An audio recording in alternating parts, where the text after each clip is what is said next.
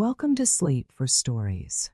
Thank you for joining us on this relaxing and mysterious journey.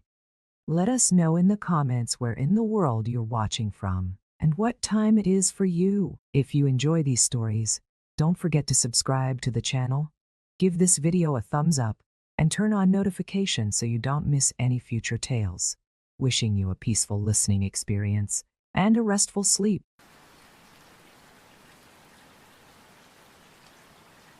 Blackwood was the kind of town that time forgot. Nestled in a valley surrounded by dense, ancient forests, it was a place where nothing ever seemed to change. The same families had lived there for generations. The same local businesses served, the same loyal customers, and the same traditions marked the passing of time. But in the past 6 months, something had shifted. People were disappearing. It started quietly at first. A young woman didn't come home after a night out. The town assumed she had left for the city, tired of Blackwood's monotony then. A farmer who lived on the outskirts of town vanished one evening while checking his fields. The whispers began after the third disappearance. A schoolteacher, loved and respected, who never showed up for work one Monday morning. By the time her mutilated body was discovered 2 days later, the town was gripped by fear. The police were baffled. The few officers in Blackwood's small department weren't trained to handle something like this. Their investigations led nowhere, no suspects, no motives, and no explanations for the gruesome state of the bodies they found. Each victim was unrecognizable, butchered with a level of precision that suggested both expertise and malice. The killings weren't random, the townspeople murmured. There was a pattern, though no one could figure out what it was. The local newspapers dubbed the killer the Butcher of Blackwood, but no one wanted to talk about it openly. At night, the streets emptied early. Businesses shut their doors well before closing time, and people double-checked their locks before retreating to the safety of their homes. Yet, the darkness always seemed to creep closer, as if the killer thrived on their collective fear. It was on one such night, with the moon obscured by clouds and the forest whispering in the wind, that Emily Sullivan was walking home. Emily was 19, practical, and used to the rhythms of a fair, small-town life. She worked evenings at the local diner, saving up money for college, and she walked home every night along the same path through the center of town. Tonight was no different, or so she thought. Her headphones were on, her music drowning out the silence of the empty streets. The flickering streetlights cast distorted shadows on the cracked pavement as she hurried toward her house on Elm Street. As she walked, Emily felt it, that strange, prickling sensation at the back of her neck, the sense that someone was watching her.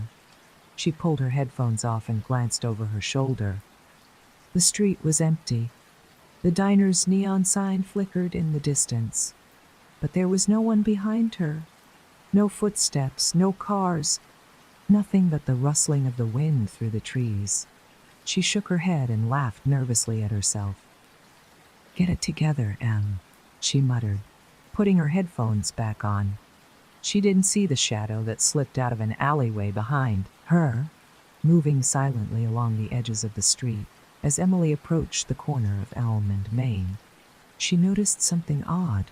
One of the streetlights ahead was out, plunging the intersection into darkness. It wasn't unusual for Blackwood's ancient infrastructure to fail, but tonight it felt different.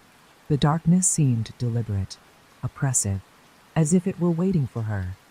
She paused at the edge of the light, staring into the black void ahead.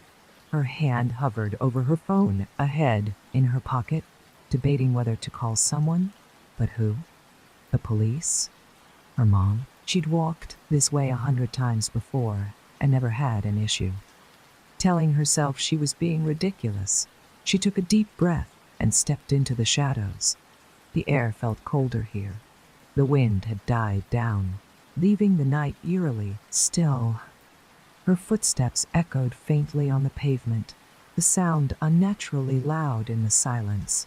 She quickened her pace, her eyes scanning the darkness for any sign of movement. That's when she heard a faint sound behind her. It wasn't the wind, nor the distant hum of the diner's neon sign. It was deliberate, rhythmic, footsteps. She froze, her heart hammering in her chest. Slowly, she turned her head, her breath catching as she strained to see through the darkness.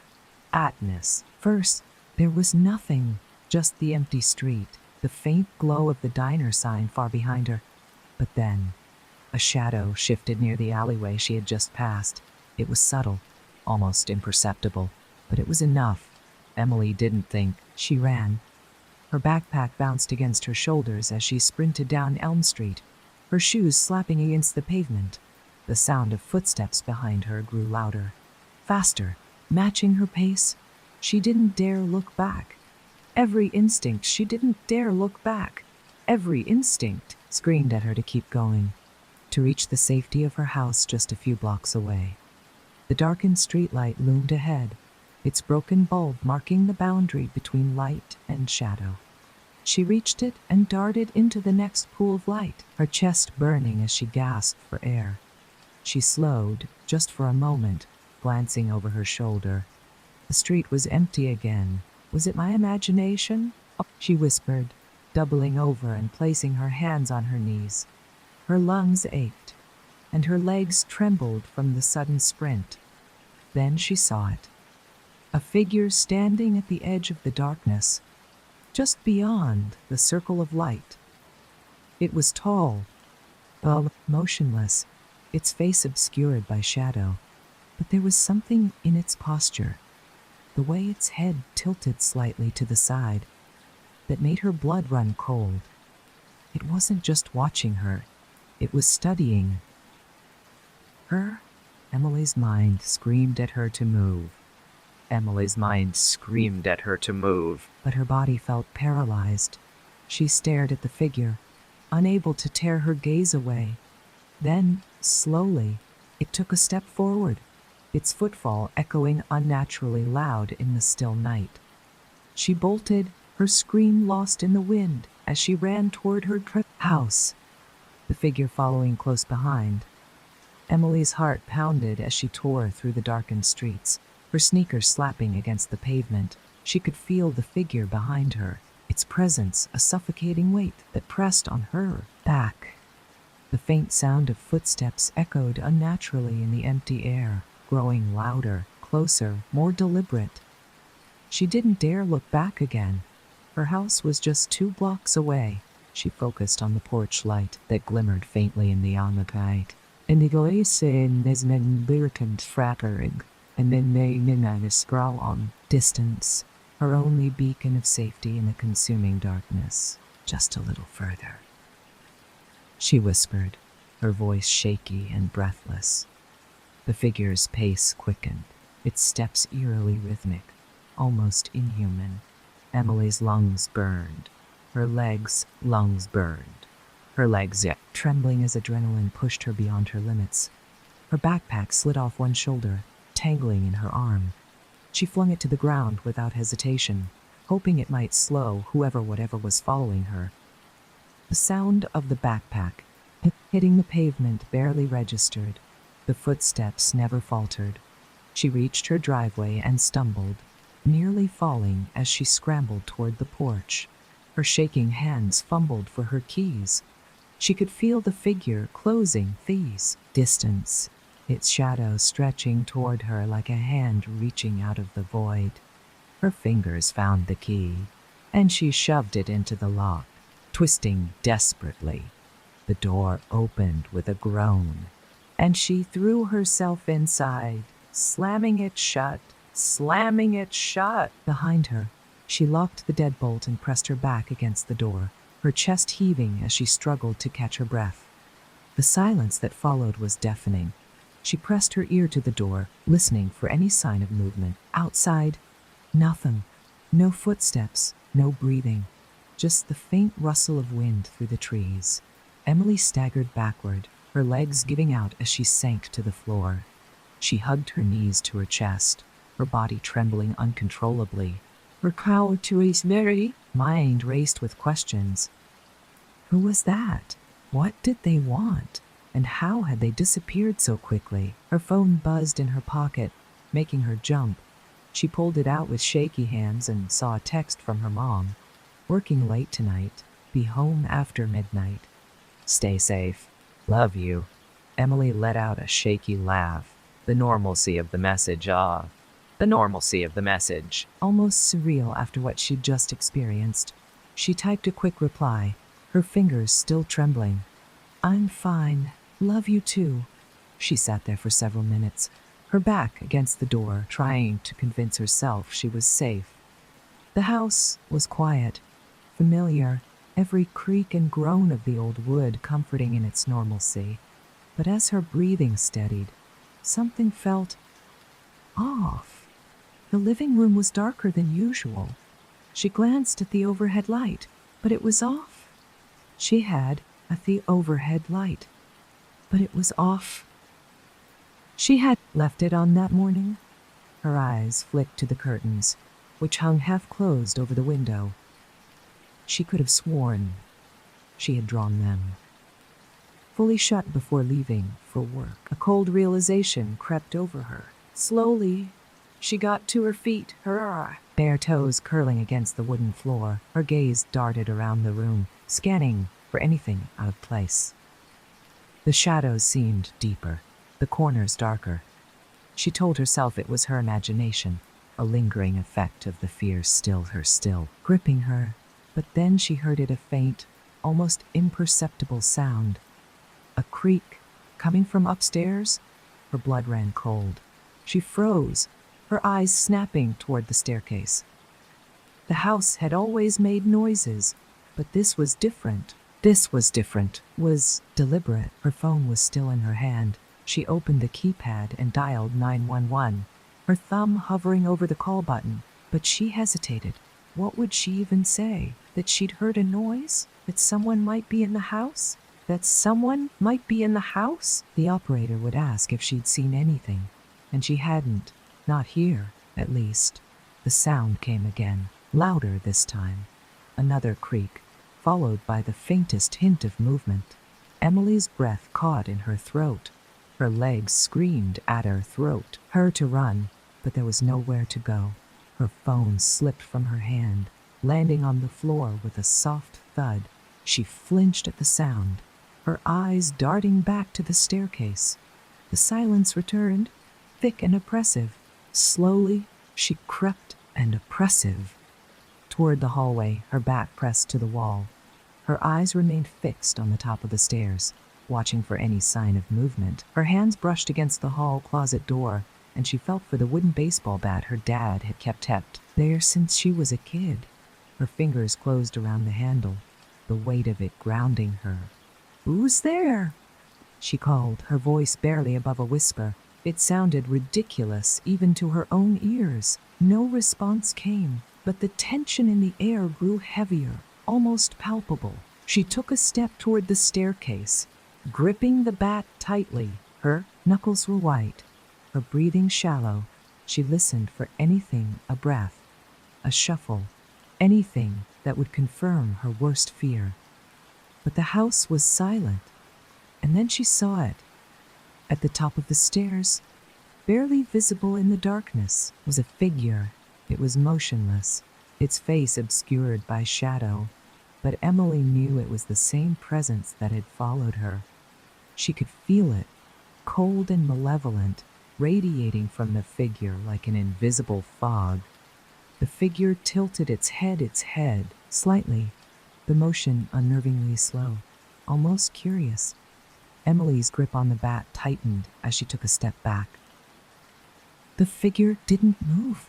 "Get out," she said, her voice shaking. "I'll call the police." The figure took a single step forward, the sound of its footfall echoing through the silent house. Emily's pulse raced as she backed into the living room. Her phone was still on the floor, too far to reach without taking her eyes off the intruder. Her heel caught on the edge of the intruder rug, and she stumbled, falling to the floor. The figure descended the stairs slowly, each step deliberate, its shadow stretching across the walls. Emily scrambled backward, her hands searching for anything she could use. The bat was still anything she could use. The bat was still in her grip, but she couldn't find the strength to swing it. Her body felt frozen, paralyzed by the figure's presence. As it reached the bottom of the stairs, it stopped for a moment. The two of them were motionless. The silence between them were motionless. The silence between them unbearable. And then, without warning, the figure lunged. Emily swung the bat blindly, the air whooshing as the figure lunged toward her. The weight of it crashed into her, sending her sprawling onto the floor.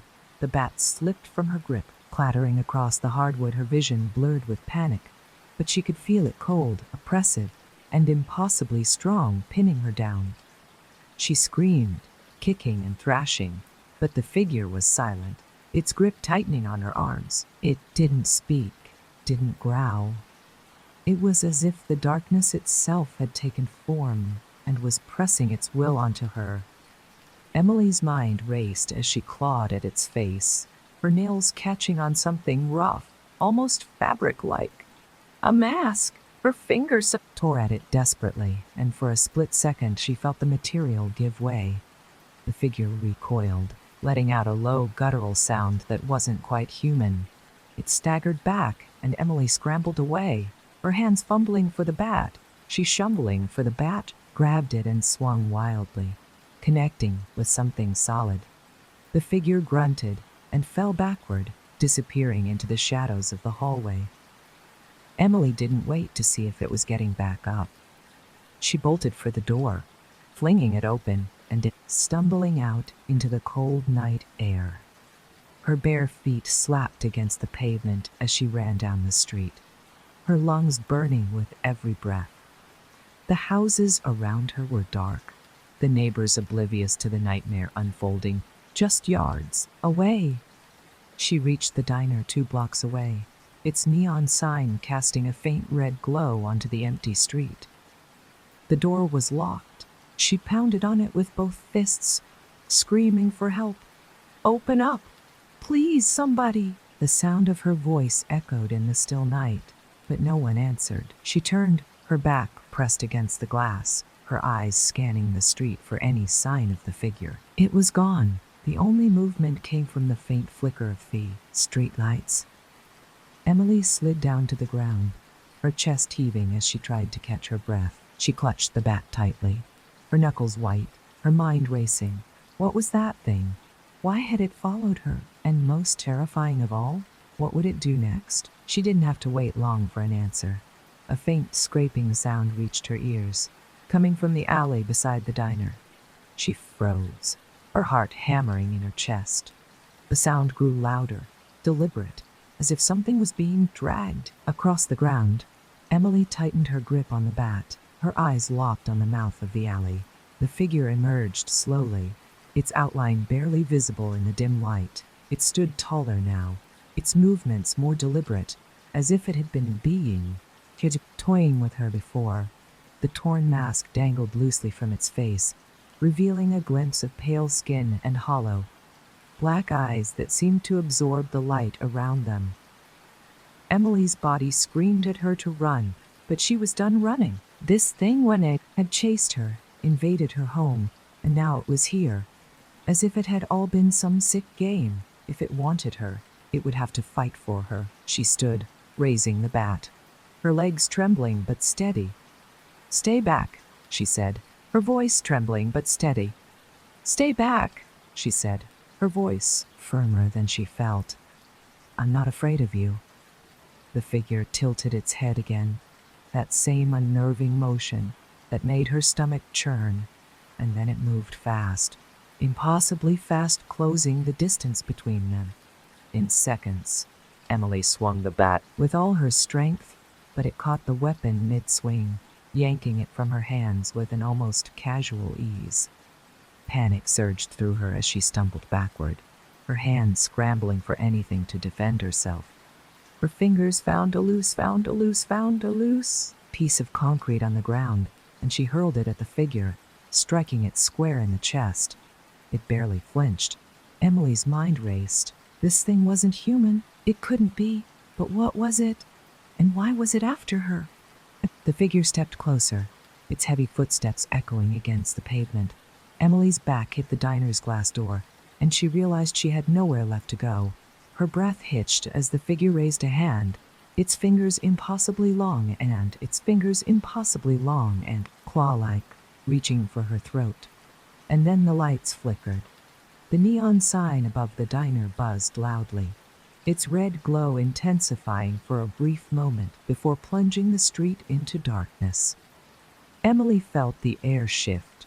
Heavy and crossing wixidoi indirect out the corpse to lie. Astag. Trist. Heavy and shift. Heavy and suffocating. As if the entire world had been swallowed by the void. When the lights came back on, the figure was gone. Emily collapsed to the ground, tears streaming down her face as she gasped for air. Her trembling hands fumbled for her phone, and she finally managed to dial 911. The operator's voice crackled through the speaker, calm and detached. 911, what's your emergency? There's something chasing me, Emily stammered, her words spilling out in a panicked rush. It was in my house, and then it followed me here. You have to send someone. Please. Calm down, Mom, the operator said.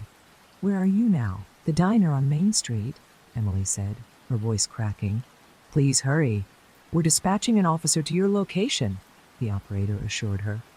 Stay on the line, Emily nodded, clutching the phone to her chest as she scanned the empty beat. She couldn't shake the feeling that it was still out there, watching her, waiting for its next move. The sound of sirens in the distance brought a flicker of hope, but it was fleeting, because deep down, Emily knew this wasn't over. Emily remained slumped against the diner's door, her breathing shallow and ragged as the wailing sirens grew louder. The faint flicker of blue and red lights lit up the empty street, painting the buildings in an eerie glow. A police cruiser screeched to a halt in front of her, and Officer Daniels stepped out, his face a mask of concern. Emily, are you hurt? He called, his flashlight cutting through the shadows. Emily forced herself to her feet, her legs trembling beneath her. It was here, she stammered, pointing toward the alley. Something was chasing me. It was in my house. And then, it was right here. Daniels frowned, his hand instinctively moving to the holster on his hip.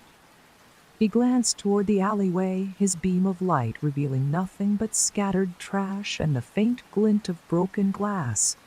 What do you mean by something? Was it a person? Emily shook her head, her eyes darting nervously between the shadows. It wasn't. He was tall and fast, and its face. Her voice trailed off, the memory of those hollow, black eyes sending a shiver down her spine. Daniels didn't look convinced, but he nodded, trying to keep her calm. All right, let's check it out. Stay behind me. Emily hesitated, but followed as Daniels led her toward the alley. His flashlight swept over every corner, illuminating nothing but dirt, wet pavement, and piles of discarded boxes. The air was still heavy and oppressive, as if the entire town was holding its breath. See? Nothing here, Daniels said, turning back to her. Maybe you were just spooked. It's late. And the words died in his throat as a sudden noise echoed through the alley.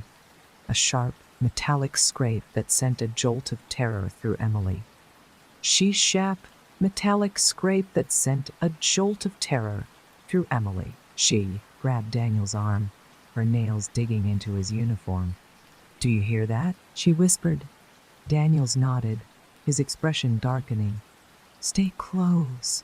The sound came again, louder this time, like nails dragging across metal. It seemed to come from everywhere and nowhere all at once, reverberating off the brick walls. Daniels tightened his grip on his flashlight, drawing his gun as he moved cautiously forward.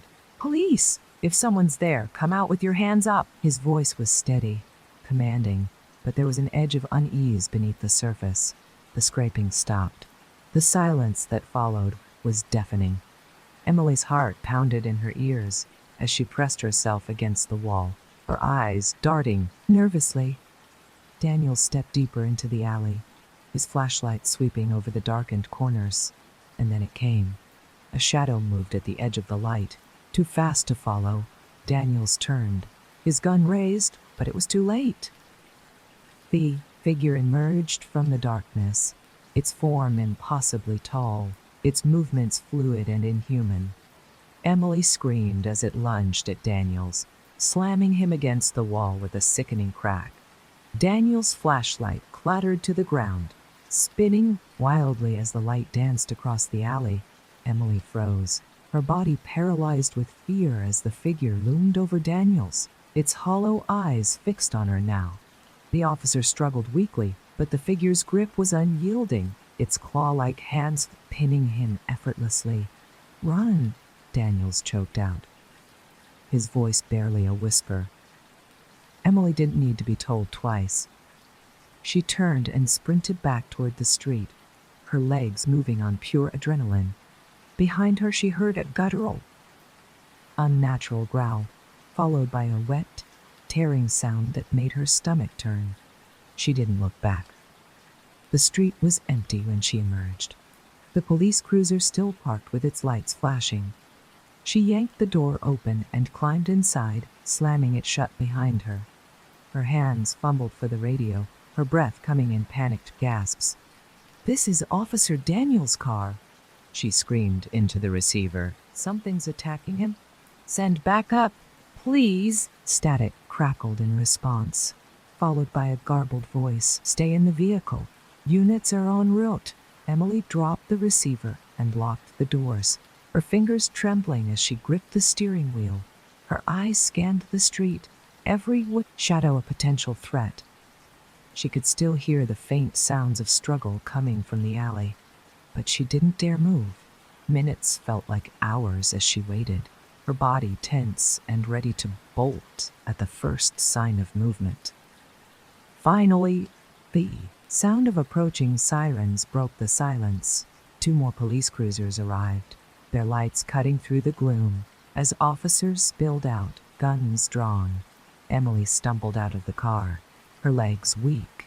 "It's in the alley," she gasped. "Got Officer Daniels. Please, you have to." Before she could finish, a deafening roar echoed through the street.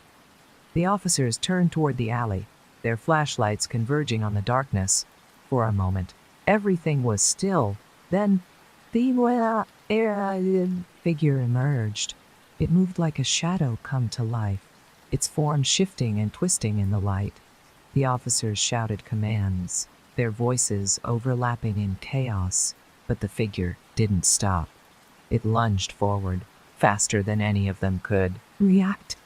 Gunfire erupted, the sharp cracks echoing through the night. Emily covered her ears, dropping to the ground as the officers fired round after round. But the figure didn't falter. Bullets tore through it, but it seemed unfazed, as though it wasn't bound by the same rules of flesh and blood. One by one, the officers fell, their screams piercing the night as the figure tore through them with inhuman precision. Emily crawled back toward the cruiser, her vision blurred by 2 tears. She reached for the radio again, but her hand froze when she saw it. The figure was standing in the middle of the street, surrounded by the fallen officers. Its hollow eyes met hers, and for a moment it didn't move.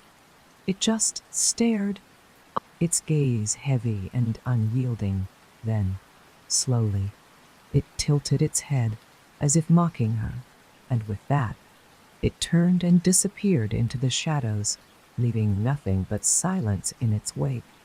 Emily sat frozen, her body trembling. The street was. Her body trembling. The street wasn't littered with bodies, the flashing lights casting an eerie glow on the carnage. She didn't know how long she sat there, staring at the emptiness where the figure had vanished. All she knew was that it wasn't over, not even close. Emily's hands trembled as she gripped the steering wheel of the police cruiser.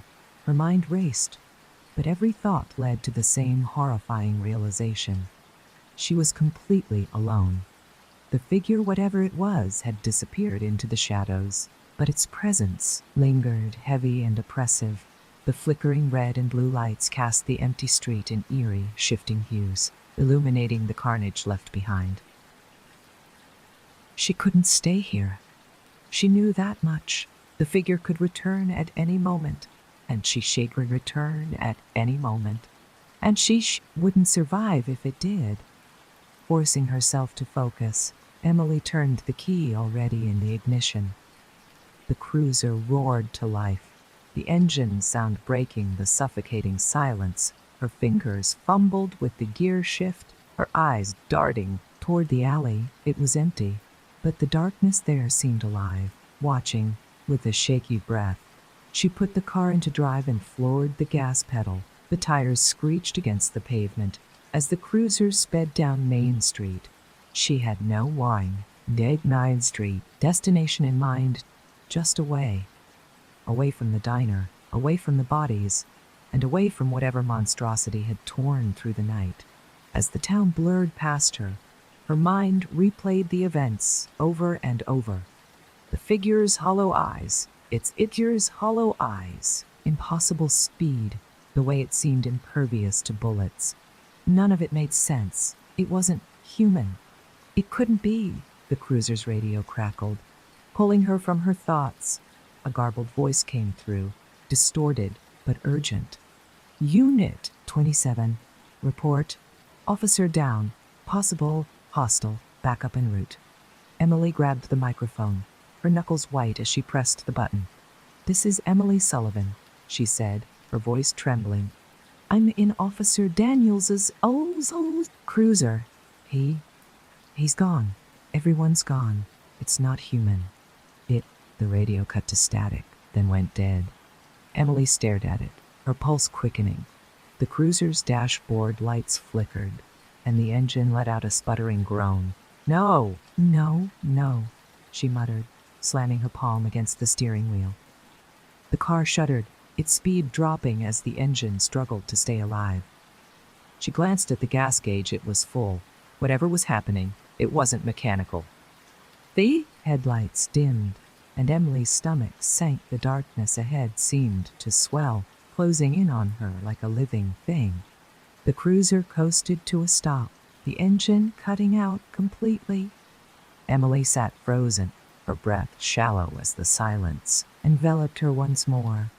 She reached for her phone, but the screen wouldn't turn on.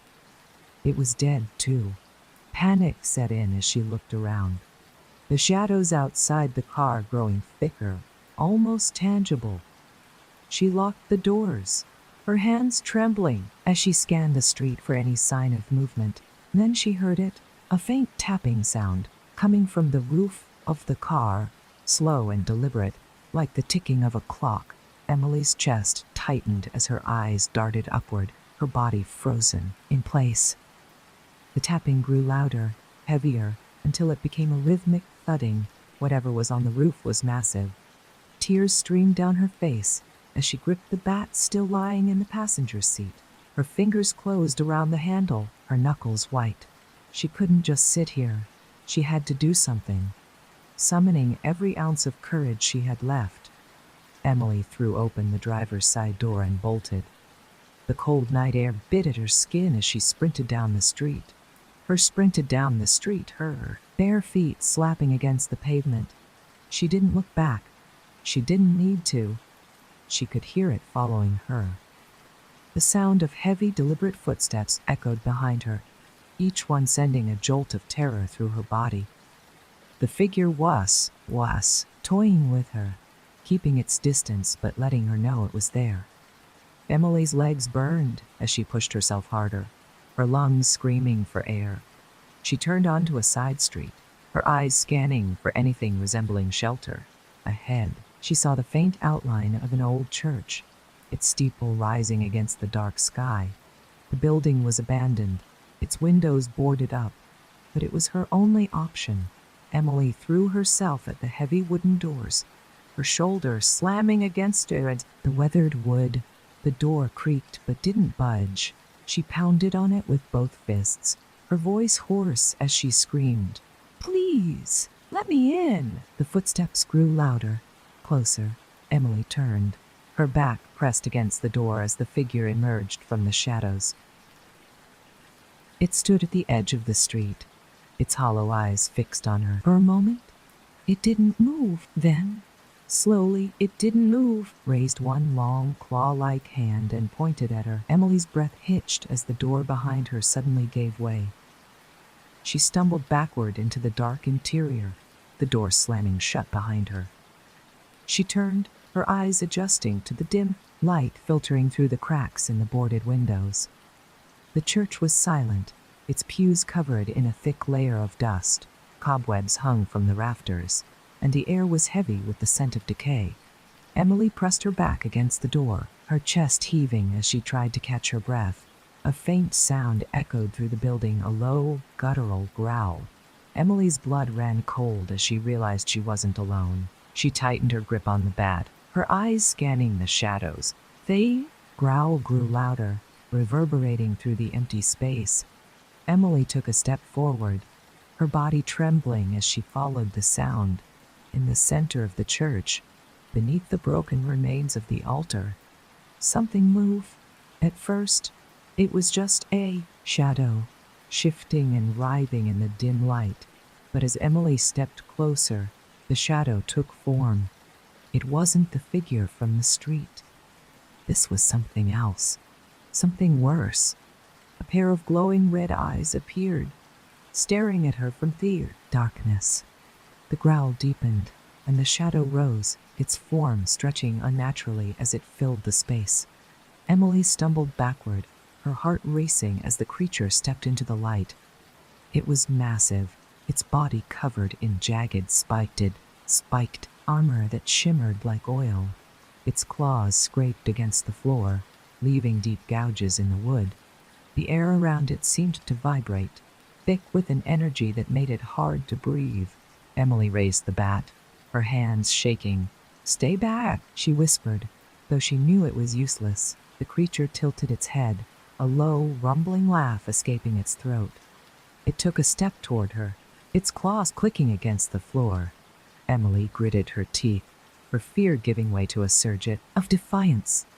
"If you want me," she said, her voice trembling but steady, "you'll have to fight me." The creature lunged. Emily swung the bat with everything she had, the weight of her fear, turning into raw desperation. The creature moved of her fear turning into raw desperation. The creature moved with unnatural speed, dodging her first swing effortlessly. Its massive claws lashed out, grazing her arm and sending her stumbling back into a row of broken pews. The splintered wood cracked beneath her, and the bat fell from her grasp, rolling just out of reach. The creature let out a guttural laugh, its glowing red eyes fixed on her. It towered over her, the flickering light from the broken windows casting jagged shadows across its armor-like skin. Emily scrambled backward, her hands slipping on the dusty floor as she tried to put distance between herself and the monstrous figure. "Get away!" she screamed, her voice echoing through the hollow church. Her hand brushed against a shard of broken glass from a nearby window, and she grabbed it instinctively, clutching it tightly, despite the sharp edge cutting into her palm. The creature lunged again, its claws outstretched.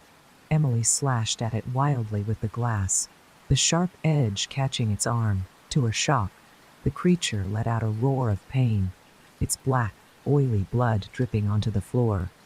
It recoiled, its red eyes, its narrowing as if assessing her newfound courage. For a moment, they stared at each other. Emily's chest heaved as adrenaline coursed through her, the glass shard trembling in her grip. The creature tilted its head, almost as if intrigued. Then it stepped back, disappearing into the shadows as quickly as it had emerged. Emily didn't move, her body frozen in place. The silence that followed was deafening. broken only by her ragged breathing. She gripped the glass tighter, her bleeding hand trembling as she scanned the darkened church. The creature was gone, but she knew better than to believe it had left entirely. Her eyes darted toward the bat, lying just a few feet away. She crawled toward it, her movements slow and deliberate, her ears straining for any sound. She reached out, her fingers brushing the wooden handle, when a sudden noise stopped her cold. A low, rumbling growl echoed through the church, coming from everywhere and nowhere all at once. Emily froze, her hand hovering over the bat as her eyes darted around the room. The shadows seemed to shift and ripple, the air growing heavier with each passing second. Emily. The voice was faint, barely more than a whisper, but it sent a chill down her spine. It wasn't the creature's voice, it was human. Familiar. She turned her head slowly, her eyes widening as she saw a figure standing in the doorway of the church. It was Officer Daniels, but something was wrong. His uniform was torn and bloodied, his face pale and lifeless. His eyes, once warm and kind, were now empty, glowing faintly with the same red hue as the creature's. He took a step forward, his movements stiff and unnatural. "Emily," he said, again his voice hollow, "you shouldn't come here." Her grip on the bat tightened as she pushed herself to her feet. "You're not real," she said, her voice shaking. "You're dead. I saw it." Daniels tilted his head, a twisted smile spreading across his face. "Dead? No, Emily, I'm right here. Just like you will be, soon." Before she could respond, Daniels lunged at her, his movements faster than anything human. Emily swung the bat, the force of the impact sending him crashing into the pews. But he didn't stay down. He rose again, his head jerking unnaturally as he turned to face her. "You can't fight it," he said, his voice low and menacing. "It's already inside you." Emily's stomach turned at his words. She backed away, the bat raised defensively as Daniels stepped closer. The air around him seemed to shimmer, distorting the space between them. She glanced at the broken windows, calculating her chances of escape, but the thought of leaving the church and facing whatever was outside froze her in place. Daniels lunged again, his clawed hands reaching for her throat. Emily ducked, the bat slipping from her hands as she fell to the ground. She kicked out with all her strength, her foot connecting with his chest and sending him sprawling back. Before she could recover, a sudden force knocked her sideways. She rolled across the floor, her head hitting the edge of the altar. Pain shot through her skull, and her vision blurred as she tried to tide at Cointer. Focus! The creature was back. It loomed over her, its claws dripping with the same black, oily blood as before. Daniels was gone, his form replaced by the massive, shadowy figure that now blocked her path. Emily scrambled backward, her hands scrambled backward, searching for anything to defend herself. Her fingers closed around the shard of glass once more, and she held it up like a lifeline. "Stay back!" she screamed, her voice hoarse and desperate. The creature paused, its head tilting as if considering her words. Then, to her surprise, it stepped back. The shadows around it rippled, and its glowing red eyes dimmed slightly. Emily didn't understand what was happening, but she wasn't about to let her guard down. The creature pointed toward the altar, its clawed finger hovering over a symbol carved into the stone. The symbol glowed faintly, pulsating in time with the sound of her racing heartbeat. Emily's brow furrowed as she stared at the symbol. It was familiar, though she couldn't place where she had seen it before. The creature growled softly, its eyes narrowing as it gestured toward the altar again. She whispered, her voice barely audible. The creature didn't respond. It simply waited, its towering form still and silent. Emily's grip on the glass shard loosened as she stepped closer to the altar, her eyes fixed on the glowing symbol.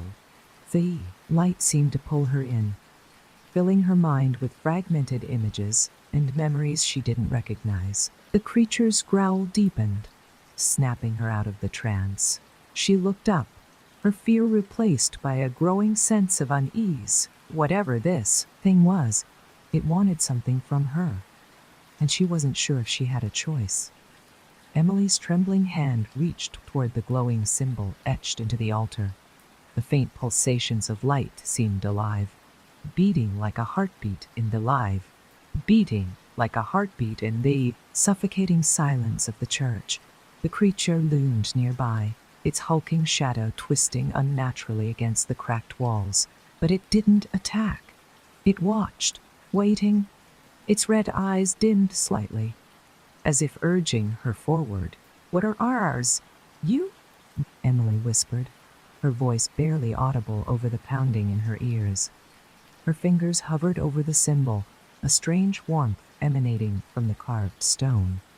The second she made contact, a searing pain shot through her arm, and she yanked her arm.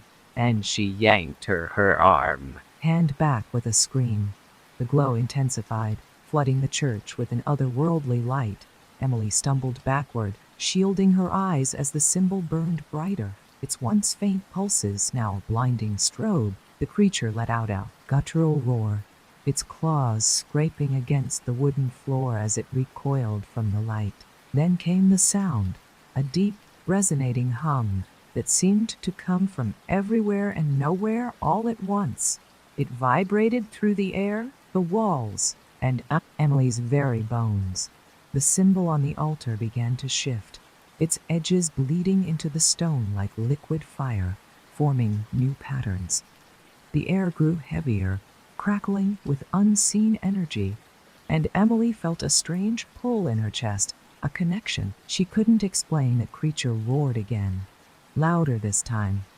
The sound filled with rage and fear. Emily's eyes adjusted to the light, and she saw the creature writhe in pain, its massive form retreating toward the shadows. The once impenetrable monster seemed smaller now, its movements frantic and uncoordinated, as if the light was tearing it apart. "You're scared of this," Emily murmured, the realization hitting her like a bolt of lightning. Whatever power the altar held, it was something the creature couldn't withstand. She stepped closer, her fear replaced by a desperate determination. "What is this place?" she demanded, her voice rising as she stood before the glowing altar. "Why are you here? Why me?" The creature didn't answer. It couldn't. Its shadowy form flickered like a dying flame, its red eyes narrowing as it hissed, a sound that reverberated with pure malice. Emily braced herself, expecting it to lunge, but instead it sank into the floor, dissolving into the darkness like ink spreading through water. The light dimmed slightly, the room falling silent once more. Emily's breathing was ragged, her mind spinning with unanswered questions. She turned back to the altar, the symbol now steady and calm, its glow casting faint shadows across the dusty floor. Her hand instinctively moved to touch it again, but she stopped herself, the memory of the searing pain still fresh. Her eyes scanned the room, searching for anything that might explain what had just happened. The pews, the broken windows, the faint smell of decay, none of it offered any answers. And yet, she couldn't shake the feeling that the altar was central to everything. The creature, the feelings, the eerie pull she felt in her chest, it all led back to this place. The faint hum of the symbol still lingered in the air, and Emily stepped closer, her hand hovering over the glowing carving. She didn't touch it this time. Instead, she whispered, "What are you?" The air grew colder, the light dimming slightly, and for a moment Emily thought the altar wouldn't respond. But then, deep within her mind, she heard a voice, not the creature's, but something ancient and cold, like the whisper of the wind through a long-forgotten tomb. "The balance has been broken?" Emily froze, her heart hammering in her chest. What balance? What are you talking about? The voice didn't answer directly. Instead, images flooded her mind, fragmented, blurry, like memories that didn't belong to her. A vast forest, dark and endless. A group of figures standing before the altar, their faces obscured. And then, the creature, its form even more monstrous than she had seen, surrounded by fire and chaos. The images vanished as quickly as they had appeared, leaving Emily gasping for air. She staggered back from the altar, her legs weak beneath her. The weight of the voice's words hung heavy in her mind. The balance, the altar, the creature, it was all connected. But how? Her thoughts were interrupted by a faint sound, a creak, like a door opening. Emily spun around, clutching the bat tightly, her eyes scanning the dimly lit church. The front door was ajar, swinging slightly in the breeze. She took a step forward, her muscles tense and ready to spring at any moment. "Hello?" she called, her voice trembling. "Is someone there?" The silence that followed was deafening. Emily took another step, her grip on the bat tightening as she approached the door. Faint glow of moonlight spilled through the crack, illuminating the dusty floorboards. She pushed the door open, fully, the hinges groaning in protest. The night outside was unnervingly still. The street was empty, the shadows long and deep beneath the faint glow of the streetlights. The air was cold, biting against her skin. As she stepped onto the cracked stone steps of the church, she scanned the darkness, every instinct screaming at her to stay inside, to stay near the altar's strange power. But something compelled her forward. A faint sound reached her ears, barely audible over the pounding of her heart. It was a whisper, carried on the wind, low and guttural. Her eyes darted toward the source, a figure standing at the edge of the street, its form cloaked in shadow. It wasn't the creature. It was human, or at least, looked human. The figure stood motionless, its head tilted slightly as if studying her. Emily's grip on the bat tightened as she took a cautious step forward. "Who are you?" she demanded. "What do you want?" "What do you want?" The figure didn't respond. Instead, it raised a hand, pointing toward the forest at the edge of town. Emily's stomach churned as she followed its gesture, her eyes landing on the dark silhouette of the trees. The forest had always been a place of unease for Blackwood, filled with old legends and whispered warnings.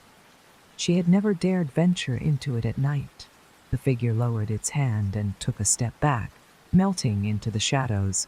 Emily's heart raced as she stared at the empty space where it had stood. She knew what it wanted, the forest, and despite every instinct telling her to turn back, she knew she had no choice. Emily stood at the church's entrance, her gaze fixed on the dark expanse of the forest. The trees fixed on the dark expanse of the forest loomed like towering sentinels, their branches twisting into grotesque shapes that seemed to beckon her forward. Every instinct screamed at her to retreat, to lock herself back inside the church and wait for daylight. But she knew it wouldn't matter. Whatever this was, this force, this creature, it wouldn't stop. And now, it wanted her to follow. She gripped the bat tightly, her knuckles white as she descended the cracked stone steps. Cold air nipped at her skin, and the silence was so profound it pressed against her ears like a living thing. Her steps were slow and deliberate, each one carrying her closer to the forest's edge. The soft crunch of gravel beneath her feet was the only sound, and even that felt out of place. In the oppressive quiet, the moment she crossed into the forest, the temperature seemed to drop further. The air was thick, heavy, as though she had stepped into another world. The trees grew denser, their branches clawing at the sky, blocking out what little moonlight remained. Shadows danced in the corners of her vision, shifting with every step she took. The whispering started again. At first, it was faint, just a murmur carried by the wind. But as she ventured deeper, the whispers grew louder, overlapping voices that seemed to come from all around her. She couldn't make out the words, but the tone was unmistakable, mocking, taunting, as if the forest itself was alive and watching her. Emily's breath was alive and watching her, quickened. She clutched the bat tighter, her eyes darting around the darkened woods. "I know you're there," she said, her voice trembling but firm. "I'm not afraid of you." The forest responded with silence, the whispers fading into the silence, the whispers fading into the sea. Stillness. For a moment, she thought she might be alone. Then, she saw it, a faint glow in the distance, flickering like firelight. Her pulse quickened as she moved toward the light, her footsteps careful and measured. The glow grew brighter with each step, illuminating the gnarled trees and casting long shadows on the forest floor. When she reached the source, she stopped, her breath catching in her throat.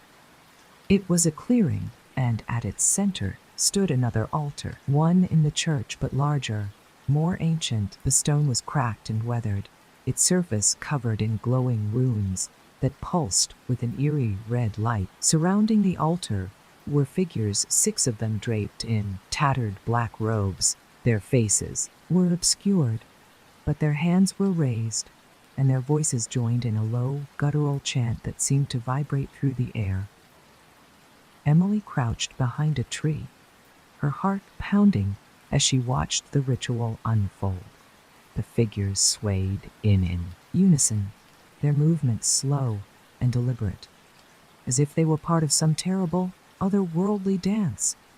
The glow from the altar intensified, and the air grew heavier, thick with an energy that made her skin crawl. She wanted to run, to leave this place and never look back, but something held her there, a strange pull that kept her rooted to the spot. The whispers returned, louder now, and this time she could understand them. The balance must be restored. Emily's breath hitched. The words echoed in her mind, the same ones she had heard at the church. She turned her attention back to the altar, her eyes narrowing as she studied the glowing runes. They were different from the ones in the church, sharper, more angular, and radiating a malevolent energy. The chanting reached a fever pitch, the voices rising as the figures began to circle the altar. The light pulsed faster, casting jagged shadows across the clearing. Emily's stomach churned as the air around her seemed to ripple, distorting the edges of her vision. Then she saw it. Emerging from the altar's light was the creature, its form even more massive and grotesque than before. Its red eyes burned like coals, and its black armored skin glistened in the unnatural glow. The robed figures dropped to their knees, their chants becoming frantic pleas as they raised their hands toward the creature. Emily's blood turned to ice. The creature was no longer hunting her. The creature was no longer hunting her, and her grip on the bat tightened as she took a step back, her mind racing. She had to do something. If the creature fully emerged, she knew it wouldn't stop with her. It would consume everything. The whispers grew louder, urgent now. The whispers grew louder, urgent now. The balance must be restored. End it. Emily's gaze darted back to the altar, the glowing runes burning into her vision. She didn't know what would happen if she interfered, but she couldn't just stand by. Taking a deep breath, she stepped up into the clearing. The chanting stopped instantly. The robed figures turned toward her, their movements unnervingly synchronized. Their faces were hidden, but Emily could feel their eyes on her, sharp and unrelenting. The creature let out a low growl, its red eyes locking onto her. It didn't move, but its presence was overwhelming, filling the clearing with a suffocating sense of dread. Emily raised the bat, her voice steady despite the fear clawing at her throat. "I don't know what you are, but I'm not going to let you win." The robed figures rose to their feet, their hands outstretched as they began to move toward her. Emily didn't wait. She charged toward the altar, the bat raised high. The creature roared. Its creature roared. Its The creature roared, its massive form lurching forward, But she didn't stop. With all her strength, she brought the bat down on the altar. The impact sent a shockwave through the clearing, the glowing runes shattering like glass. The red light erupted into a blinding flash, and Emily was thrown backward, the force knocking the wind out of her. She hit the ground hard, her vision swimming as the world around her dissolved into chaos. The creature let out an ear-piercing screech, its form writhing as the altar's destruction tore through it. The robed figures collapsed, their bodies crumbling into ash as the light consumed them. The forest trembled, the trees bending and twisting as if in agony. Emily lay on the ground, her ears ringing and her ears ringing and her ears, body aching. She forced herself to sit up, her eyes widening as she saw the creature begin to dissolve. Its form flickered, its once imposing presence shrinking into nothingness. With one final roar, it vanished, leaving only silence in its tide. Wait, the clearing was empty now. The altar reduced to a pile of rubble. The air was still, the oppressive energy gone. Emily sat there, her chest heaving as she tried to comprehend what had just happened. The balance had been restored, or so she thought.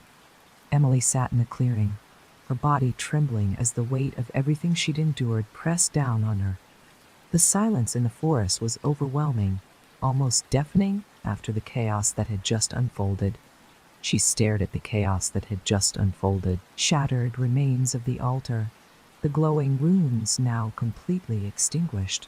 For a moment, she dared to hope it was over. But the forest didn't feel right.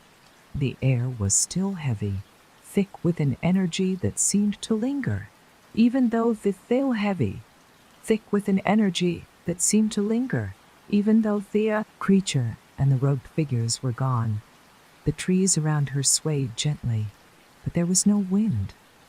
Shadows twisted unnaturally in the corners of her vision, and the faint whispers returned softer now, but still there, like an echo of something far away.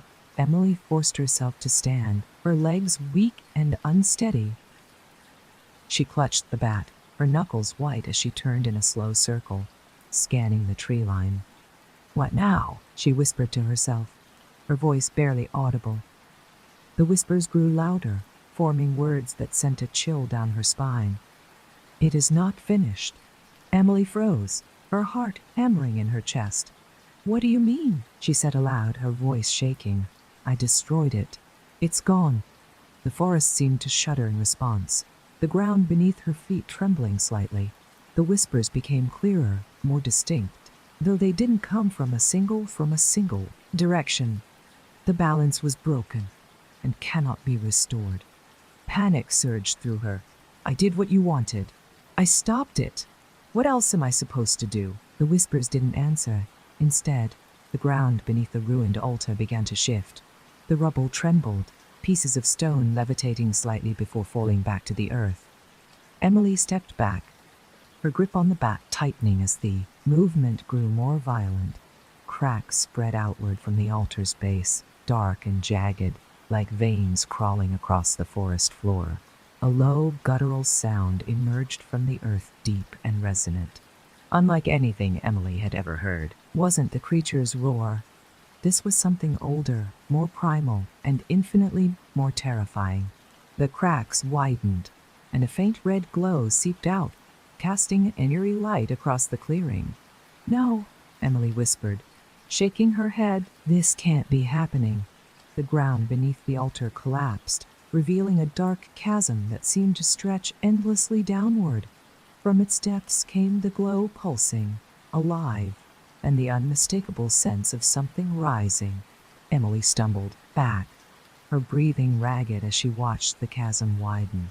The whispers grew louder, overlapping into a cacophony of voices that filled her mind. She pressed her hands to her ears, trying to block them out, but it was useless. The voices weren't coming from the forest. They were coming from within her. "You have awakened it?" Her knees buckled, and she fell to the ground, the bat slipping from her grasp. The glow intensified, and she could feel the heat radiating from the chasm. She looked up, tears streaming down her face as the truth hit her like a punch to the gut. The creature wasn't the source. It was only the beginning. Something else was coming. Something far worse. The whispers coalesced into a single, deafening voice. You cannot run. You cannot hide. The balance is shattered, and it will consume everything, Emily screamed, the sound tearing from her throat as the chasm erupted with light. The force of it knocked her backward, and she showed a true non-insurance to it, landed hard on the forest floor, her vision swimming. She tried to get up, but her body wouldn't respond. All she could do was watch as the light poured out of the chasm, illuminating the trees and the sky above. And then she saw it. A shape began to emerge from the glowing abyss, massive and formless, its edges shifting and twisting like smoke. It was impossible to focus on, its very presence defying reality. The air grew heavier, and Emily felt an overwhelming sense of dread, as though the forest itself was recoiling from whatever was rising. The shape solidified slowly, taking on the form of a towering figure, its body wreathed in flickering shadows and crimson light. Its eyes burned brighter than the creature's head, piercing through the darkness and locking onto Emily. She felt its gaze like a physical weight, pressing down on her chest and stealing the air from her lungs. The figure spoke, its voice a rumble that seemed to shake the earth. You should not have interfered. Emily's vision blurred as tears streamed down her face. She tried to speak, but no sound came out. Her body was frozen, paralyzed by the sheer presence of the being before her. The figure took a step forward. A figure took a step forward. The ground trembling beneath its massive form. The glow from the chasm began to fade, but the figure remained, its towering silhouette blotting out the faint moonlight. It reached out a hand, clawed and glowing, toward Emily. Please. She managed to whisper, her voice barely audible. I didn't mean to. The figure's hand stopped inches from her face, the air around it crackling with energy. It tilted its head, studying her with an intensity that made her stomach churn. For a moment, she thought it might kill her then and there, but instead, it spoke again. You will undo what you have done, or you will perish.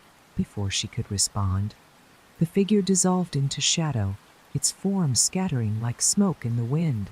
The chasm's smoke in the wind sealed itself with a deafening crack, and the glow vanished, plunging the forest into darkness once more. Emily lay on the ground, her body trembling as she tried to process what had just happened. The whispers were gone, the oppressive energy lifted, but the weight of the figure's words remained. She knew what she had to do, and she knew she wouldn't survive it. Emily lay motionless in the clearing, her chest rising and falling in shallow breaths as the darkness of the forest seemed to wrap around her like a shroud. The silence was oppressive, broken only by the faint rustling of leaves in the cold wind. The figure's words echoed in her mind. You will undo what you have done, or you will perish. Her trembling fingers searched for the bat she had dropped, finding the familiar wooden handle just within reach. The weight of it felt insignificant now, like a feeble weapon against the monumental force she had unleashed. She staggered to her feet, her legs weak and unsteady, and glanced around the clearing. The altar was gone, replaced by a jagged, scorched scar in the earth. The faint glow of the runes had disappeared, leaving only darkness behind, but something lingered, a presence. It was faint, lingered a presence. It was faint but undeniable, like a shadow at the edge of her vision. The forest wasn't just alive. It was watching. Emily turned toward the direction she had come from, the faint outline of the church spire barely visible through the tangled branches. She wanted to go back, to run as far from this cursed place as possible.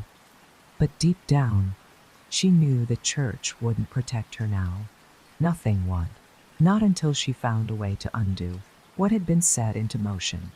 Her thoughts were interrupted by the sound of footsteps, soft, deliberate, and coming from behind her.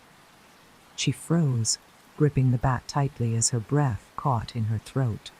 Slowly, she turned, her eyes scanning the darkness for the source. At first, there was nothing, just the endless shadows of the forest, twisting and shifting in the faint moonlight.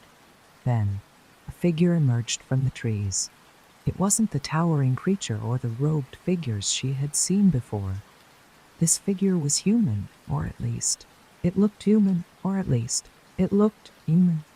A man, dressed in tattered clothes, his face pale and gaunt. He moved with a strange, jerky gait, as though his body didn't fully belong to him. Emily raised the bat, her voice trembling. "Stay back!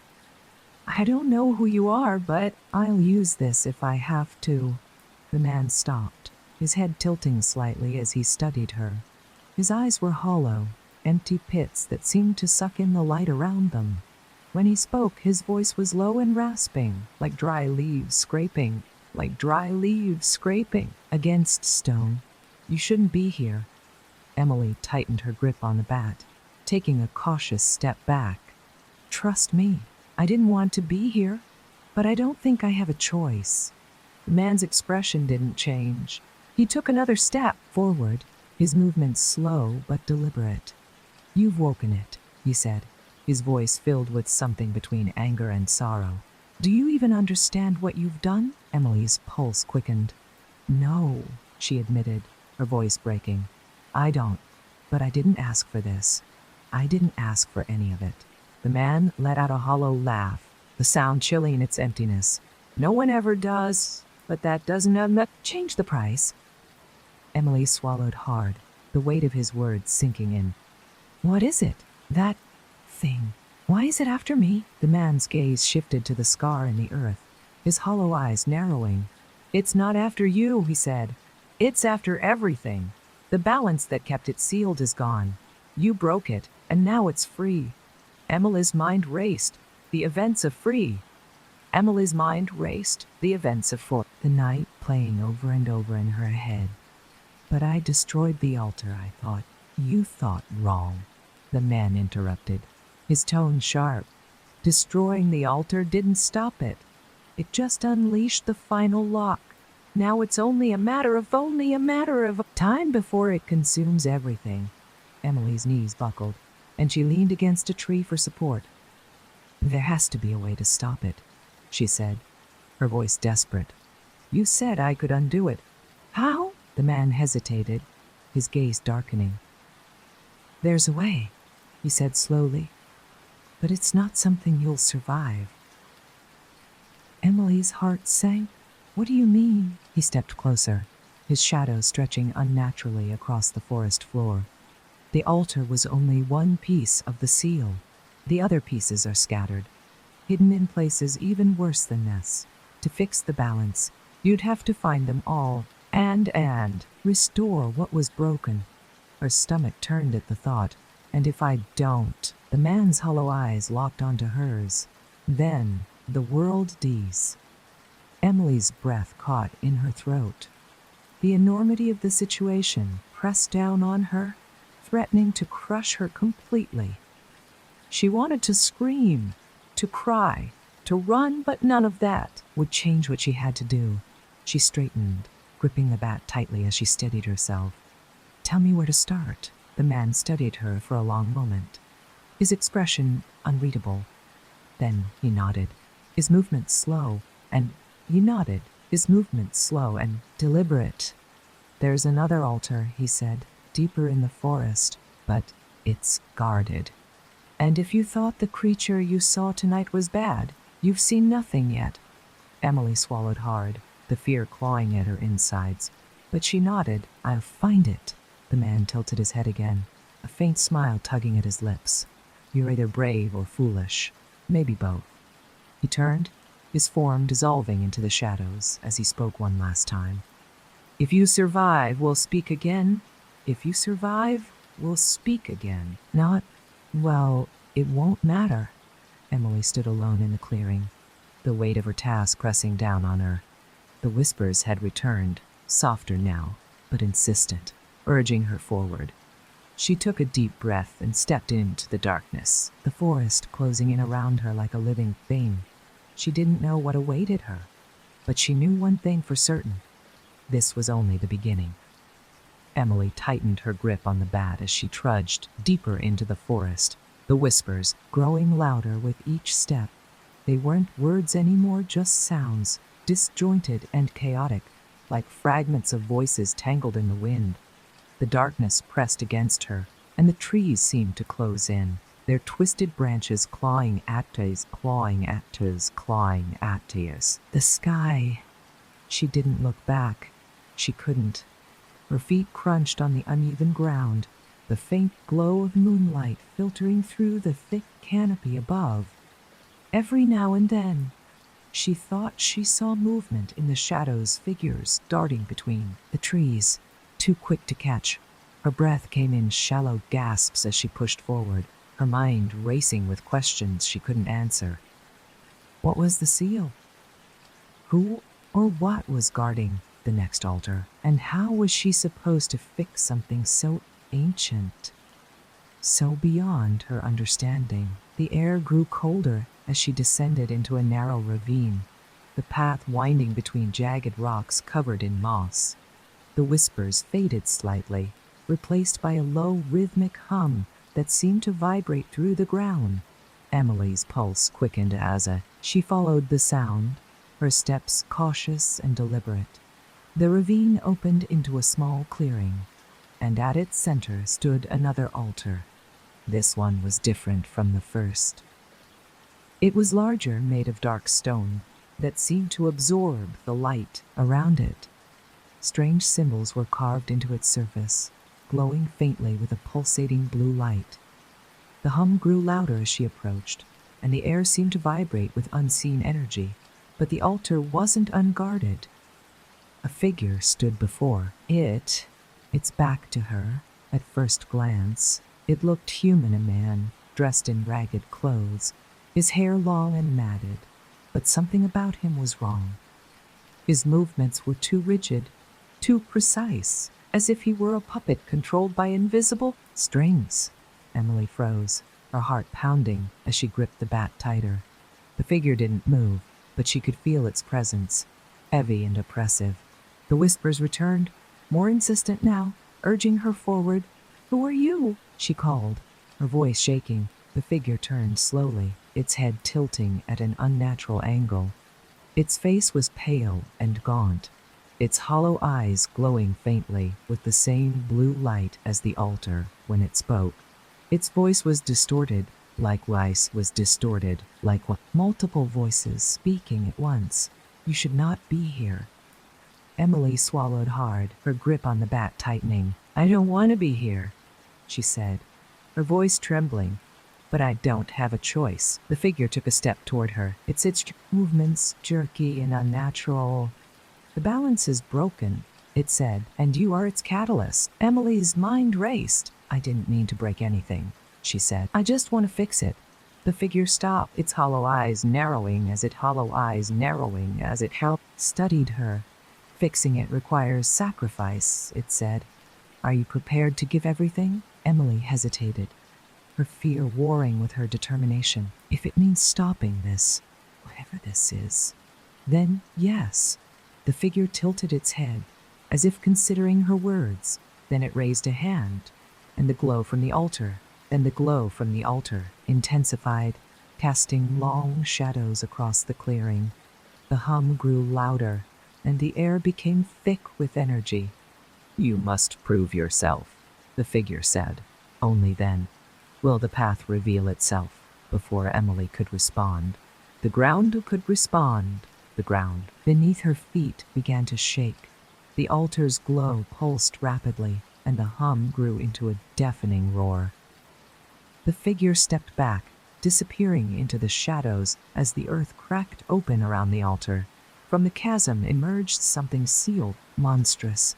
It was massive, its form twisting and shifting like smoke, yet solid enough to tear through the ground with razor-sharp claws. Its eyes burned with the same blue light as the altar, and its maw opened to reveal rows of jagged teeth. It let out a guttural roar, the sound reverberating through the clearing and shaking Emily to her core.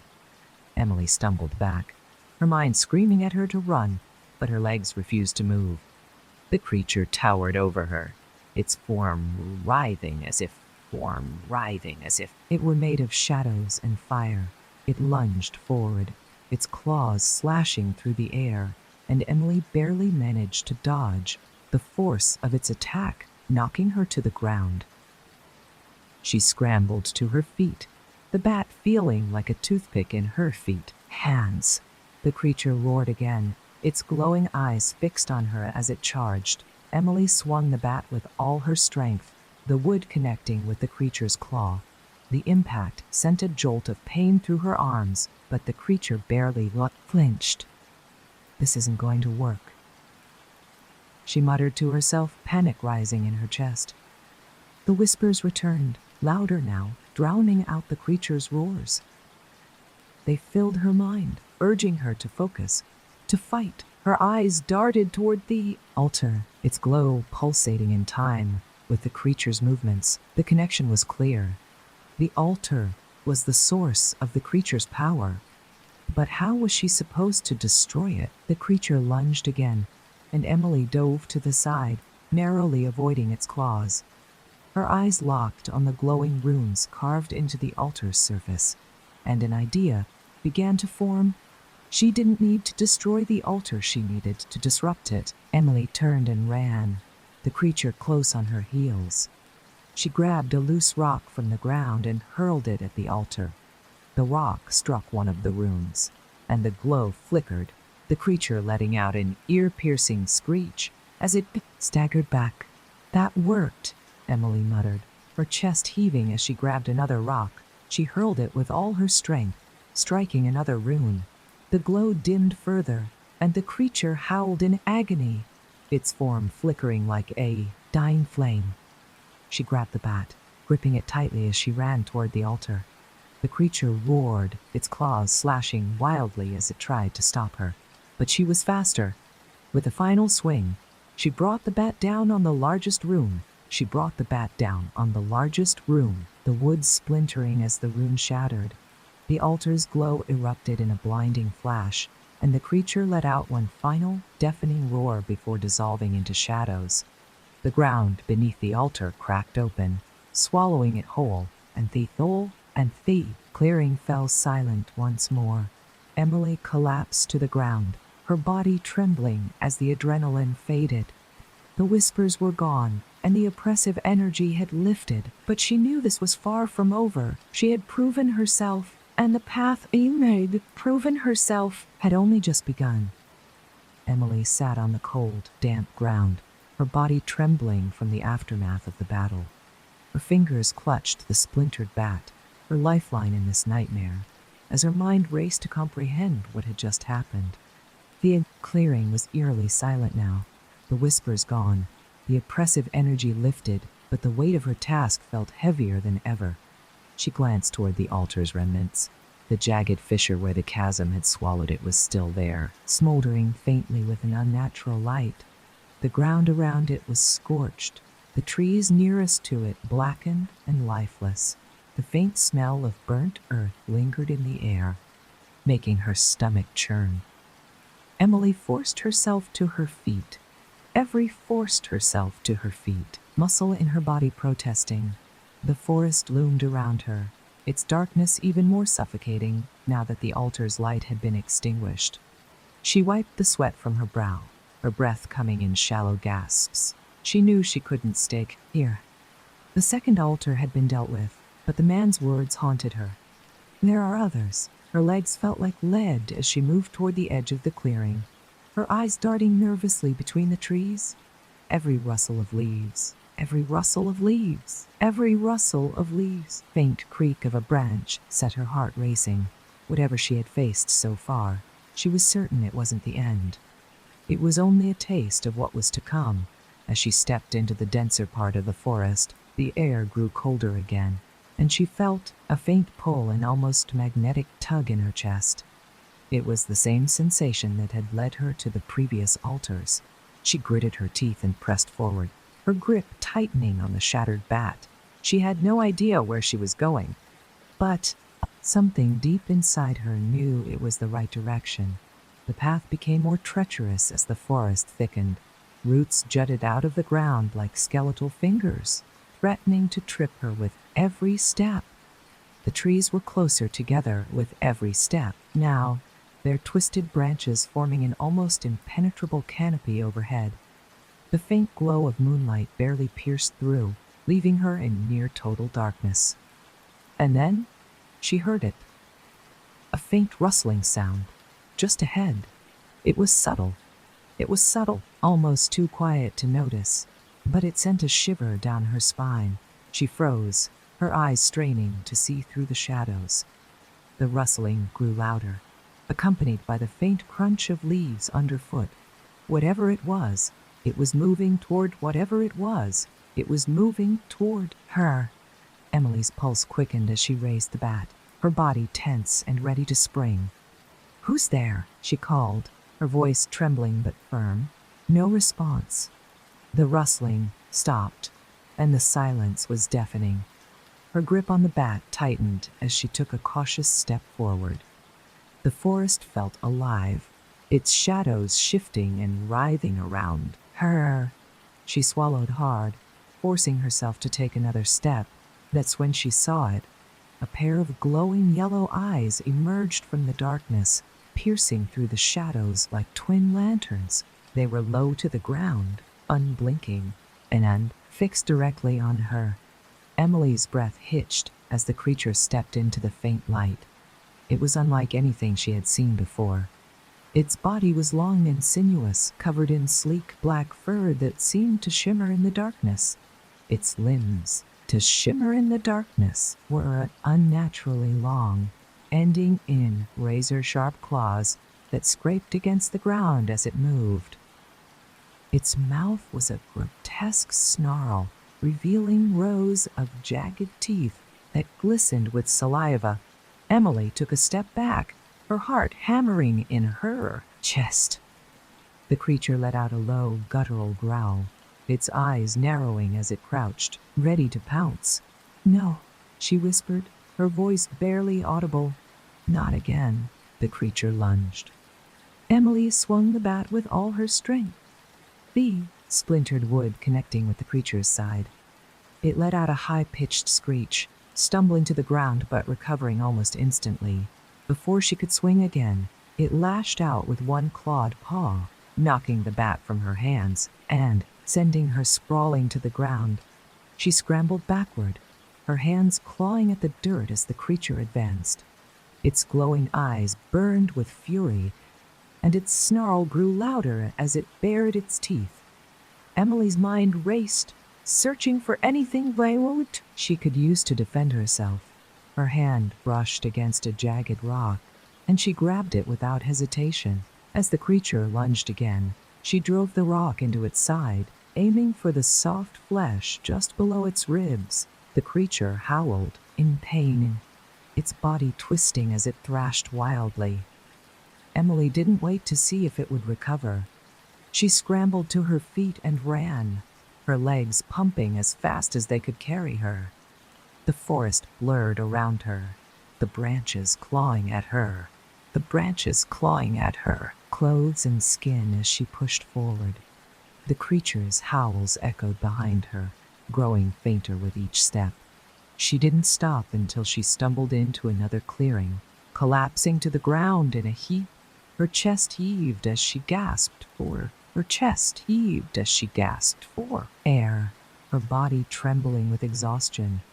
The whispers were back, faint but insistent, guiding her toward the center of the clearing.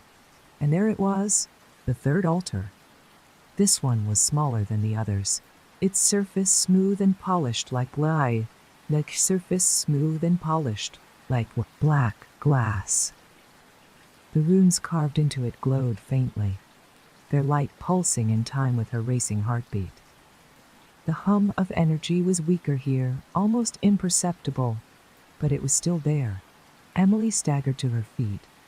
Her eyes locked on the feet. Her eyes locked on the altar. She didn't know what to expect this time, but she knew she had to act quickly. She grabbed the nearest heavy object, a large branch that had fallen nearby, and approached the altar. The whispers grew louder, their tone urgent and pleading. Emily hesitated, her grip on the branch tightening. She didn't know if she could do this again. Every strike, every shattered rune brought her closer to whatever was waiting at the end of this nightmare. But she didn't have a choice. Taking a choice. Deep breath. She raised the branch high and brought it down with all her strength. The altar shattered instantly, the runes exploding in a burst of light. The ground trembled, and a deafening roar erupted from the forest, shaking the trees and sending a wave of fear crashing over her.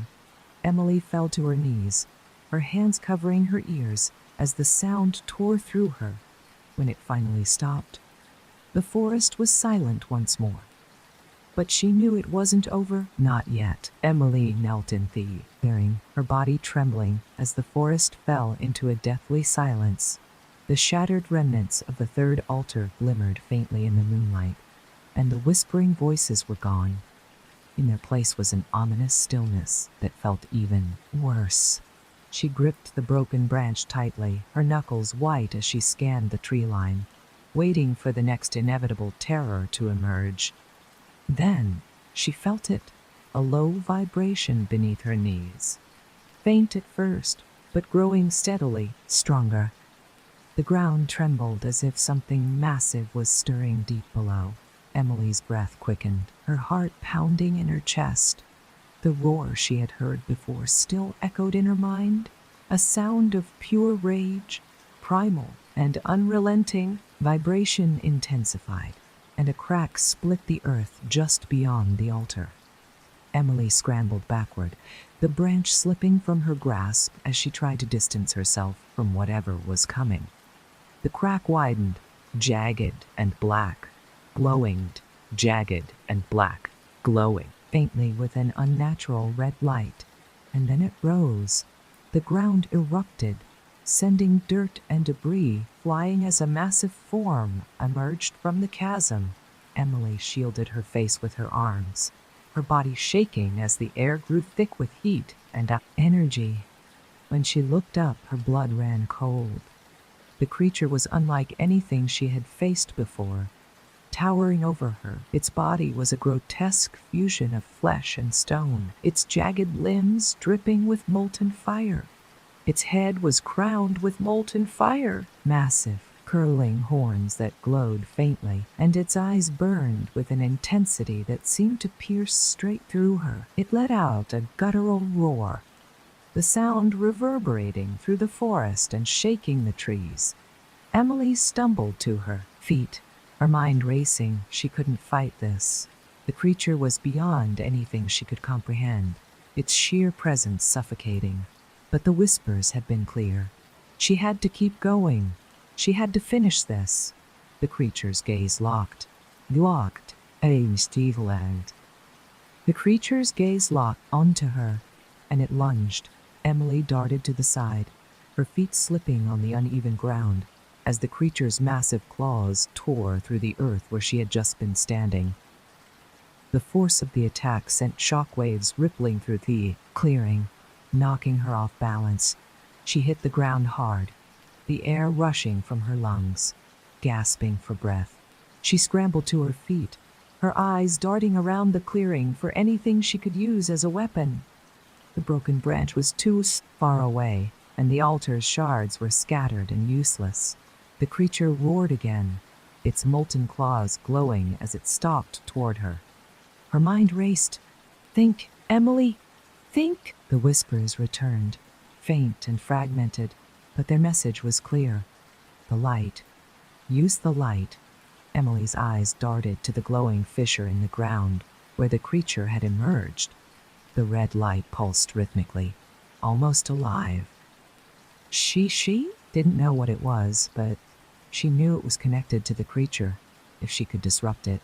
Maybe, just maybe, she could stop this. The creature lunged again, its claws swiping inches from her face as she dove to the side. Her hand scraped against the rough earth, and she grabbed a loose rock, clutching it tightly as she scrambled to her feet. "I hope this works," she muttered, her voice trembling. The creature roared, charging toward her. Emily turned and sprinted toward the fissure, her heart pounding as the heat intensified. The red glow grew brighter, pulsating faster as the creature closed the distance between them. With a desperate cry, she hurled the rock into the fissure. The reaction was instant. The ground shook violently, and a deafening crack echoed through the clearing as the red light flared, blindingly bright. The creature let out a howl of agony, its massive form convulsing as the light engulfed it. Emily threw herself to the ground, shielding her eyes as the heat and light consumed the air around her. When the light faded, the clearing was silent once more. Emily opened her eyes slowly, her vision blurry and her body aching. The creature was gone, its massive form reduced to nothing but a faint scorch mark on the ground. The fissure had closed, leaving the earth cracked and blackened but stable. She sat up, her chest heaving as she tried to catch her breath. Her mind raced with questions, but the one that loomed largest was this. How many more are there? The faint pull in her chest returned, and she groaned, knowing what it meant. The next altar was calling her, its energy tugging at her like an invisible thread. She didn't know how much more she could take, but she didn't have a choice. Whatever she had awakened, it wasn't going to stop until she did. Emily pushed herself to her feet, her legs trembling as she staggered toward the edge of the clearing. The forest loomed ahead, dark and unyielding, but she pressed on. The whispers were gone, and the oppressive energy had lifted, but the weight of her task pressed heavily on her shoulders.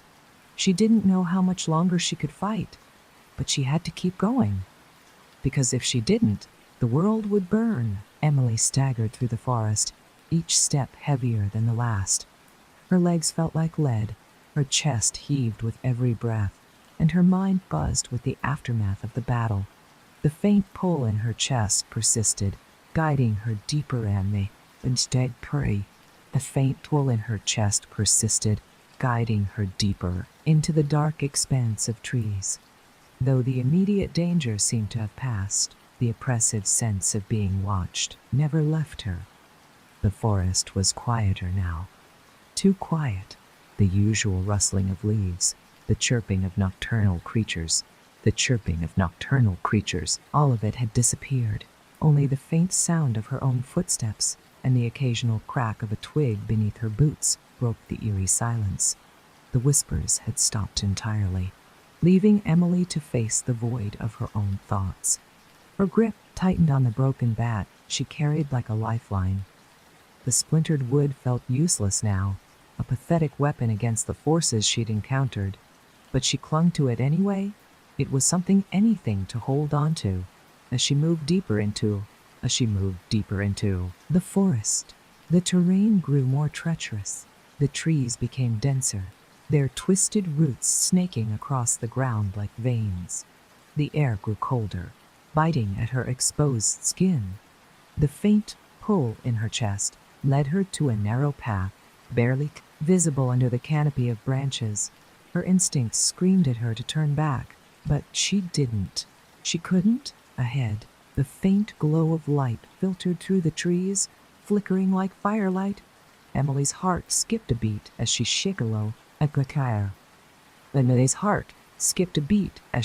approached cautiously, her grip on the bat tightening. She reached the edge of another clearing, her breath catching in her throat. The fourth altar. This one was unlike the others.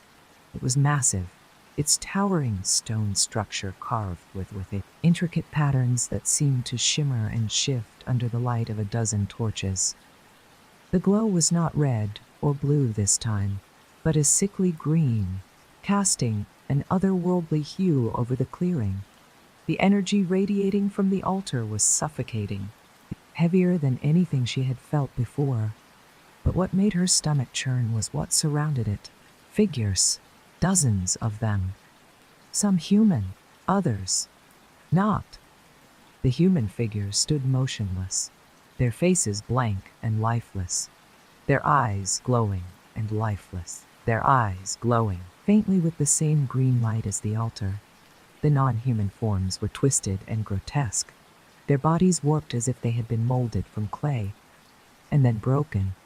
They moved in slow, jerking motions, circling the altar like moths drawn to a flame. Emily's knees threatened to give out as she crouched behind a tree, trying to steady her breathing. Her mind screamed for her to turn around, to run far from this nightmare, but the pull in her chest was stronger now, almost painful. She knew she had to destroy this altar, just as she had the others. But how? The figures moved in perfect synchronization, their steps precise and deliberate. They didn't speak or make any sound, but their presence was overwhelming.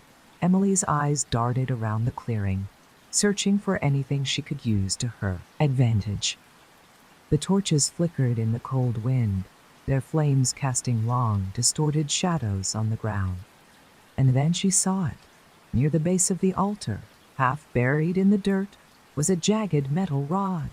It looked ancient, its surface rusted and uneven, but it radiated a faint energy that made her chest tighten. The rod pulsed in time with the altar's glow, as if it were connected. That's it, she thought, her mind racing. If I can get to that rod, I can destroy the altar. The problem was the figures. They formed an almost impenetrable wall around the altar, their movements slow but deliberate. Emily would have to be quick, silent, and precise. She took a deep breath, clutching the bat tightly as she planned her next move. The forest seemed to hold its breath with her, the silence pressing down like a weight. Then she moved. Emily crept through the shadows, her body low to the ground as she weaved between the trees. Her heart hammered in her chest, each beat loud enough to make her wince. The figures didn't seem to notice her at first, their glowing eyes fixed on the altar. She inched closer, every step measured and deliberate. When she reached the edge of the clearing, she froze. She froze. The non-human figures turned its head, its twisted neck creaking as its hollow gaze scanned the darkness. Emily held her breath, her body pressed against the trunk of a tree. The figure lingered for a moment before returning to its slow, mechanical movements. Emily exhaled shakily and moved again, her eyes locked on the metal rod. The closer she got, the more the air seemed to vibrate, the energy radiating from the altar almost unbearable. Her hands trembled as she gripped the bat, sweat dripping down her face despite the cold. Finally, she reached the base of the altar. The rod was within arm's reach, its surface glowing faintly with a sickly green light. Emily hesitated for a moment, her instincts screaming at her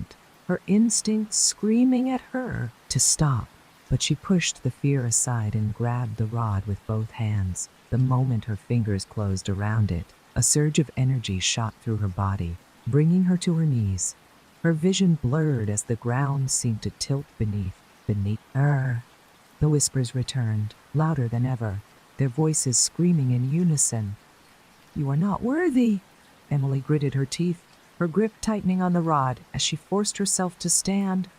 Her body felt like it was on fire, her muscles trembling with the effort. She raised the rod high, the whispers growing louder and more frantic. "Not worthy?" she hissed through clenched teeth. "Watch me." With all her strength, she drove the rod into the altar's base. The impact sent a shockwave through the clearing, the green light flaring blindingly bright. The figures around the altar let out ear-piercing screams, their bodies convulsing as the light consumed them. The altar cracked, its surface splitting open as the energy within erupted, her body slamming into the ground as the sound of shattering stone filled the air. The green light dimmed, fading into nothingness as the altar collapsed into rubble. The clearing fell silent. Emily lay on the ground, her body aching, and her vision blurred. The figures were gone, their forms reduced to ash that scattered in the cold wind. The altar was destroyed, its remnants nothing more than a pile of broken stone. But the pull in her chest didn't fade. If anything, it grew stronger. Emily forced herself to her feet, her legs trembling as she sighed and ended. Her legs trembling as she staggered toward the edge of the clearing. She didn't know how much more she could take, but the path was clear. There was still another altar, and it was waiting for her.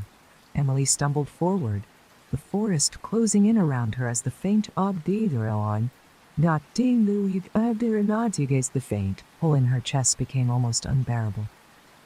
Every muscle in her body screamed for rest, but she couldn't stop. The fourth altar was destroyed, but the weight of her task had only grown heavier. Each step brought her closer to something unknown, something that felt darker and more dangerous than anything she had faced so far. The forest seemed to change as she moved deeper. The trees twisted into unnatural shapes, their branches reaching down like skeletal hands. The air grew colder, and the faint glow of moonlight was swallowed by the thick canopy above. The only light came from the faint, otherworldly glow that seemed to emanate from the path ahead. Pulsing in time with the pull in her chest, she clutched the broken bat tightly, though she knew it was useless. Now, the creatures she had faced, the horrors she had endured, they were growing stronger, and she was running out of strength as she moved deeper into the forest. A sound broke the oppressive silence, the faint murmur of voices. At first she thought it was the whispers again, but these were different. Louder, though a crowd was moving just ahead. She crept forward cautiously, her footsteps silent on the soft earth. The trees opened into another clearing, and Emily's breath caught in her throat. The fifth altar stood at the center, towering and ancient, its surface carved with runes that glowed with a blood-red light. The air around it shimmered, heavy with heat and energy. But it wasn't the altar that froze her in place. It was the people, hundreds of them, standing in a perfect of the warrior's spears. Sarah worldwide the bearish shep circle around the altar. They were dressed in everyday clothes, jeans, jackets, sneakers, but their faces were blank, their eyes glowing with the same red light as the runes. They didn't move, didn't speak, but the hum of their presence filled the air like static electricity. Emily's stomach churned as she scanned the crowd. They were alive. She could see their chests rising and falling with shallow breaths, but they weren't themselves. They were part of the altar, connected to it in a way that made her skin crawl. The whispers returned, faint but insistent, urging her forward. She clenched her fists, her mind racing. How was she supposed to destroy the altar without hurting them? Or was that even possible? Before she could move, the air in the clearing shifted, the hum grew louder, and the crowd parted as something stepped forward. Emily's blood ran cold. It was the man from before, the gaunt figure who had appeared near the second altar, but he was different now. His face was more angular, his features sharper, almost alien. His hollow eyes burned with an intensity that made her chest tighten, and his movements were smooth and deliberate, as though the forest itself bent to his will. "You've come far," he said, his voice low and resonant, carrying across the clearing. "But you are not ready." Emily's grip on the bat tightened. "Who are you?" she demanded, her voice trembling. "What is this? Why are you doing this?" The man tilted his head, a faint smile tugging at his lips. "I am a guardian," he said, "a protector of the balance you so carelessly shattered." "I didn't mean to," Emily said, her voice rising.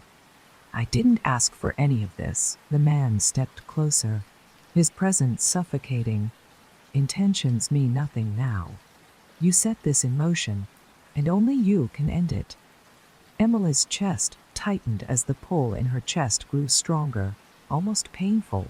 How? She asked, her voice barely a whisper. What do I have to do? The man gestured to the altar. The seals must be restored, the altars destroyed. But to break this one, you must make a choice. The hum grew louder, the red light from the runes intensifying. Emily glanced at the altar. Then a crowd of motionless people surrounding it. Her stomach turned as realization dawned.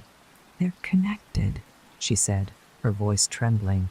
If I destroy the altar, they will be freed, the man interrupted, his tone sharp, but not in the way you hope. Emily's knees felt weak as the weight of his words sank in. Destroying the altar would stop whatever was coming, but it would also destroy the people tethered to it. She took a step back, her mind racing. There had to be another way. The man watched her, his expression cold. Hesitation will only make it worse, he said. The longer the altar stands, the stronger the corruption grows. If you wait too long, there will be nothing left to save. Emily's hands trembled as she gripped the bat, her knuckles white. The whispers in her mind grew louder, urging her forward, but she couldn't move. She couldn't bring herself to do it. What if I don't? She asked, her voice barely audible. The man's hollow eyes locked onto hers. Then the world ends, the words hung in the air. Heavy and final, Emily swallowed hard, tears streaming down her face as she stepped toward the altar.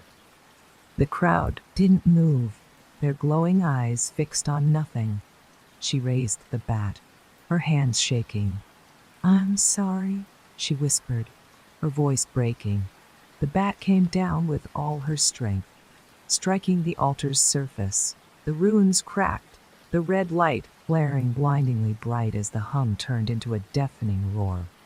The crowd let out a collective scream, their bodies convulsing as the light consumed them. Emily fell to her knees, the bat slipping from her grasp as the altar shattered. The ground shook violently, and the red light erupted into the sky, piercing the darkness. When the light faded, the clearing was silent. The people were gone, the altar was gone, and Emily was alone. The pull in her chest didn't fade. It grew, stronger, sharper, as if dragging her toward something final, something inevitable. The end was near, and she wasn't ready. Emily knelt in the clearing, her body trembling as the weight of her actions crushed her. The silence was unbearable, the kind that seeped into her bones and left her feeling hollow. The fifth altar was gone, shattered into jagged pieces scattered across the clearing. The people who had been tethered to it, their blank stares, glowing eyes, and lifeless forms, had vanished as if they had never existed. But the pull in her chest remained, stronger now, more insistent. It tugged at her like an invisible chain, dragging her deeper into the forest. The air felt heavy, oppressive, as though the very trees were closing in around her. Emily wiped the tears from her face, her hands shaking as she forced herself to stand. She didn't know how much more she could take, but the thought of stopping, of letting this nightmare consume the world, pushed her forward. Her legs felt like lead as she stumbled into the darkness, her broken bat clutched tightly in her hands. The forest seemed darker now, the shadows deeper and more alive. The twisted branches overhead formed a canopy so dense, a canopy so dense that not even the faintest sliver of moonlight could break through.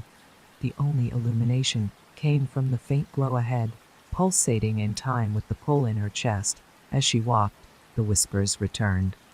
They were softer now, less frantic. They were softer now, less frantic, but no less unsettling. They spoke in fragments, their words slipping through her mind like water through her fingers. She couldn't understand them, but their tone was unmistakable, pleading, desperate, as if they knew what awaited her, and feared it as much as she did. The path narrowed, the trees pressing in closer, until Emily had to push her way through the tangled branches. Each step felt like a struggle, her breath coming in shallow gasps as the weight of the forest bore down on her. The pull in her chest grew sharper, almost painful, and the whispers grew louder, overlapping in a chaotic symphony that made her head throb.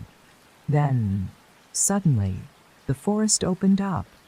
Emily stepped into a massive clearing, and her breath stepped into a massive clearing, and her breath caught in her throat. The final altar stood at the center, towering above her like a monument to some ancient, forgotten god. It was unlike the others, larger, more intricate, its surface covered in runes that glowed with a blinding white light.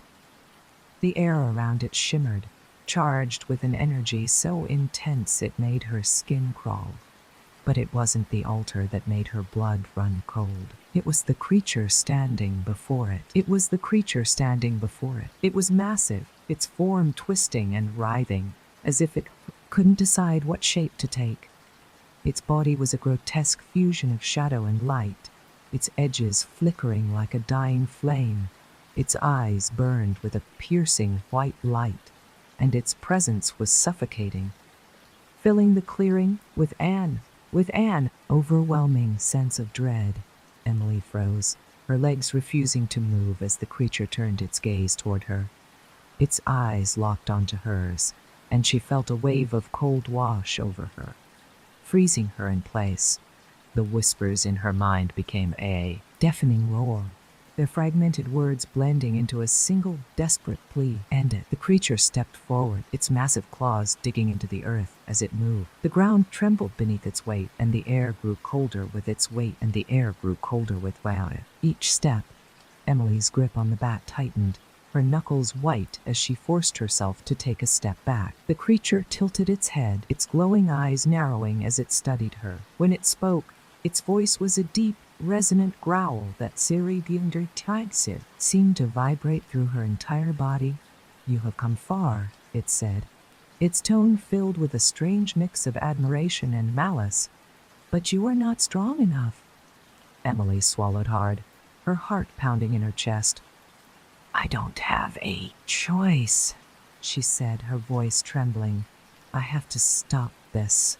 The creature let out a low, rumbling laugh. "Stop this," it repeated. "You think you can undo what has already been set in motion. The balance is beyond saving. You should have stayed away." Emily took a step forward, her fear giving way to a surge of defiance. "If it's beyond saving, then why are you still here? Why haven't you destroyed everything yet?" The creature's laughter faded, its glowing eyes narrowing further. "Because I want you to see," it said, "to understand the futility of your actions. You will fail, and the world will burn." Emily clenched her fists, her fear replaced by a burning determination.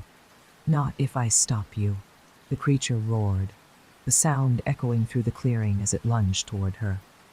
Emily dove to the side, narrowly avoiding its massive claws as they tore through the ground where she had been standing.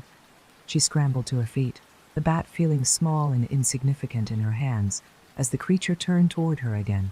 The whispers in her mind grew louder, their tone frantic as they urged her toward the altar. Emily's eyes darted to the glowing runes carved into its surface, their light pulsating in time with the creature's movements. The connection was clear. The altar was the source of the creature's power. Emily sprinted toward the altar, her heart pounding as the creature roared and gave chase. The ground shook beneath her feet, and the air grew thick with heat and energy. She could feel the creature's presence behind her, its claws swiping dangerously close as she reached the base of the altar. Didn't stop. Gripping the bat with both hands, she swung it with all her strength, striking the largest rune on the altar's surface. The impact sent a shockwave through the clearing, and the rune cracked, its glow flickering. The creature let out an ear-piercing screech, its form convulsing as the light from the altar dimmed. Emily swung again and again, each strike shattering another rune and sending waves of energy rippling through the air. With one final blow, the altar final blow collapsed. The light erupted in a blinding flash, and Emily was thrown backward, her body slamming into the ground. The creature let out a final, deafening roar before it dissolved into shadow, its form scattering like smoke in the wind. The clearing fell silent. Emily lay on the ground, her chest heaving as she stared up at the dark sky. The pull in her chest was gone, replaced by an overwhelming sense of emptiness. The altars were destroyed, the seals were broken, and yet couldn't shake the feeling that something had changed. Something far worse had been set free. Emily lay on the cold, cracked earth, her body aching as the weight of her journey pressed down on her. The clearing was eerily quiet now, the oppressive hum of the altar gone, replaced by an unsettling stillness. The air felt lighter, almost hollow, as if something vital had been drained from the world. She forced herself to sit up, her muscles screaming in protest. The shattered remains of the altar glimmered faintly in the pale moonlight. She had done it. The altars were destroyed. The pull in her chest was gone, but the emptiness that replaced it was far worse. Emily pushed herself to her feet, her broken bat slipping from her grasp and clattering to the ground. She didn't bother picking it up. The battle was over, but the victory felt hollow, incomplete.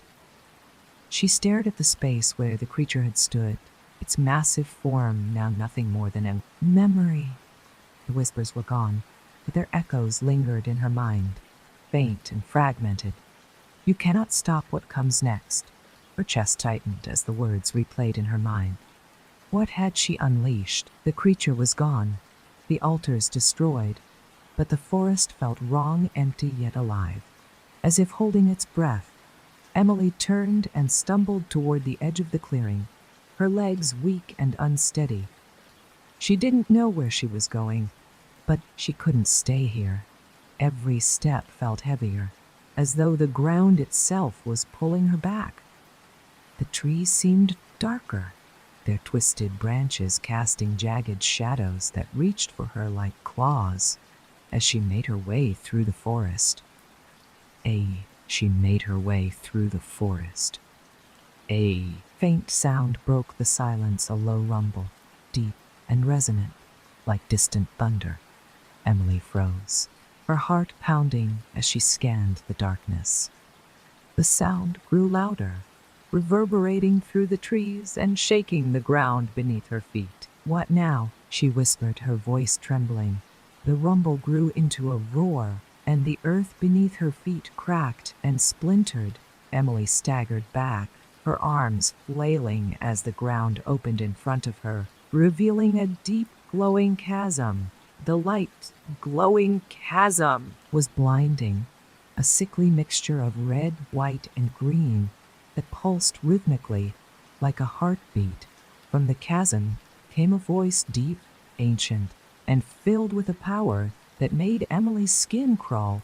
"You were not meant to succeed." Emily's skin, breath caught in her throat as the light from the chasm intensified, illuminating the trees and casting long, shifting shadows. The voice was everywhere and nowhere, filling her mind and drowning out her thoughts. "The balance was not yours to restore." Tears streamed down Emily's face as she stepped back, her body trembling. "I didn't mean to," she stammered, her voice breaking. "I just wanted to stop it, to fix it." The voice let out a low, rumbling laugh, a sound that shook the very air around her. "You have undone what should have remained sealed. The altars were gates, and you have opened them all." Emily's stomach churned as the truth sank in. The altars weren't just seals, they were barriers, keeping something far worse locked away. And now they were gone. The light from the chasm shifted, forming shapes that twisted and writhed like living things. Shadows emerged from the glow, their forms indistinct but menacing, their movements fluid and unnatural. Emily stumbled back, her legs buckling as the shadows rose higher, towering over her. One of the figures stepped forward, its form solidifying into a humanoid shape. Its eyes burned with a blinding white light, and its presence was suffocating, filling the air with a crushing weight. When it spoke, its voice was layered, a cacophony of tones that echoed endlessly. "You have freed us?" Emily shook her head, her body trembling as she tried to make sense of the figure's words. "I didn't mean to," she whispered.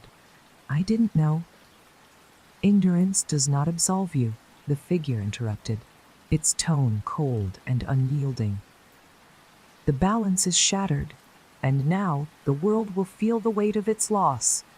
Emily fell to her knees, her hands clutching the ground as tears streamed down her face. "What have I done?" she whispered, her voice barely audible. The figure stepped closer, its towering form casting a long shadow over her. "You have set us free, and now you will bear witness to the end." The other shadows began to move, their forms shifting and solidifying into grotesque shapes. Some were humanoid, others monstrous, their features twisted and alien. They spread out into the forest, their movements fluid and deliberate.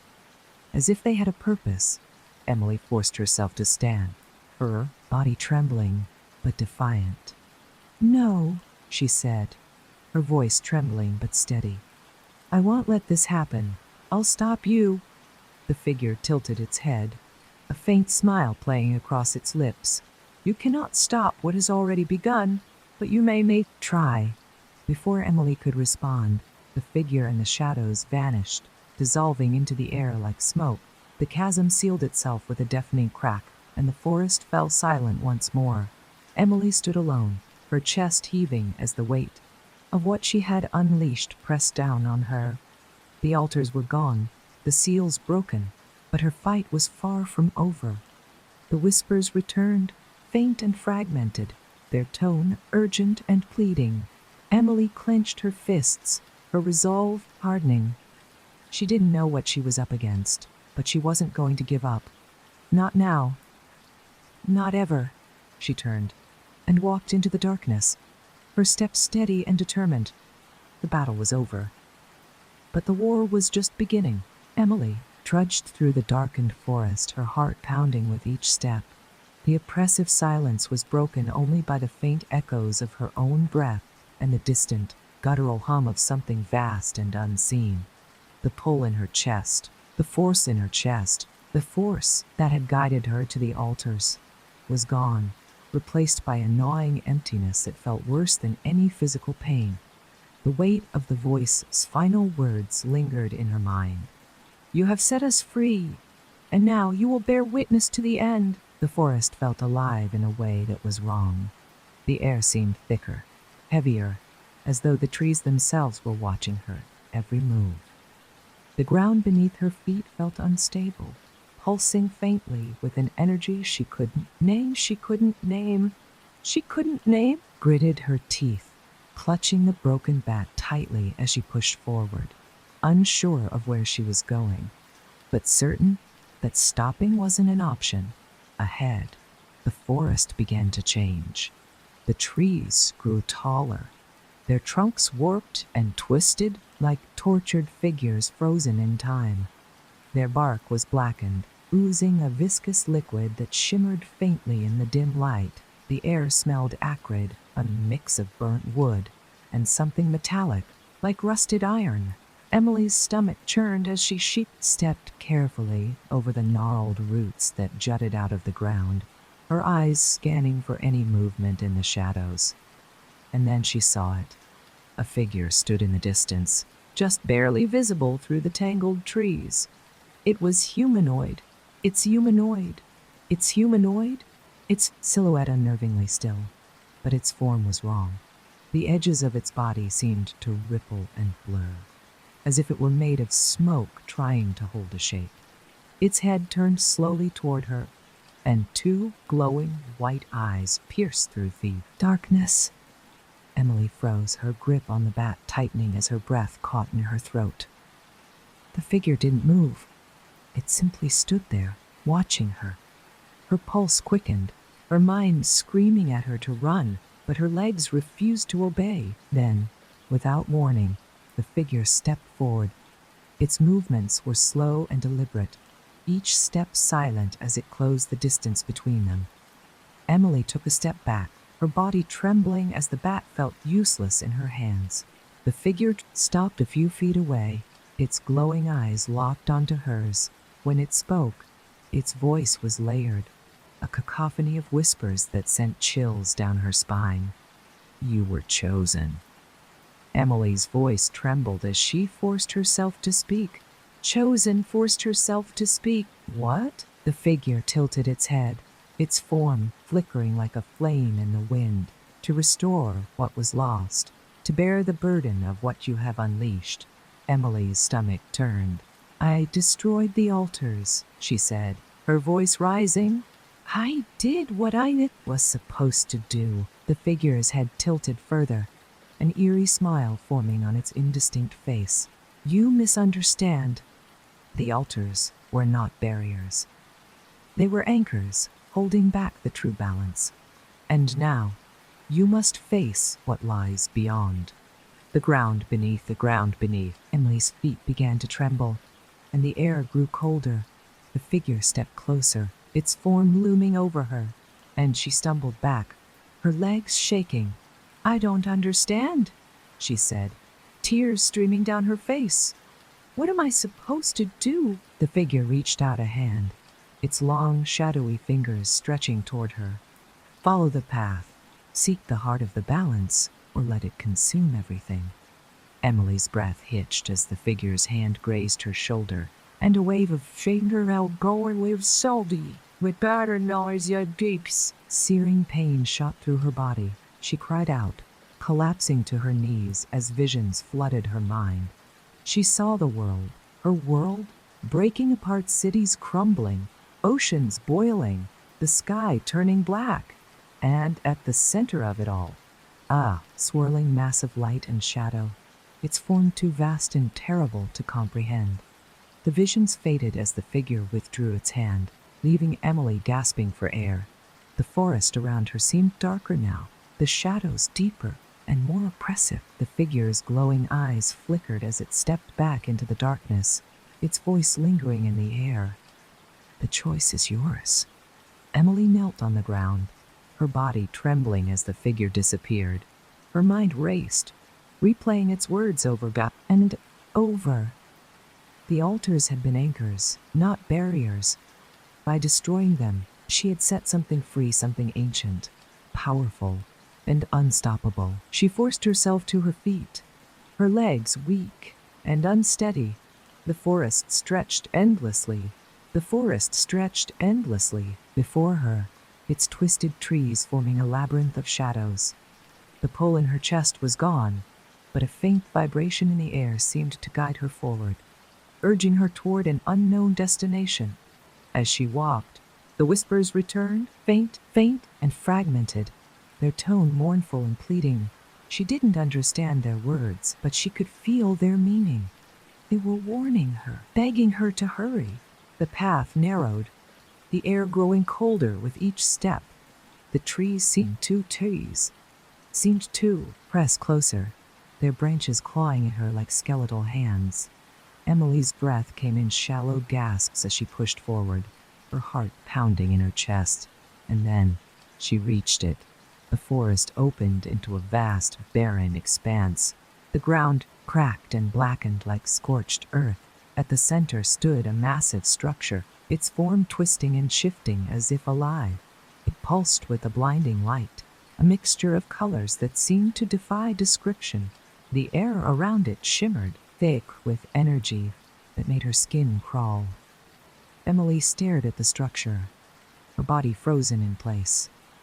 She didn't know what it was, but she knew it was the source, the heart of the balance, the thing she had unleashed, and it was waiting for her. Emily stood at the edge of the barren expanse, her body trembling as the sight of the massive, pulsating structure loomed before her. The ground beneath her feet was cracked and uneven, emitting faint pulses of heat with each vibration from the glowing monolith at the center. It wasn't just a structure, it was alive, its surface shifting and rippling like a breathing organism. The colors emanating from it twisted and bled into one another, casting an eerie glow that seemed to warp the very air around it. Her mind screamed at her to turn back, to run, but her legs refused to move. The whispers in her head were gone, replaced by a deafening silence that made her heart pound even harder. Whatever this thing was, it was the culmination of everything she had endured. The altars, the seals, the creatures, it all led to this moment. The heart of the balance. As she stepped forward, the ground quaked, and a low, guttural hum filled the air. Emily froze, her eyes locked on the shifting form of the heart. The light from its surface grew brighter, pulsating in time with the vibrations beneath her feet. She clutched the broken bat tightly, knowing it was useless but unable to let it go. Come closer. The voice was deep and resonant, echoing in her mind rather than her ears. Emily flinched, her breath catching in her throat. The words weren't spoken, they were imposed, forced into her consciousness like a command. I know you, the voice continued, its tone both curious and mocking. You are the one who shattered the chains, the one who unbound the seals. Emily swallowed hard, forcing herself to speak. I didn't know what I was doing, she said, her voice trembling. I thought I was stopping something. The heart pulsed, the light from its surface flaring brightly for a moment. You stopped nothing, it said. You merely opened the door. Emily took another hesitant step forward, her legs shaking. Then tell me how to fix it, she said, her voice rising with desperation. Tell me what I have to do. The hum grew louder, vibrating through her chest. Fix it? The voice repeated, a note of amusement in its tone. There is no fixing what you have unleashed. The balance is broken, and the scales cannot be restored. Emily's fists clenched, tears streaming down her face. Then, why am I here? Why did you let me come this far? The heart shifted, its form twisting as if considering her words. You are here because you are the catalyst, it said, the one who began this, the one who must end it. Emily's stomach churned. End it, she whispered. How? The ground beneath her feet cracked violently, and she stumbled, barely catching herself. The heart pulsed brighter, its form expanding and contracting with each beat. To restore the balance, the voice said. You must give yourself to it. Emily's breath hitched. What does that mean? The light from the heart flared, bathing the barren expanse in an otherworldly glow. The balance requires a vessel, it said, a sacrifice. The power unleashed by your actions cannot be contained unless it is bound to something or someone. Emily's mind raced as the weight of its words sank in. It was asking her to take on the burden, to contain the chaos she had set free. The thought was terrifying, but she couldn't ignore the truth. This was the only way to stop it. Her hands trembled as she tightened her grip on the bat. And if I don't? She asked, her voice barely audible. The ground shook violently, and the heart's light burned brighter. Then the chaos will spread, the voice said. It will consume your world, your people, your everything. All will be lost. Emily's knees buckled, and she sank to the ground, her tears falling freely. She had fought so hard, endured so much, only to reach a choice that felt impossible. She didn't want to die, but the alternative was unthinkable. She took a deep, shuddering breath and forced herself to stand. Her legs wobbled, but she steadied herself, her gaze locked on the pulsating heart. If I do this, she said, her voice trembling but firm. Will it stop? Will the world be safe? The heart pulsed again, its light softening slightly. The balance will be restored, it said. The chaos contained, but you will cease to exist as you are. Emily's chest tightened. But she nodded. Then I'll do it. The heart flared. Then I'll do it, brightly, its form shifting as it seemed to reach out toward her. The air around her crackled with energy, and the ground beneath her feet began to glow. Emily closed her eyes, tears streaming down her face as she took a step forward. The light blade closed her eyes, tears streaming down her face as she took a step forward, enveloped her, and a searing pain shot through her body. She screamed, her voice echoing across the barren expanse as the energy consumed her. Her mind was flooded with visions, memories, images of the world she was saving, the faces of people she would never see again. And then there was silence, the pain faded, and Emily opened her eyes. She was no longer in the barren expanse. She was no longer in the barren expanse. She was nowhere. The heart was gone. The forest, the altars, all of it had disappeared. She floated in a vast empty void, her body weightless and her mind strangely calm. The voice returned, softer now, almost gentle. You have restored the balance, it said. The chaos is contained?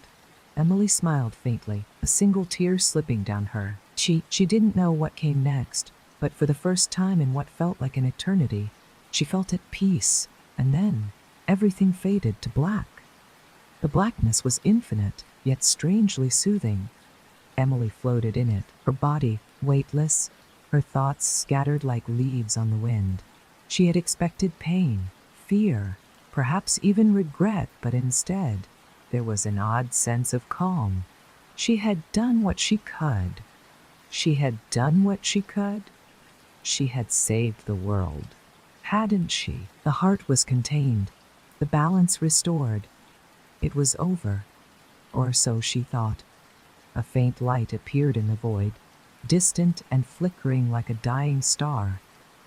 Emily's chest tightened as she drifted toward it.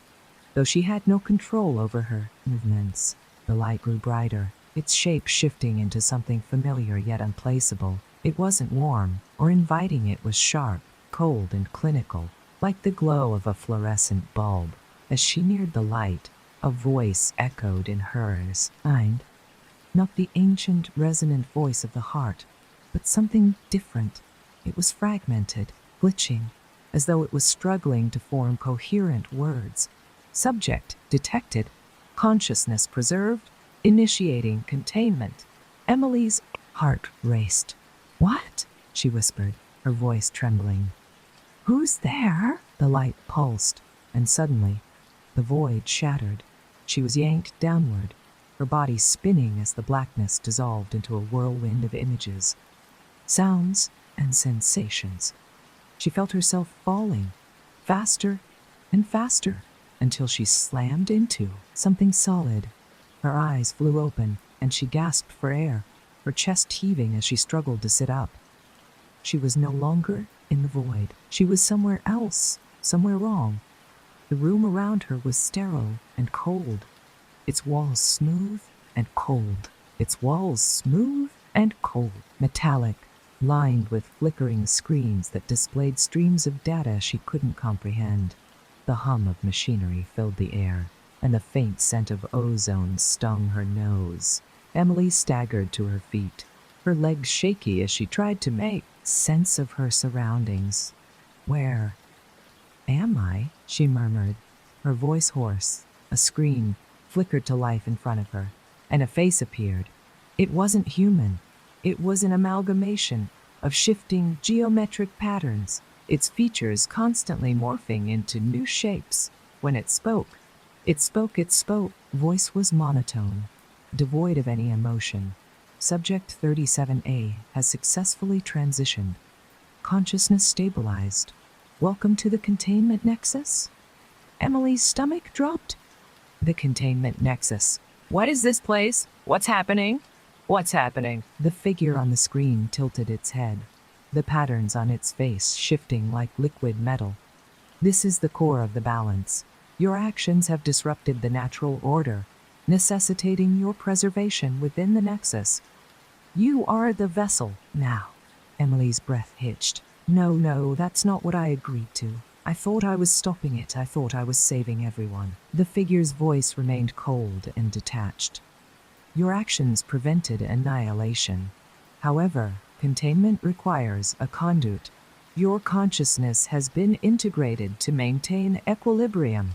The process is irreversible. Panic surged through. What does that even mean? Am I dead? Am I alive? What happens to me now? The figure didn't answer immediately. The screens around her flickered, displaying distorted images of the altars, the forest, the creature she had faced. Finally, it spoke. You exist within the nexus. Your role is to sustain the balance. You restored. Without you, chaos would resume. Your individuality will erode over time as you merge with the system. Emily's knees buckled, and she collapsed to the cold, metallic floor. The words hit her like a physical blow. So, prisoner, she whispered. Forever. The figure's face shifted, its expression unreadable. Prisoner is a subjective term.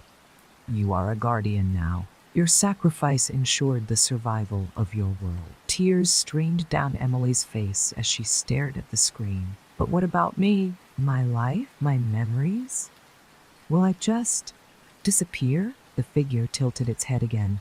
Fragments of your consciousness will remain, scattered within the nexus. You will persist as echoes, guiding the balance when necessary.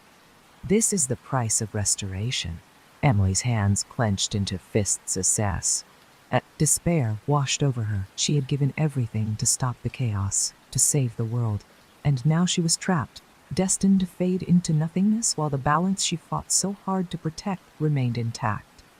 She slammed her fist against the floor, her voice rising in defiance. There has to be another way. I can't just vanish. There has to be a way to undo this. The figure didn't respond. The screens around her flickered, displaying streams of data and distorted images. Emily's breathing slowed as a new thought took root in her mind, a dangerous, impossible thought. What if she could break free? The Nexus was a system, wasn't it? And systems could be manipulated, broken, reprogrammed. If her consciousness was part of it now, then maybe, just maybe, she could use that to her advantage. Emily wiped the tears from her face, a spark of determination flickering in her face, a spark of determination flickering in her chest. She didn't know how, but she wasn't going to give up. Not yet. Fine, she said, her voice steady despite the fear in her heart. You want me to be your guardian? I'll play along, but I'm not fading away quietly. If there's a way out of this, I'll find it. The figure's face remained expressionless, but the screens around her seemed to pulse faintly, almost as if the Nexus itself had heard her. Resolve is noted, the figure said. The Nexus adapts. We will see how long you endure. Emily stood, her fists clenched as she stared at the shifting patterns on the screen. The odds were against her, and the path ahead was uncertain. But one thing was clear. Her fight wasn't over. It was just beginning. Emily took a deep breath, steadying herself as she scanned the sterile room. The hum of machinery filled her ears, and the faint flicker of the screens seemed to taunt her. She wasn't going to let this be the end. If she was trapped inside the Nexus, then she would find a way to break free, or at least uncover its secrets. The system might have absorbed her, but she was still Emily, and she wasn't about to fade into nothingness. She began to move, her footsteps echoing softly against the metallic floor.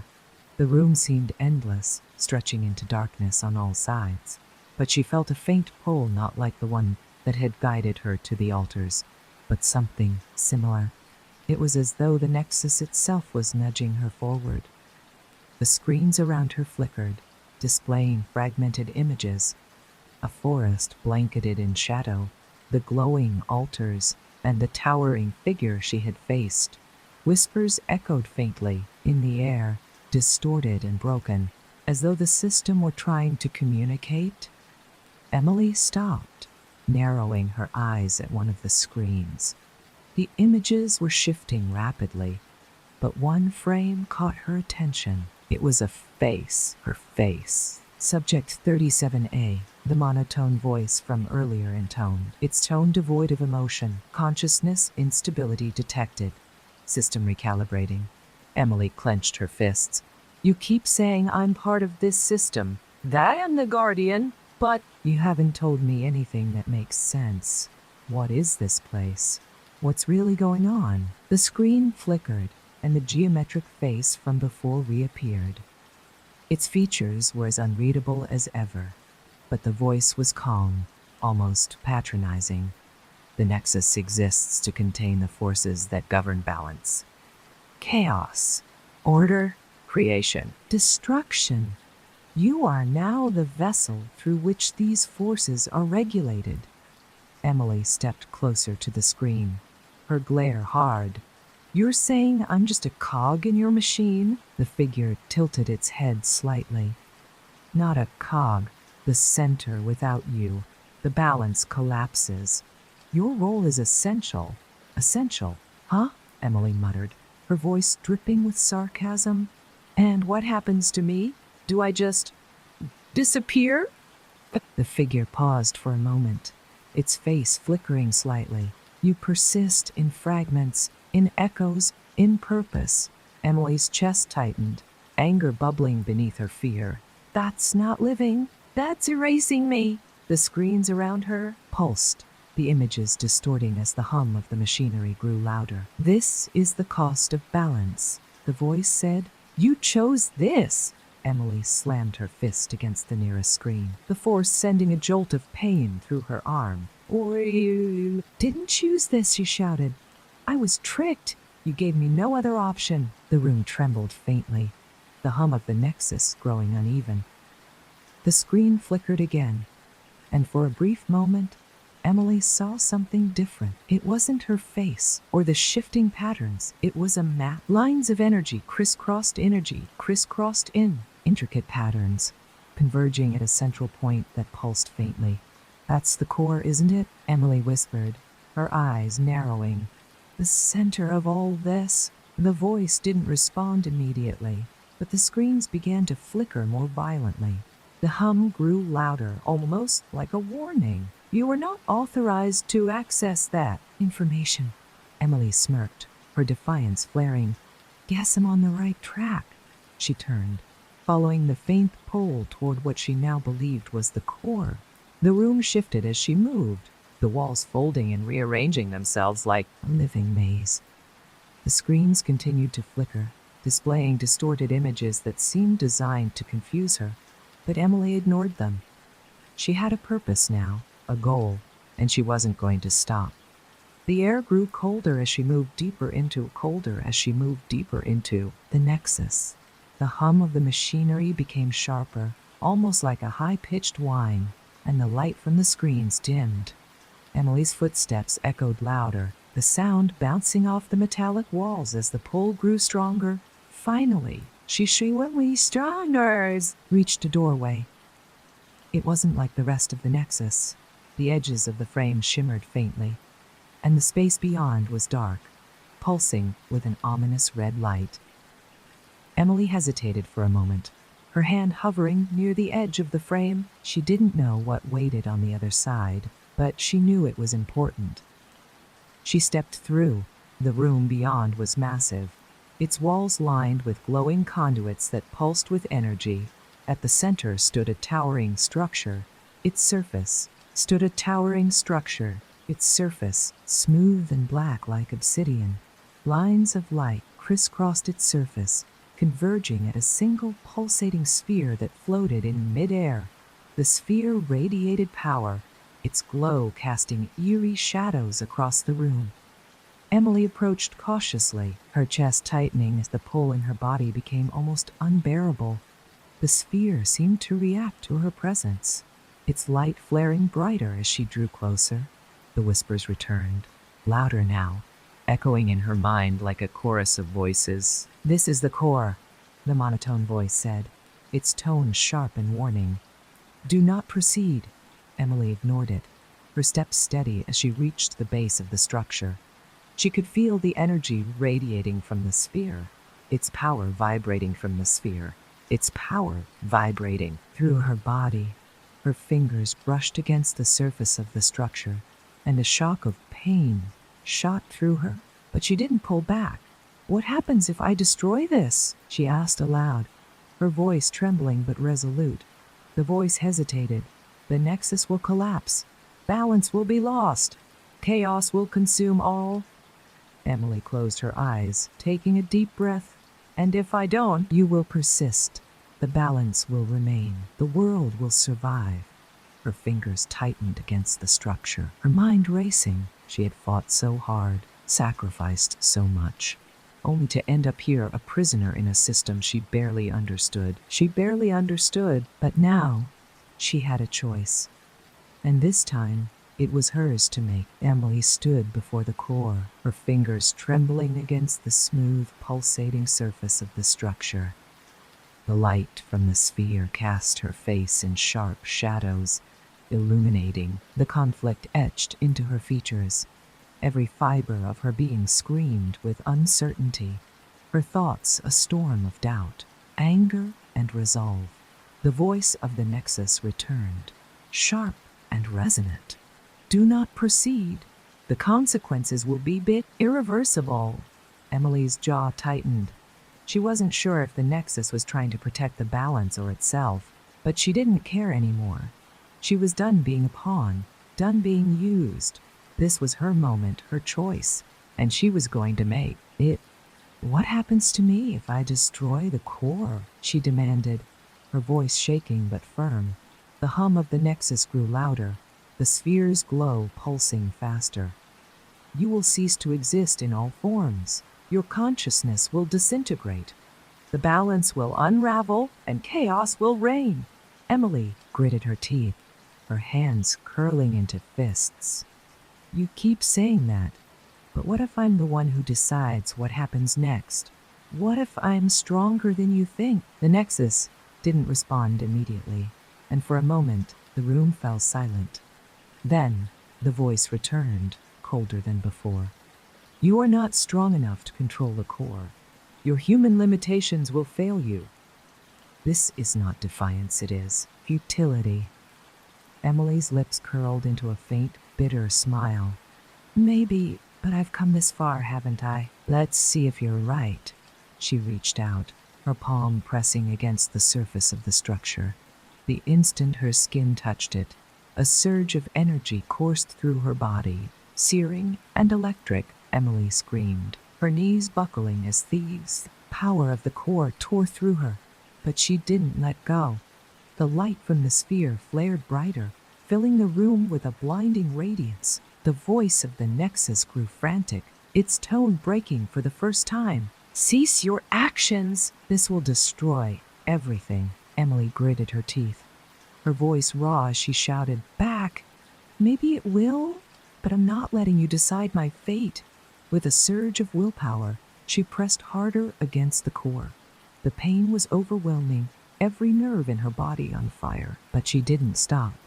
Her mind filled with images, fractured memories, echoes of the altars, the creatures she had faced, the faces of the people she had fought to save. The weight of it all bore down on her, but she held firm. The core's light lit her. The core's light began to flicker, its steady pulse faltering. The hum of the Nexus turned into a deafening roar, the walls of the room trembling as cracks spread across their surface. Emily's vision blurred, her body trembling as the energy consumed her. And eventually, then, the core spoke, not in the cold, detached tone of the Nexus, but in a voice that was layered, ancient, and filled with a strange, sorrowful warmth. "Why do you fight?" Emily's breath hitched. her tears streaming freely as she forced herself to speak.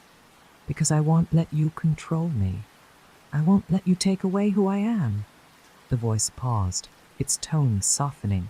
Your defiance is admirable, but to destroy that your defiance is admirable, but to destroy the core is to destroy yourself. Are you willing to pay that price? Emily hesitated, her hands trembling against the structure. The weight of the decision bore down on her, threatening to crush her resolve. She didn't want to die. She didn't want to disappear. But she couldn't live like this, trapped. Erased, used. Her gaze hardened, and she took a deep breath. If it means breaking free, then yes. The core pulsed brighter, and for a moment the room was filled with silence. Then the voice spoke again, its tone resigned. So be it. The tone resigned. So be it. Sphere's light flared, enveloping Emily in a searing glow. The pain was indescribable, a raw, all-consuming fire that tore through her body and mind. She screamed, her voice echoing through the room as the walls crumbled around her. The nexus reached a deafening crescendo, and then silence. When Emily opened her eyes, she was no longer in the nexus. She was standing in the middle of a vast, empty plain. The ground beneath her cracked and glowing faintly. The sky above was a swirling mass of light and shadow, shifting and alive. The air was still, heavy with an energy she couldn't name. She looked down at her hands, expecting them to feel different, but they were the same. She was the same, and yet she was the same, and yet she was the same, and yet wasn't. The voice returned, but it was no longer cold or detached. It was quiet, almost reverent. You have merged with the balance. You are no longer a vessel. You are the heart itself. Emily's chest tightened as the truth sank in. Hadn't destroyed the core, she had become it. The nexus was gone, the system shattered, but she remained, tethered to the fabric of the balance in a way she couldn't fully comprehend. What happens now? She whispered. The voice paused, its tone thoughtful. You decide. The balance is yours to shape. The chaos is yours to contain. The world is yours to protect. Emily's gaze lifted to the swirling sky, her fear giving way to a strange sense of peace. She didn't know what the future held, but for the first time, the choice was hers. She took a step forward, her body glowing faintly with the light of the core. The world stretched out before her, infinite and unknown, waiting for her to leave her mark. And she would, because she was Emily, and this was only the beginning. Emily stood on the glowing, cracked plain, her body faintly radiating with the light of the core. She felt everything, the hum of the balance, the vibrations of chaos and order locked in their eternal struggle, and the faint, persistent whispers of the world she had fought so hard to save. The vast sky above her swirled endlessly, its colors bleeding together like a living storm. The voice bleeding together like a living storm. The voice of the core echoed softly in her mind. You hold the threads of balance now. The chaos will push, the order will resist, and you must decide how they dance. Emily closed her eyes, focusing on the sensations coursing through her. She felt tethered to something infinite, her existence stretching far beyond the limits of her physical form. It was overwhelming, but it was also empowering. She wasn't just a pawn in the nexus anymore. She was the center of it all. Show me. She was the center of it all, whispered. Show me the world. The ground beneath her shifted, and the glowing plain dissolved into mist. In an instant, she was somewhere else, suspended above the world she had saved. The view was breathtaking and terrifying. She could see everything, as though her perspective stretched across continents. Cities pulsed with life. Oceans churned under restless skies, and forests whispered with ancient energy. But everywhere she looked, she saw cracks, small, subtle fractures in it, the fabric of reality, rippling outward like scars. The balance wasn't stable. The world teetered on the edge, held together only by her presence. She reached out instinctively, her hand brushing against the fractures, and the cracks shimmered against the fractures. And the cracks shimmered faintly before fading, but for every crack she mended, another seemed to appear. The voice returned, calm but insistent. The balance requires constant vigilance. It is not a task of moments, but of eternity. Are you prepared for that burden? Emily's throat tightened. She thought of everything she had fought for, the people she had saved, the sacrifices she had made. Her heart ached at the thought of what she had lost, but she couldn't let it end here. Yes, she said firmly. I'll do whatever it takes. The world shifted again, the fractures fading as she was pulled back into the glowing void. But this time, she wasn't alone. Figures began to materialize around her shadowy forms, their edges undefined. Weren't like the creatures she had fought. These felt familiar, as though they were echoes of something she had once known. What are they? Emily asked, her voice trembling. Fragments, the voice replied. Pieces of those who have come before, guardians who held the balance in ages past. They linger, guiding, watching. You are not the first, and you will not be the last. One of the figures stepped forward, its form solidifying slightly. It was a woman, her face lined with age and wisdom, her eyes glowing faintly with the same light that surrounded Emily. She smiled softly, her voice gentle but firm. You're stronger than most, the woman said. The Nexus chose well. Emily frowned, her hands curling into fists. I didn't want to be chosen. I just wanted to stop it. The woman's smile faded, her gaze turning serious. No one ever wants this, she said. But the balance doesn't ask for permission. It demands sacrifice. Emily's shoulders sagged as the weight of her role settled over her. Will it always be like this? She asked. Endless cracks, endless chaos. Will it ever get better? The woman hesitated, her expression unreadable. That depends on you, she said. The balance isn't fixed. It's alive, constantly shifting. You have the power to shape it, to guide it, but it will never be easy. The other figures nodded silently, their forms flickering like candle flames. Emily looked around at them, her resolve hardening. She didn't fully understand what lay ahead, but she knew one thing. She couldn't give up now. What do I do first? She asked, her voice steady. The woman smiled again, her form beginning to dissolve into the light. Listen, the balance will tell you where to begin. As the figures faded, Emily felt a surge of energy flow through her.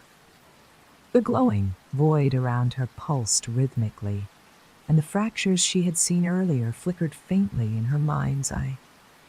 She could feel them now like threads pulling at her, each one leading to a different part of the world. She closed her eyes, focusing on the closest thread. It pulsed with urgency, its energy sharp and chaotic. Without hesitation, she reached for it, and the world shifted once more. Emily found herself standing in the middle of a desolate village. The buildings were crumbling, their walls blackened by fire. The air was thick with ash, and the faint sound of whispers echoed on the wind. She could feel the imbalance here, raw and unrelenting, like a wound that refused to heal. Her presence stirred the whispers, and the shadows around her began to move. Shapes emerged from the darkness, twisted, malformed figures, their eyes glowing faintly. They weren't real, not entirely. They were manifestations of the chaos, feeding on the imbalance that had taken root in this place. Emily's heart raced as the figures closed in, their movements jerky and unnatural, but she didn't back down. She could feel the core's energy within her, a steady rhythm that pulsed in time with the world around her. She raised her hand, and the light within her flared. The figures recoiled, hissing as the glow illuminated the darkness. Emily stepped forward, her voice firm. "This isn't your place," she said. "Go back to the shadows." The light grew brighter, and the figures dissolved into smoke, their forms scattering on the wind. The whispers faded, and the village grew still, but Emily could still feel the imbalance, lingering beneath the surface like a dormant storm. She knelt on storm, the scorched earth, her hands pressing against the ground. The core's energy flowed through her, seeping into the cracks and fractures that scarred the village. The air grew lighter, the ash dissipating as the balance began to shift. When she stood, the village was quiet. The chaos had been contained. At least for now. Emily turned, her gaze lifting to the horizon. There were more threads, more fractures to mend. Her journey was far from over, but for the first time she felt ready. Emily lingered in the quiet aftermath of the village's restoration, her body still thrumming with the energy of the core. She looked around at the silent streets, the soot-streaked walls now standing firm and whole, and felt a flicker of relief for all the weight she bore, for all the impossibility of her task. She had made a difference here. It was small single thread in a tapestry of fractures it mattered. The faint pull in her chest returned, softer now, less urgent. It guided her gaze toward the horizon, where shadows still loomed, fractured and restless. She knew there was no time to rest. The balance was delicate, its threads stretched thin, and chaos would not wait for her to gather her strength. But this time, she didn't feel entirely alone. The memory of the shadowy figures, the echoes of guardians who had come before her, gave her courage. Their words lingered in her mind, quiet but steady. "Listen, feel, the balance will tell you where you begin." Emily closed her eyes and reached out with her senses, letting the pull guide her. The world around her shifted again, the air growing colder, sharper, as the village faded into nothingness. She felt herself moving, weightless, as if carried by an unseen current. When she opened her eyes, she stood at the edge of a vast frozen lake.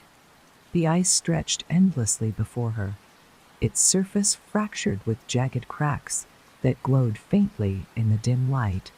The sky above was an unnatural shade of gray, heavy with swirling clouds that seemed to press down on the landscape.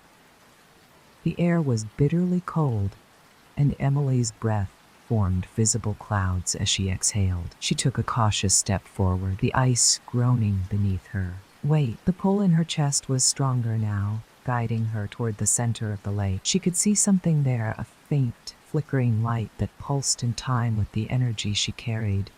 It felt familiar, but also wrong, as though it didn't belong here.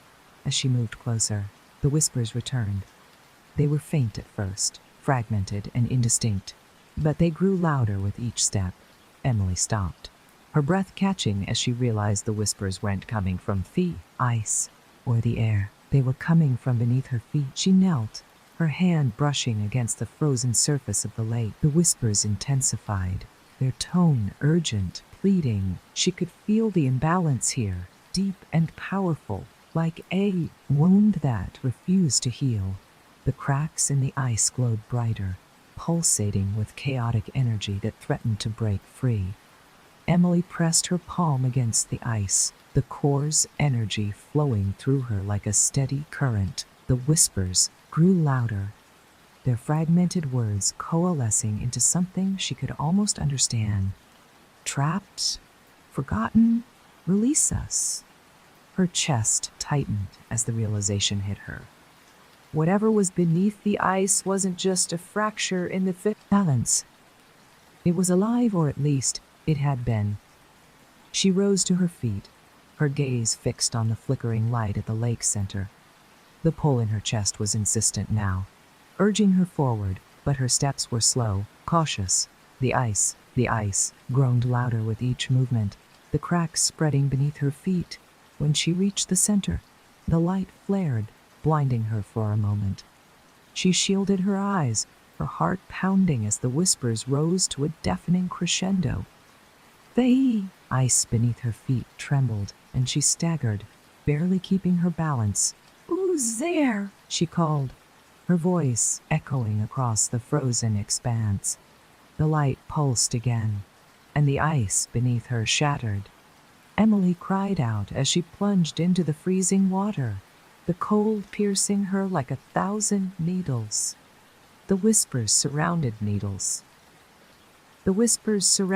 her now, louder and more urgent, as though the lake itself were alive. She thrashed, struggling to surface, but the pull dragged her deeper, and then she saw it beneath the lake. Something stirred. It was massive, its form indistinct but undeniably alive.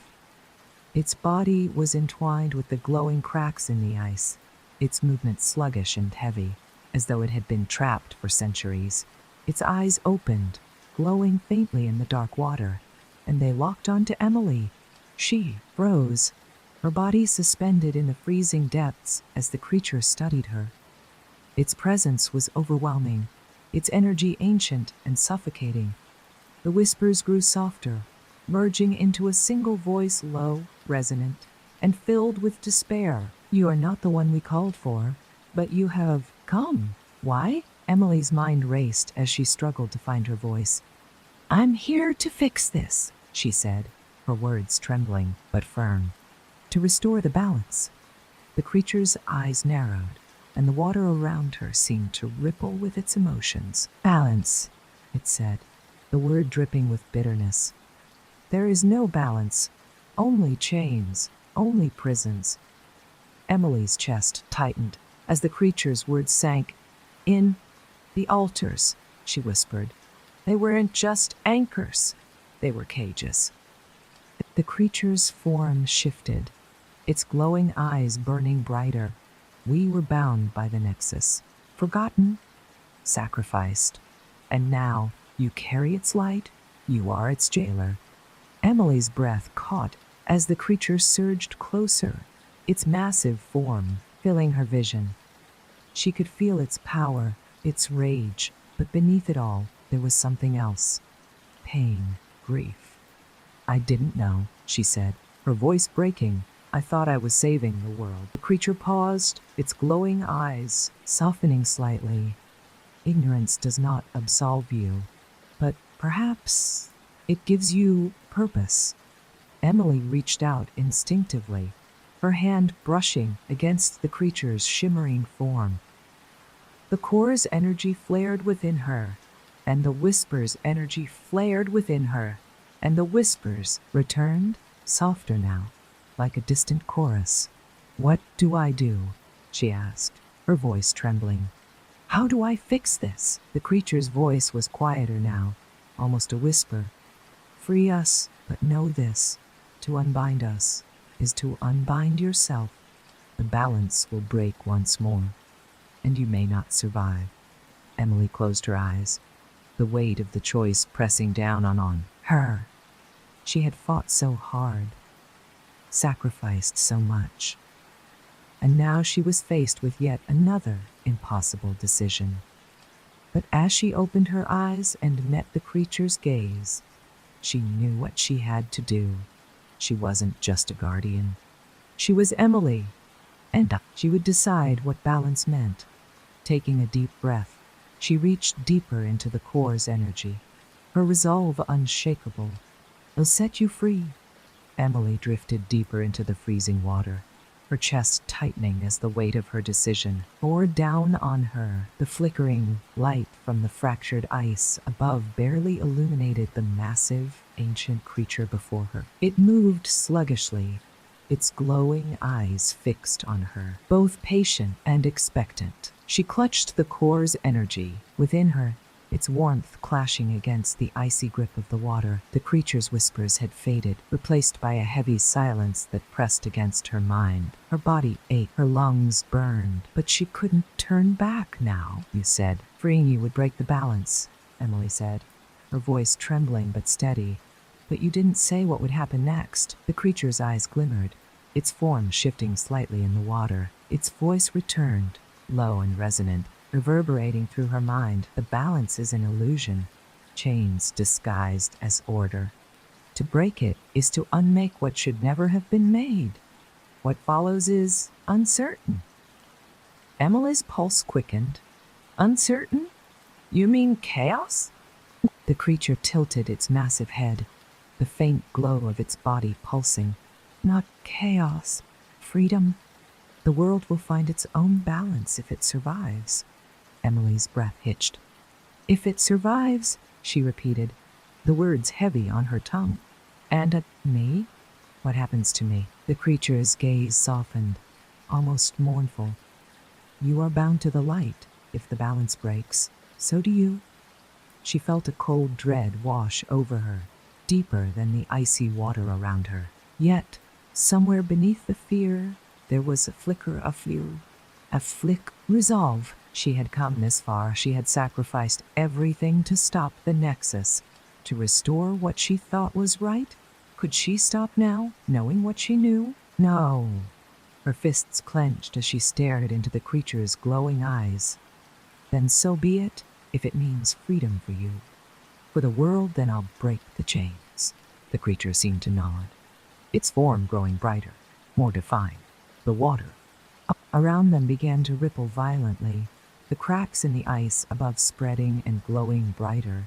Emily's heart raced as the pull of the core's energy intensified, surging through her veins like fire. "Then let it begin," the creature said. "Then it begin," the creature said, its voice a mixture of sorrow and gratitude. "But know this, guardian, the world you leave behind will not remember you. Only the light remains." Emily's tears mingled with the icy water as the creature's words sank in. She had no one left to remember her, no ties to the life she had known.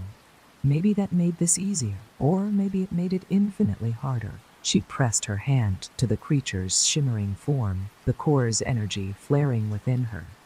The whispers returned, louder now, urgent and desperate. The light from the cracks in the ice grew blinding, and the water around them churned violently as the energy began to flow between her and the creature. Pain surged through her body raw, searing, all-consuming.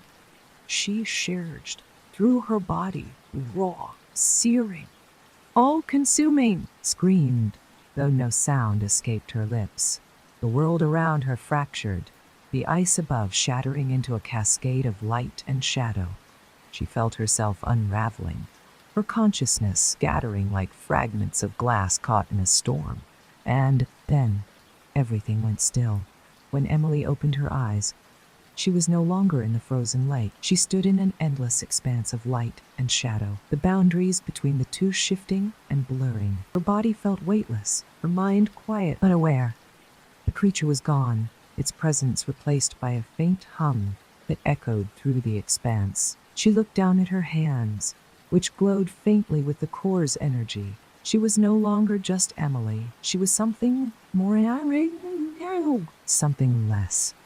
The weight of her choices lingered, but the chaos she had feared was absent.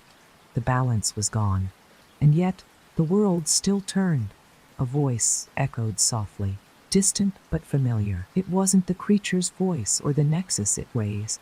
It wasn't the creature's voice or the nexus it was her own. "You are free." Emily smiled faintly, her tears glistening like stars in the endless expanse. She didn't know what came next. Perhaps this was the end, or perhaps it was a beginning. Whatever it was hers. And for the first time, she felt whole.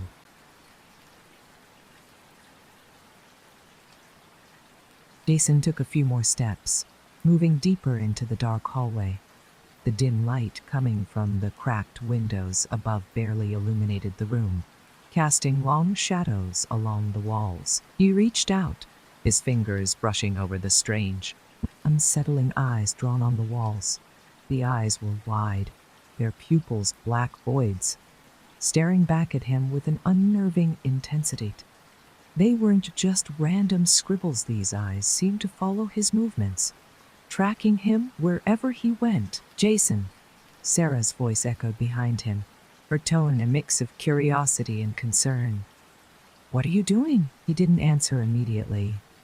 His gaze lingered on the eyes, a creeping sense of dread spreading through him. The eyes seemed to pulse, ever so faintly, as if alive. Jason felt a chill run down his spine. "Hey, you okay?" Ben asked, walking up to him. He noticed the strange expression on Jason's face. Jason turned slowly, his voice barely above a whisper. "These eyes, they're different." "Different how?" Emily asked, joining them. She peered closely at the wall where Jason had been looking, but when she did, she didn't see anything unusual. "It's like they're watching us," Jason replied, his voice shaky. "They weren't just drawn, almost like they're alive."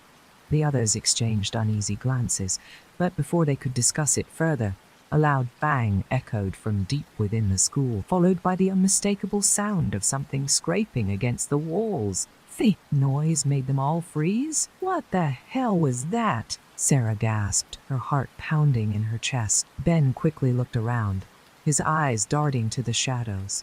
"We should get out of here, now." But before they could make a move, the temperature in the room dropped. A cold wind swept through the hallway, extinguishing the few remaining lights. They were plunged into darkness. "Jason?" Emily called out nervously, reaching out to find him. Right here," Jason replied, his voice strained. His hand shook as he fumbled for his phone to use the flashlight.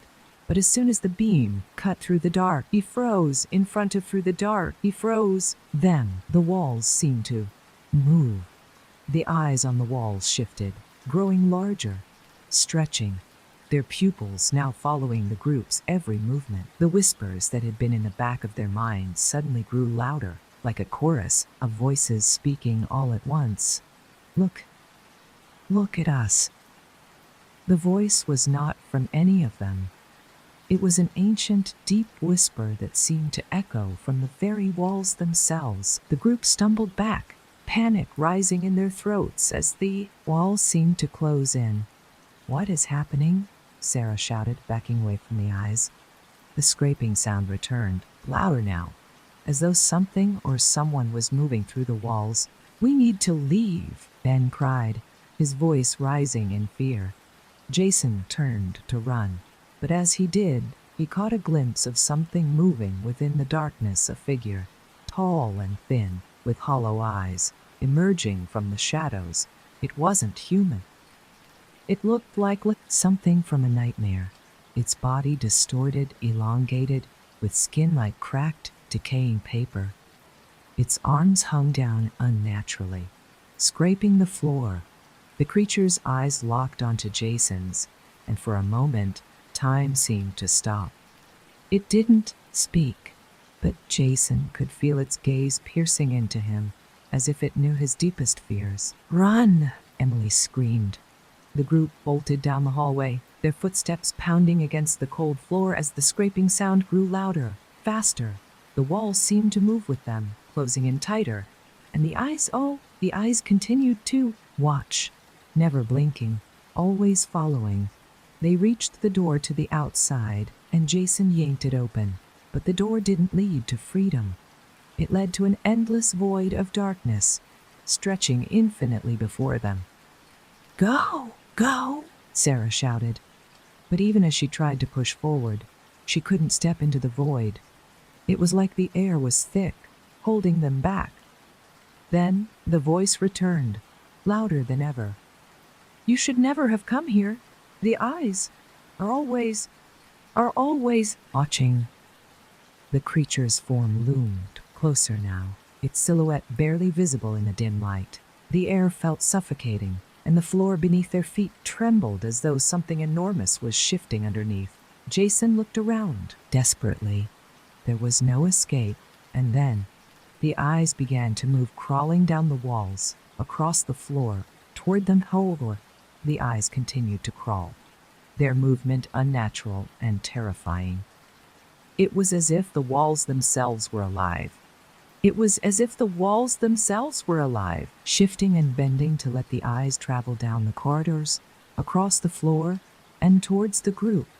Each eye seemed to grow larger as it approached, glowing a faint, malevolent yellow that made the air feel thick with dread. Jason's heart, with dread, raced, his mind scrambling for a way out. His breath came in shallow gasps, but he couldn't look away.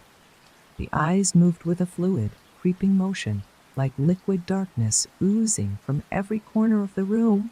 Every inch of the space around them was consumed with this crawling, relentless movement. "We have to go now!" Emily screamed, her voice breaking as the weight of the terror finally settled in. She grabbed Jason's arm, trying to pull him toward the door, but the air was thick and oppressive. They couldn't move forward. The ground beneath them started to vibrate with an unnerving, low hum.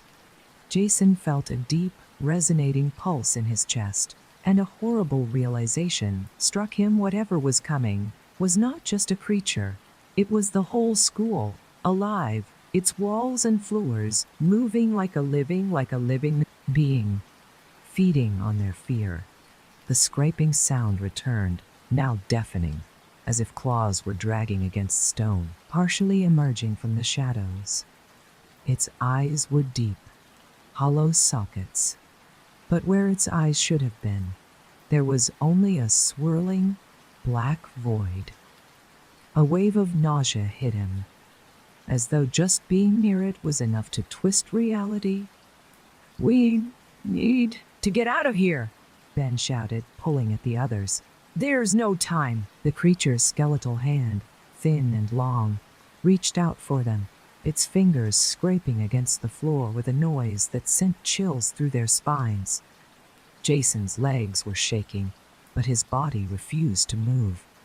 He felt rooted to the spot, staring into the abyss that was the creature's gaze.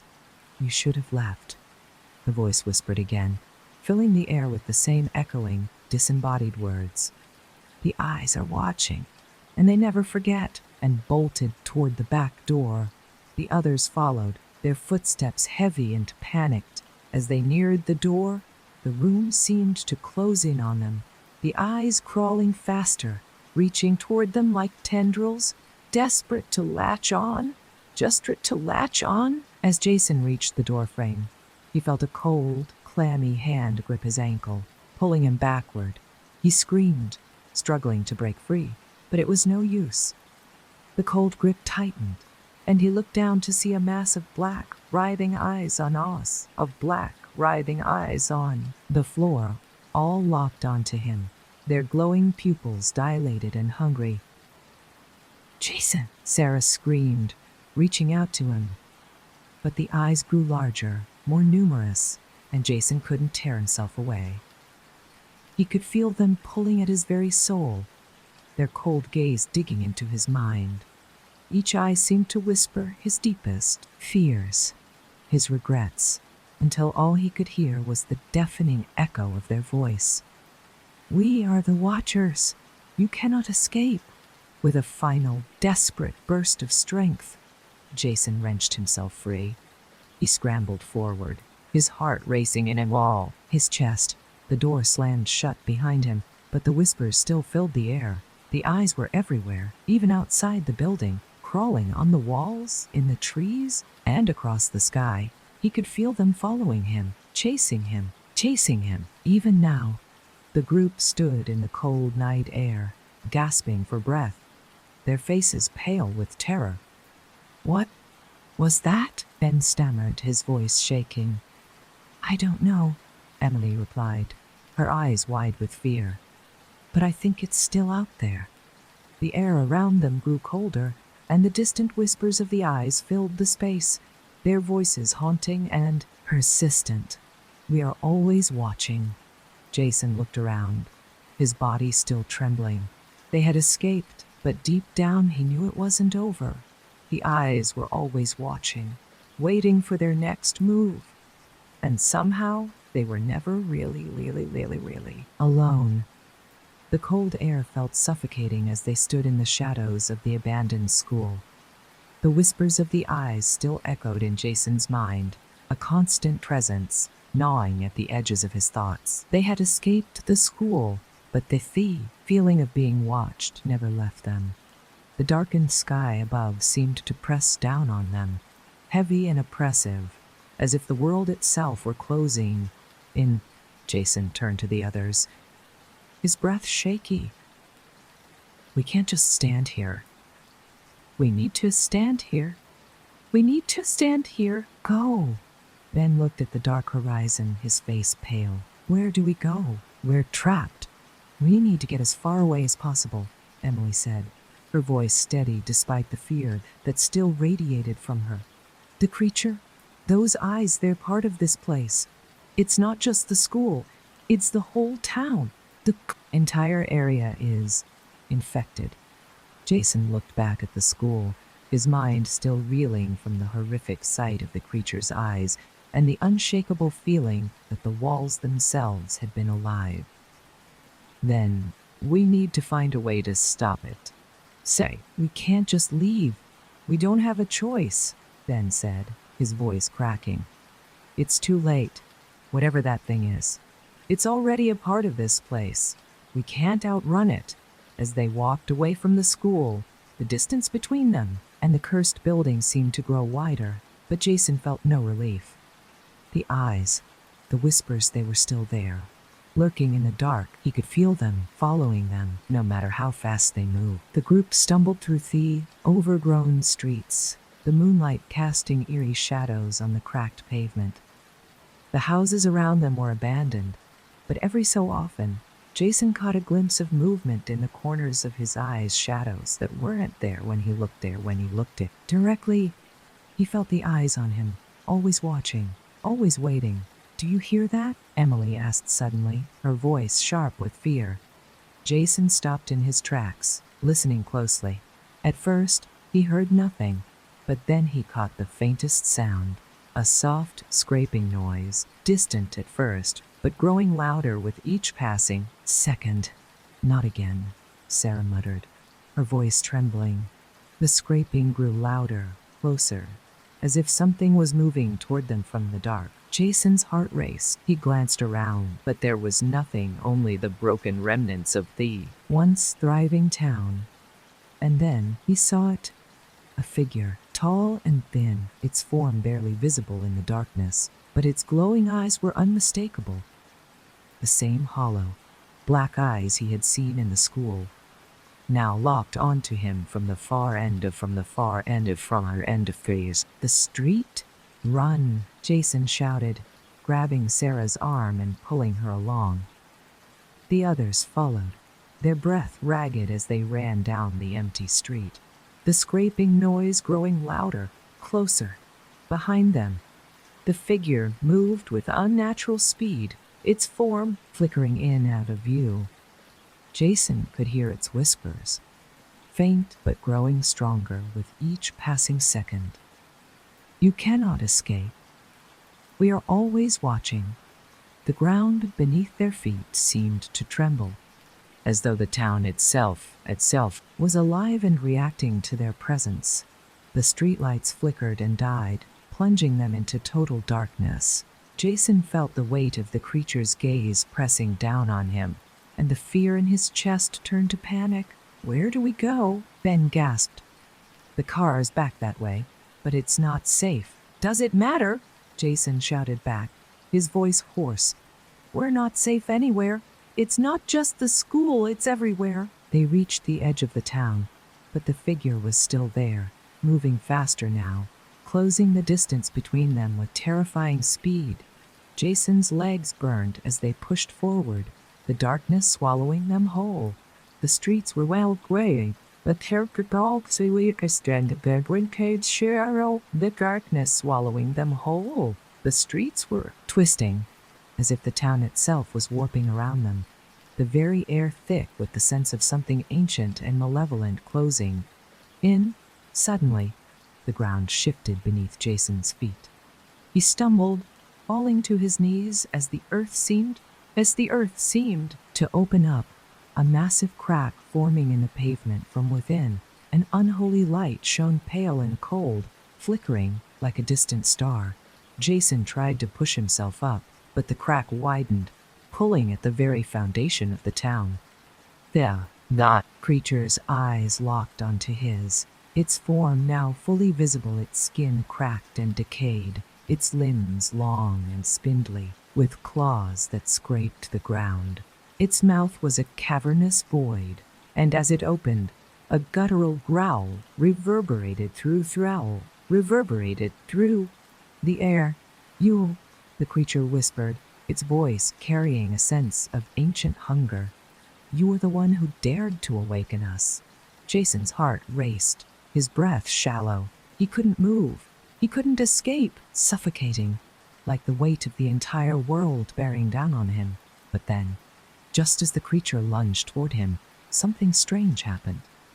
The ground beneath him erupted in a burst of light, blinding, pure light. The creature recoiled, its form flickering and distorting, as if the light was tearing at its very being. The air crackled with energy, and Jason's body felt weightless as the light consumed everything around him. The creature screamed, its voice becoming round him, distorted and hollow, until it was drowned out by the overwhelming sound of the light. And then, as suddenly as it had appeared, everything went silent. Jason opened his eyes, gasping for air. He was lying on the cold ground, but the creature was gone. The darkness had lifted, and the world around him was still, but there was no sign of the others. "Sarah? Ben? Emily?" Jason called, his voice trembling, but no answer came. The streets were empty. The town was gone, and all that remained was the faint whisper in the wind. "We are always watching." The silence around Jason was suffocating. His breath came in short, shallow gasps as he sat up, the coldness of the ground biting into his skin.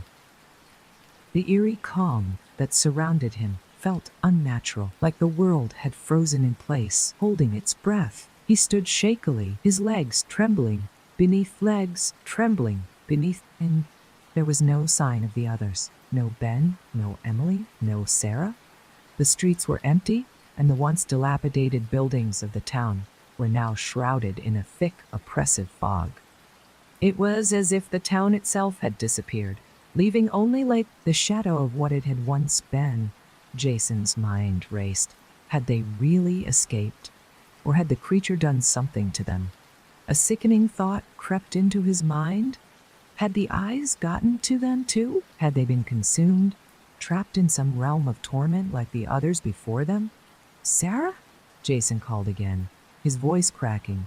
"Emily! Ben!" But the only response was the wind, which whispered through the fog in strange, unintelligible sounds, like distant voices calling out to him. Jason stumbled forward, his eyes scanning the horizon for any sign of movement. The air was thick, the ground beneath his feet wet and sticky, as if the entire town had been abandoned for decades. But the fog was moving in strange patterns, almost alive. It shifted, coiling around him, blocking his vision. And then, from the vision corner of his eye, he saw it. A shadow, a flicker. Something or someone moving in the distance, just beyond the mist. Jason's heart skipped a beat, hope flickering in his chest as he rushed toward the figure. "Hey, over here!" Jason shouted, his voice desperate. The shadow paused, and for a moment, Jason thought it was one of his friends. But then the figure turned toward him, and he froze. It wasn't one of them. The figure was tall, too tall. Its limbs too tall. Its limbs unnaturally long and thin, like a distorted version of a human. Its face was covered in shadow, but Jason could feel its eyes on him, dark, hollow, and unblinking. "Who are you?" Jason demanded, his voice shaking. "Where are my friends? What happened to them?" The figure didn't answer. It simply stood there, watching him. The air grew colder, and the ground beneath Jason's feet began to crack, just like it had back at the school. A deep, resonating rumble filled the silence. Like the earth itself was waking up. The figure took a slow step forward, and the sound of its footsteps echoed in Jason's ears. Each step was heavy, deliberate, as if it was drawing nearer with intent. Jason's instinct screamed at him to run, but his legs felt frozen in place. He couldn't move. He couldn't look away from the creature's haunting, empty eyes. The air thickened, pressing in on him from all sides, and the whispers returned. They weren't just voices anymore, they were screams, cries of anguish, of people who had once been alive but were now nothing more than shadows trapped in the web of the creature's power. Jason felt their pain, their fear, as if it were his own. "We are always watching," the voice whispered again. But Weiss whispered again. This time it was louder, more insistent. "We are always here. You cannot run." Jason's pulse thundered in his ears. He could feel the creature's presence pressing in on him, suffocating him. And the world around him seemed to spin. Shadows were growing, stretching, twisting, until they formed a suffocating cocoon around him. He couldn't breathe. He couldn't think. Suddenly, the figure lunged at him, its long, spindly fingers reaching for his throat. Jason stumbled, engaging his throat backward, his heart racing as he tried to evade the creature's grasp. But it was too fast, too strong. One of its hands gripped his arm, pulling him into its embrace. "You are ours now," the voice hissed, a cruel, mocking tone in its words. "You are part of the eyes," Jason screamed, his mind spiraling as the darkness swallowed him whole. The creature's grip tightened, and the world around him blurred into a sickening swirl of light and shadow. The last thing he heard before the vast silence consumed him was the unmistakable sound of the eyes. Thousands of them, all watching, all waiting. When Jason opened his eyes again, he wasn't sure if it was the same world he had been in before. The fog had thickened, the town now barely visible through the heavy mist. His body felt strange, numb, disconnected from itself, like he was floating in a dream. He could still hear the whispers, but they were softer now, as if they were coming from far away. He tried to move, but his body wouldn't respond. Panic surged through him as he struggled, but it was like his limbs weren't his own. He couldn't feel them, couldn't control them, and then he realized why. The eyes were everywhere. They were no longer just on the walls or in the shadows. They were in the mist, in the ground, in the very air. Every inch of the town was covered with them, watching, waiting. And Jason was one of them now. Jason's heart raced in his chest as the realization hit him like a bolt of lightning. He wasn't alone anymore, but not in the way he had hoped. The eyes, the thousands, millions of eyes, were no longer just something outside of him, something to fear. They were within him now, all around him, a part of Horus, him. He could feel them in his very soul, pressing in on him, their gaze pulling him deeper into a world he didn't understand. The whispers were louder now, echoing inside his mind as they had in the school. But now they weren't just whispers. They were commands. They were desires. They were memories of things he had never lived, voices from places he'd never been. They were all of them Sarah, Ben, Emily, whispers of their fears, their last moments, trapped in the web of the eyes. "You are one of us," the voice echoed again, but this time it was his own voice, distorted, as though his very thoughts had become part of the chorus. Jason tried to scream, but no sound escaped his lips. His body wasn't his own anymore. His limbs stiff and unyielding, as if controlled by something outside of him. The air was thick, the mist swirling faster, and the eyes were everywhere, looking at him from the walls, from the ground, from the very fabric of reality itself. He felt them crawling under his skin, inside his bones, watching his every move. Their pressure on his mind was unbearable, each one digging deeper into his consciousness, twisting his thoughts, bending his will. "You belong to the fear darkness now," the voice whispered again. "You are the watcher. You are the one who sees, who waits. You are one of us now, and you will always be." Jason fought with every ounce of strength he had, but it was futilely. His body wasn't his strength. He was a prisoner in his own skin, trapped in a never-ending cycle of sight, of being watched, of being consumed. His consciousness was slowly eroding, becoming one with the eyes that filled the town, that filled the world. The line between who he was and what the eyes wanted him to be blurred until he could no longer tell where he ended. And they began. His mind flashed to the others: Sarah, Ben, Emily. Were they still out there, trapped in the same fate? Or had they been consumed already, their voices now part of the chorus of whispers? Were they still fighting, or had they given in? A cold chill ran through him as he felt a distant tug in his chest, a faint echo of their presence, their fear still resonating somewhere within him. He couldn't give up. Not yet, but the more he struggled, the tighter the grip of the eyes became. Every part of him was trapped in their gaze, every thought, every movement, an extension of their will. They were inside him now, and there was no escaping it. He wanted to scream again, to break free, but the words would come. The eyes, those horrible, unblinking eyes, had claimed him. They were everywhere. They had always been everywhere. And now, he was one of them. Jason's body felt like stone, weighed down by the pressure of the countless eyes watching him, suffocating him. His mind screamed for freedom, for release, but no matter how hard he tried to fight it, the eyes controlled him. They moved within him, twisting his thoughts, distorting his sense of self. He wasn't Jason anymore. He was a vessel, an extension of their will.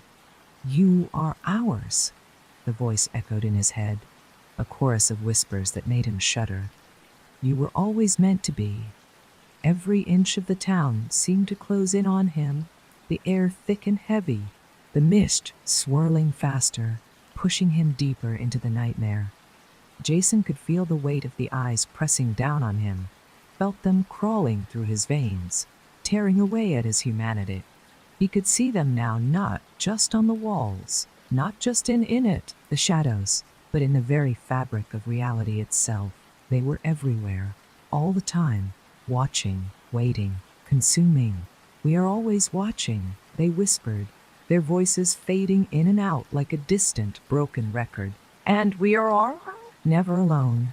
Jason stumbled forward, or at least he thought he did. His body was no longer his own. He was merely a puppet, a marionette controlled by the unblinking gaze of the eyes. He didn't know where he was anymore. The town had dissolved into a surreal, twisted landscape of shadows and flickering light.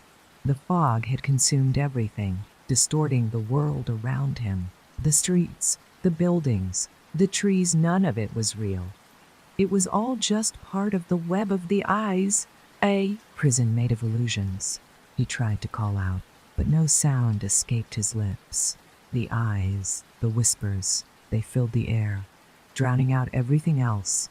His chest tightened, and for the first time, he felt the crushing weight of despair. He was trapped.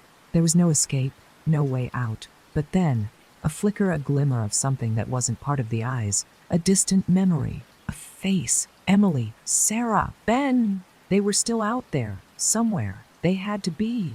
The pull in his chest grew stronger, a faint echo of his old self, his old life. The connection was fragile, but it was enough. He wasn't completely consumed, not yet.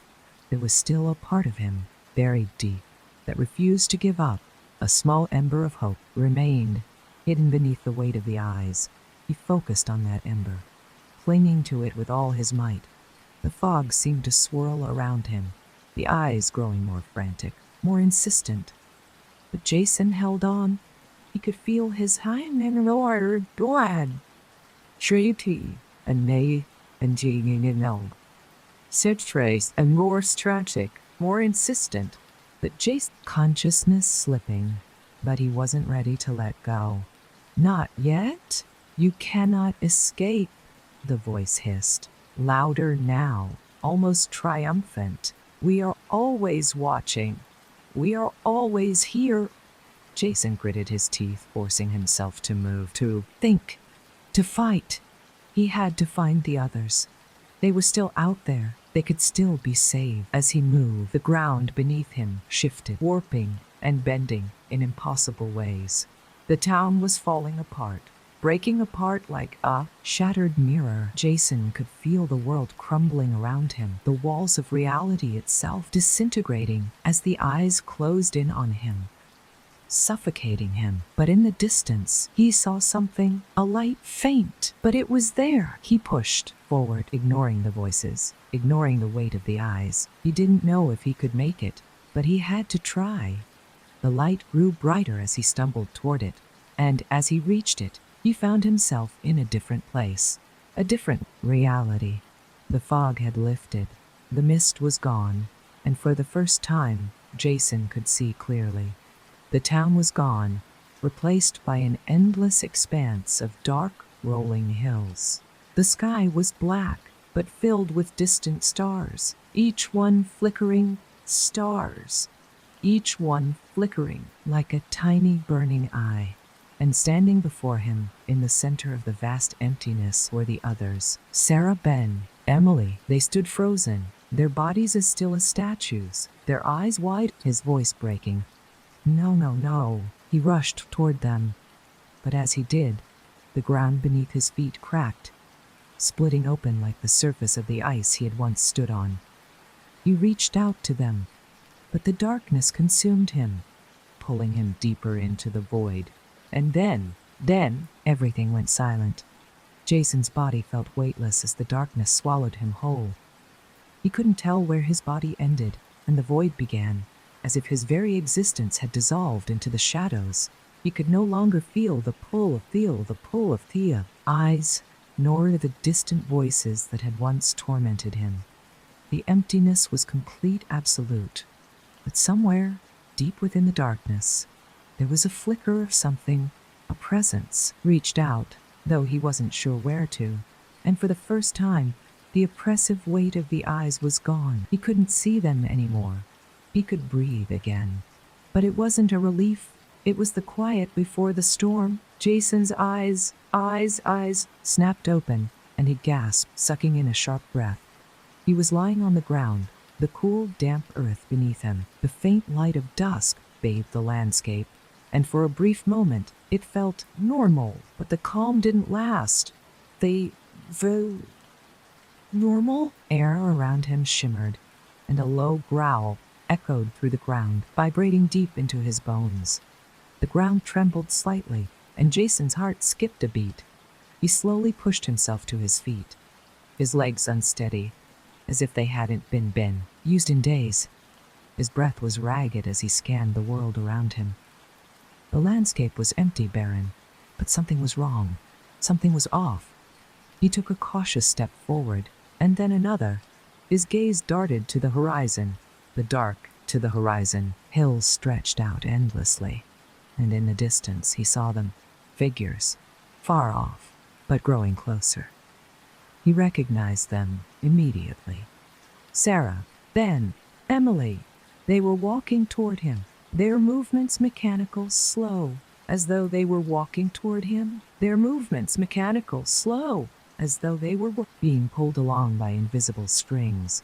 Their eyes were wide open, and though their bodies moved, their faces were blank, expressionless, as if they weren't truly there.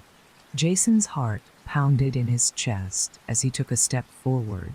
Reaching heart pounded in his chest as he took a step forward, reaching for them. Guys, please, he shouted, but they didn't respond. Their footsteps were perfectly synchronized, as if they were marching to some dark, unspoken command. Jason's pulse quickened as he approached them, but the closer he got, the more the air seemed to thicken, like walking through a dream that was slipping through his fingers. He reached out to Emily first, but when his fingers brushed against her arm, a shock of coldness ran through him. He recoiled in pain. "Emily," he cried out, "can you hear me?" But she didn't respond. Her eyes were unblinking, staring straight ahead, filled with nothing but hollow darkness. The ground beneath him shook again, and Jason stumbled backward, his breath coming in ragged gasps. He turned to look at the fair horizon, and it was then that he saw it, the creature. The shadowy figure, now enormous, was emerging from the hills. Its eyes glowed, bright and terrifying, like twin suns. It was impossibly tall, its form shifting and distorting as if it didn't belong to the same reality as Jason. The ground cracked beneath it with every step it took, the land itself warping around the creature's presence. Jason's heart stopped. He had thought he was free. He had thought he had escaped the eyes, the whispers, the suffocating presence of the creature. But it had followed him. It was here, and this time, it wasn't just watching, it was coming for him. "No!" Jason screamed, his voice breaking. He turned and ran, his feet stumbling over the uneven ground, the earth shaking beneath him. The figures of his friends followed him, their movements still mechanical, unfeeling. The creature loomed closer, its monstrous form stretching across the horizon. Its eyes locked onto Jason, and he could feel the pull of its gaze, like gravity itself. He wanted to look away, to escape, but it was impossible. He felt its presence in his bones, in his very soul. "You cannot escape," the creature whispered, though its mouth did not move. The voice was deep, like the rumble of thunder, reverberating through his entire being. "You belong to me now." Jason's legs gave way beneath him, and he fell to his knees, his mind spinning. He had no escape. The eyes, the whispers, the creature, they were everywhere, loomed over him. He heard a faint whisper in his mind. It wasn't the creature's voice. It wasn't the eyes. It was familiar. "Jason, we are still here. We're not gone. Fight for us." As the voice lingered, a faint echo of Emily, Sarah, and Ben, his friends, his family. Somehow, they were still alive in the darkness, trapped in the web of the creature, but not fully consumed. They were calling to him. They were still calling to him. They were still consumed. There, Jason clenched his fists, his resolve hardening. He wasn't going to let them fade. Not like this. He wasn't going to give in. Not now. With every ounce of strength left in him, Jason pushed himself up from the ground. His legs pushed himself up from the ground, shaking. His mind was a whirlwind of terror and determination.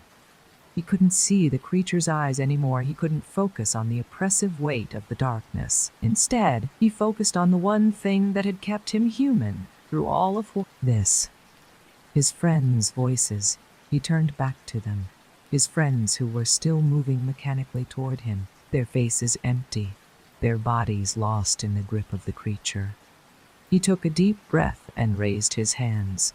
The air around him seemed to tremble, but this time, it was different. This time, it wasn't just the creature's presence he felt.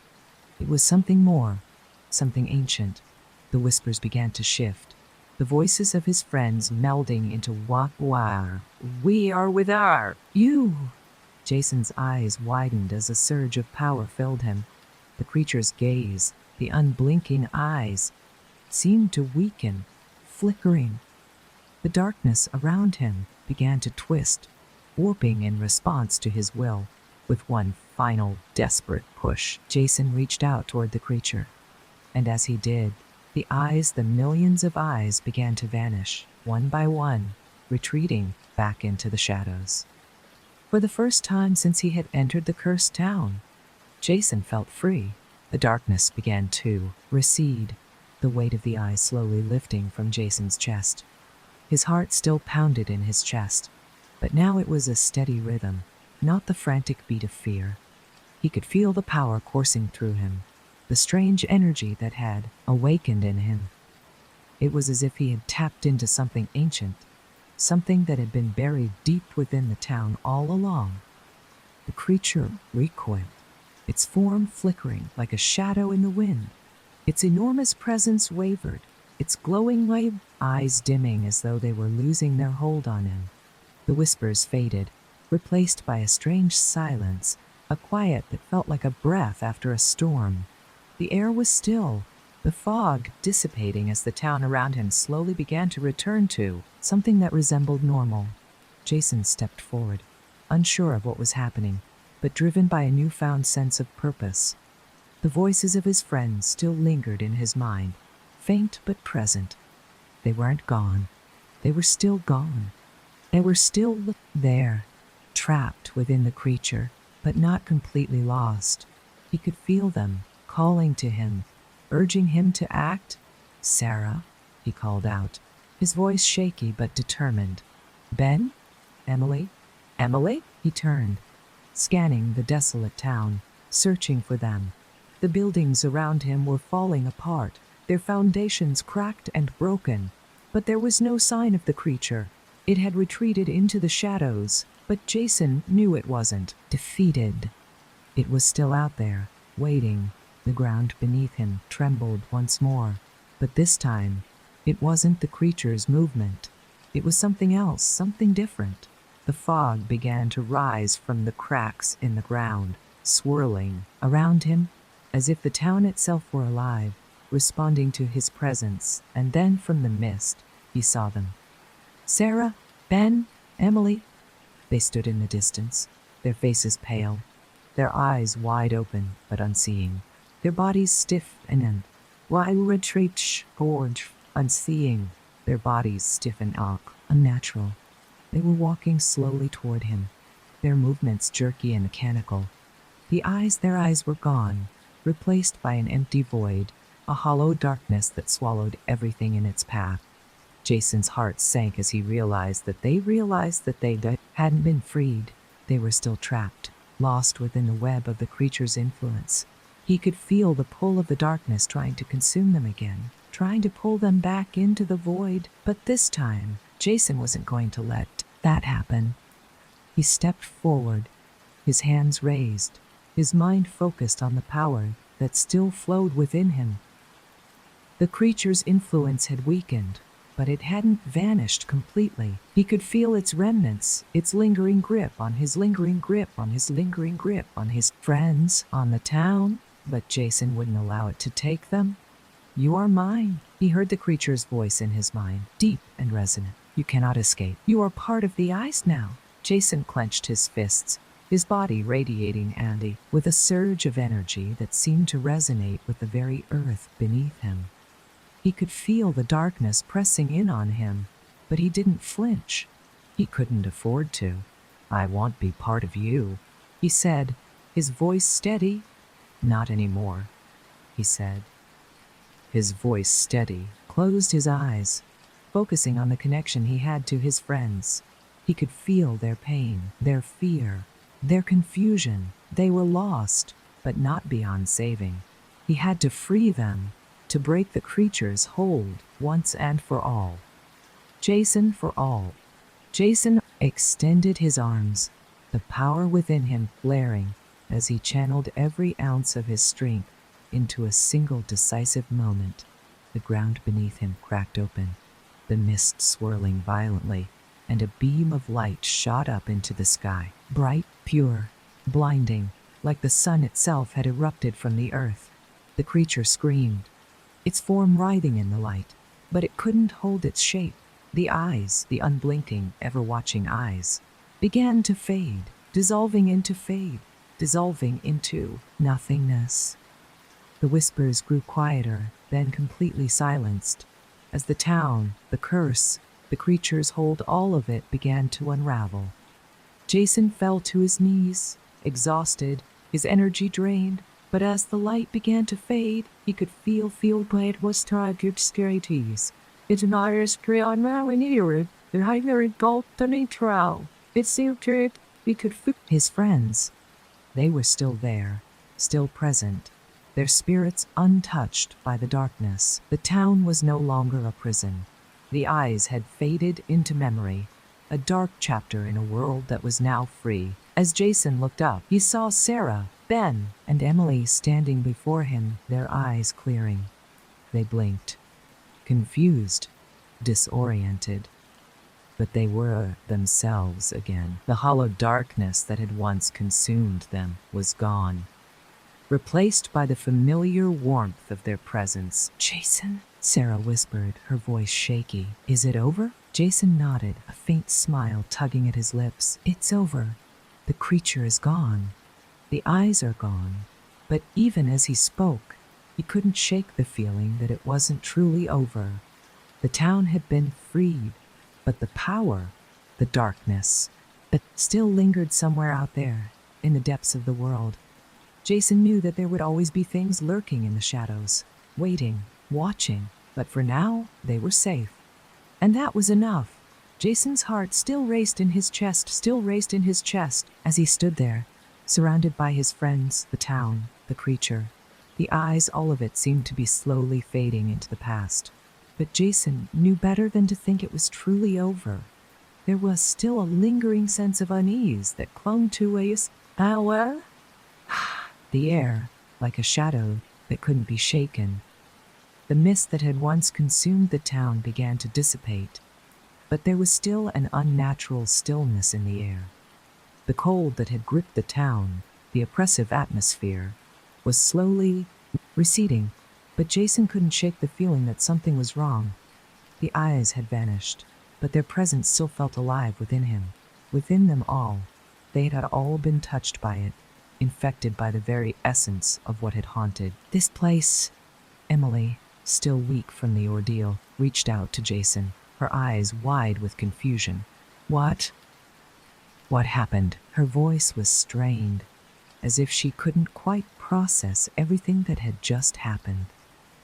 Jason glanced at her, his heart aching for the fear he saw in her eyes. He didn't have all the answers. He couldn't explain everything, but he knew they had won. They had freed themselves. And for now, that was all that mattered. "I don't know," he said, his voice thick with emotion. "But we're free now." Ben, who had been silently standing at the edge of the group, his face pale and haunted, finally spoke up. "The creature, is it gone for good? It won't come back, right?" Jason looked at his friends, his gaze shifting from Emily to Ben. They had all been through so much. The creature, the eyes, the whispers, they had all tried to consume them, tried to make them part of something dark and eternal. But Jason had broken free. He had broken the creature's hold on them. They were free, yeah, Jason said, his voice firm. "It's gone. The eyes are gone too." But even as he said it, the unease gnawed at him. He looked around the town. Once foreboding structures, now just broken shells of what they had been. The streets were empty, the buildings were crumbling, and in the distance, he thought he saw something flicker of movement, a shadow just beyond the horizon. But when he blinked, it was gone.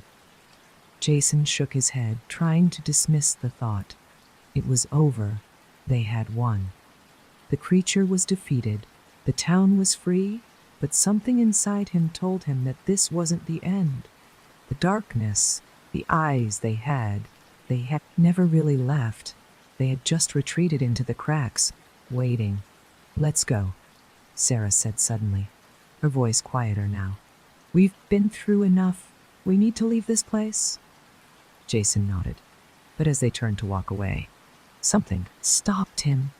The ground beneath their feet trembled again, and the air seemed to crackle with energy, like a storm was brewing. The shadows in the distance began to stretch and twist, as if the town itself was reacting to their departure. "Jason, "What's happening?" Emily asked, her voice filled with alarm. Jason looked up, his heart sinking as he saw it. The sky above them, once dark but calm, was now swirling with dark clouds. The wind picked up, howling through the trees, and the ground beneath them cracked wider as if the town itself was splitting open. "No," Jason whispered. "It's not over." The darkness in the sky grew, swirling faster, consuming the town. The eyes, they were everywhere again, millions of them, all watching, waiting. They blinked in unison, the pupils narrowing into slits, and the air filled with their whispers, louder this time, more urgent. "You cannot escape." Jason's heart hammered in his chest. He turned to his friends, his eyes wide with fear. "We need to leave, now." But it was too late. The earth beneath them shattered with a deafening roar, and the town seemed to rise up against them. The shadows that had once been distant and faint now seemed to pulse with life, as if the very ground was trying to pull them back into the darkness. The creature's form emerged once more from the ground, but this time it was bigger, more powerful. Its glowing eyes burned brighter, and its massive limbs stretched toward the sky. The ground trembled with each step it took, and Jason felt the weight of its presence, like a living nightmare. It wasn't just a creature anymore. It was something more, a force, a curse, a presence that could never truly be vanquished. "Ours," the voice echoed, louder than ever, as the creature's massive form began to descend upon them. Jason's body went cold, but he didn't hesitate. He could feel the power inside him, the energy he had channeled before. It had been made enough to push the creature back, but it wasn't enough to defeat it. Not this time. "Everyone," Jason shouted. "We have to fight! We have to stop it!" The creature's eyes flashed, its voice growing louder, its presence pressing down on them, filling the air with an overwhelming sense of doom. The ground cracked wider, and Jason knew that if they didn't act now, they would be swallowed whole by the darkness. With a desperate cry, Jason raised his hands toward the creature, the energy within him flaring to life. His friends, despite their fear, joined him, their hands reaching out, their wills coming together to fight the creature once more. But as they focused their power, they realized too late that the creature had already anticipated their move. The ground beneath them buckled and cracked open, sending them sprawling into the void below. Jason's scream was drowned out by the rumbling sound of the earth splitting apart. They were falling, swallowed by the darkness, and the eyes were everywhere.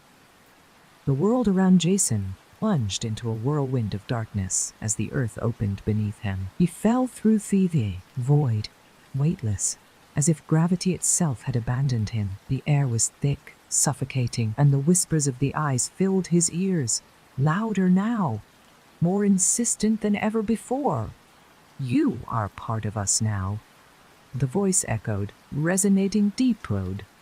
Within him, you can never escape. You are always watching. His mind raced, trying to grasp onto anything, any fragment of hope. But the crushing weight of the voices, the darkness consumed him.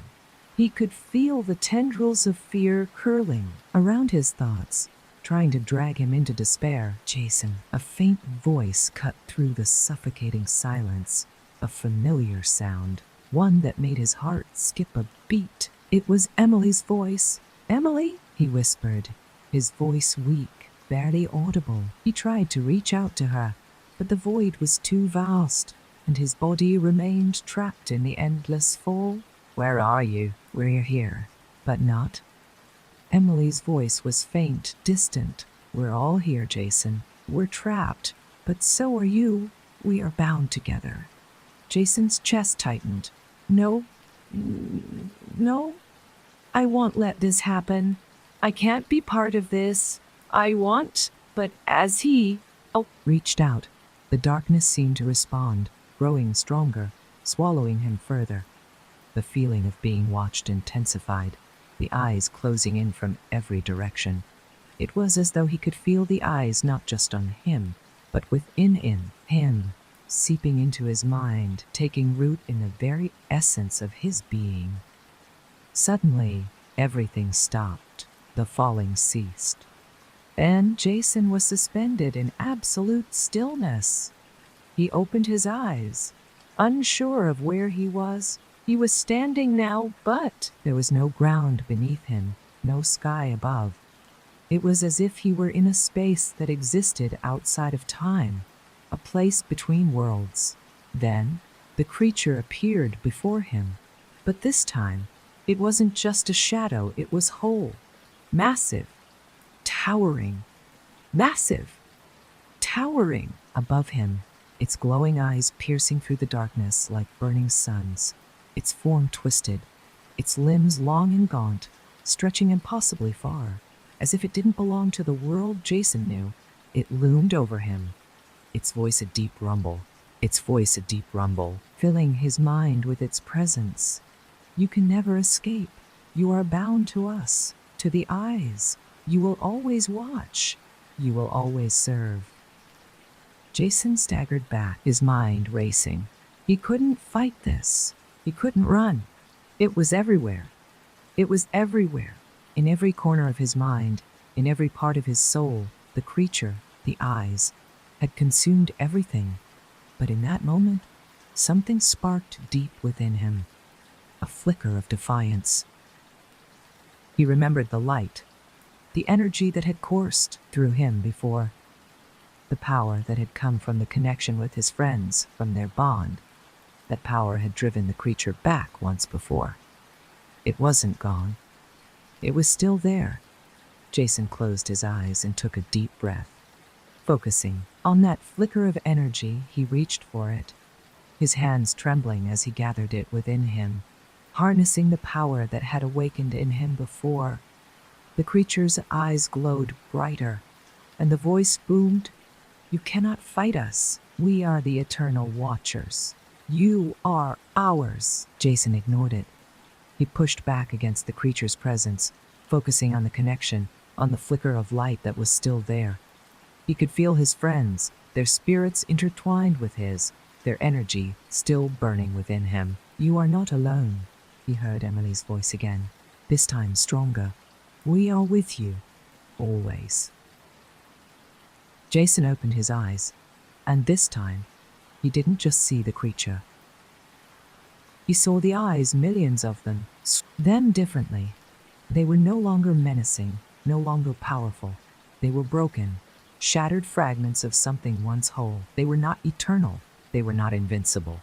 With a surge of power, Jason reached out and grabbed hold of the darkness. He felt the energy of the eyes, the whispers, all of it. And he pulled. The darkness resisted, but it wasn't enough.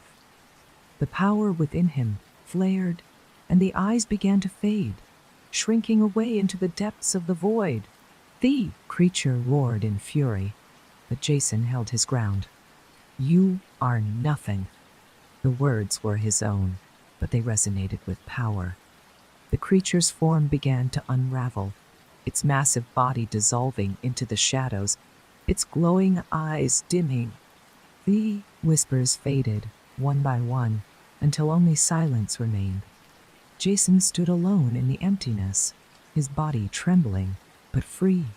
The creature, the eyes, the darkness, they were gone. For a moment, Jason didn't move. He was still processing what had happened, the overwhelming weight of the battle, the horror of what he had just faced. But then, as the silence lingered, he felt the presence of his friends again, their energy still with him. He wasn't alone. They were there. They were there. Somewhere. Free now, too. Jason closed his eyes, and the world around him began to shift. The ground beneath him solidified, the air cleared, and he could feel the warmth of the sunlight returning. The mist had lifted. The darkness had lifted. The darkness had receded, and for the first time in what felt like forever, Jason could breathe again. And then, in the distance, He saw them. Emily, Ben, and Sarah. They were walking toward him, their faces filled with relief and exhaustion. They had made it. They were free? The curse was broken. They had defeated the eyes. Jason stood there, his chest rising and falling with each heavy breath, as the ground beneath him solidified.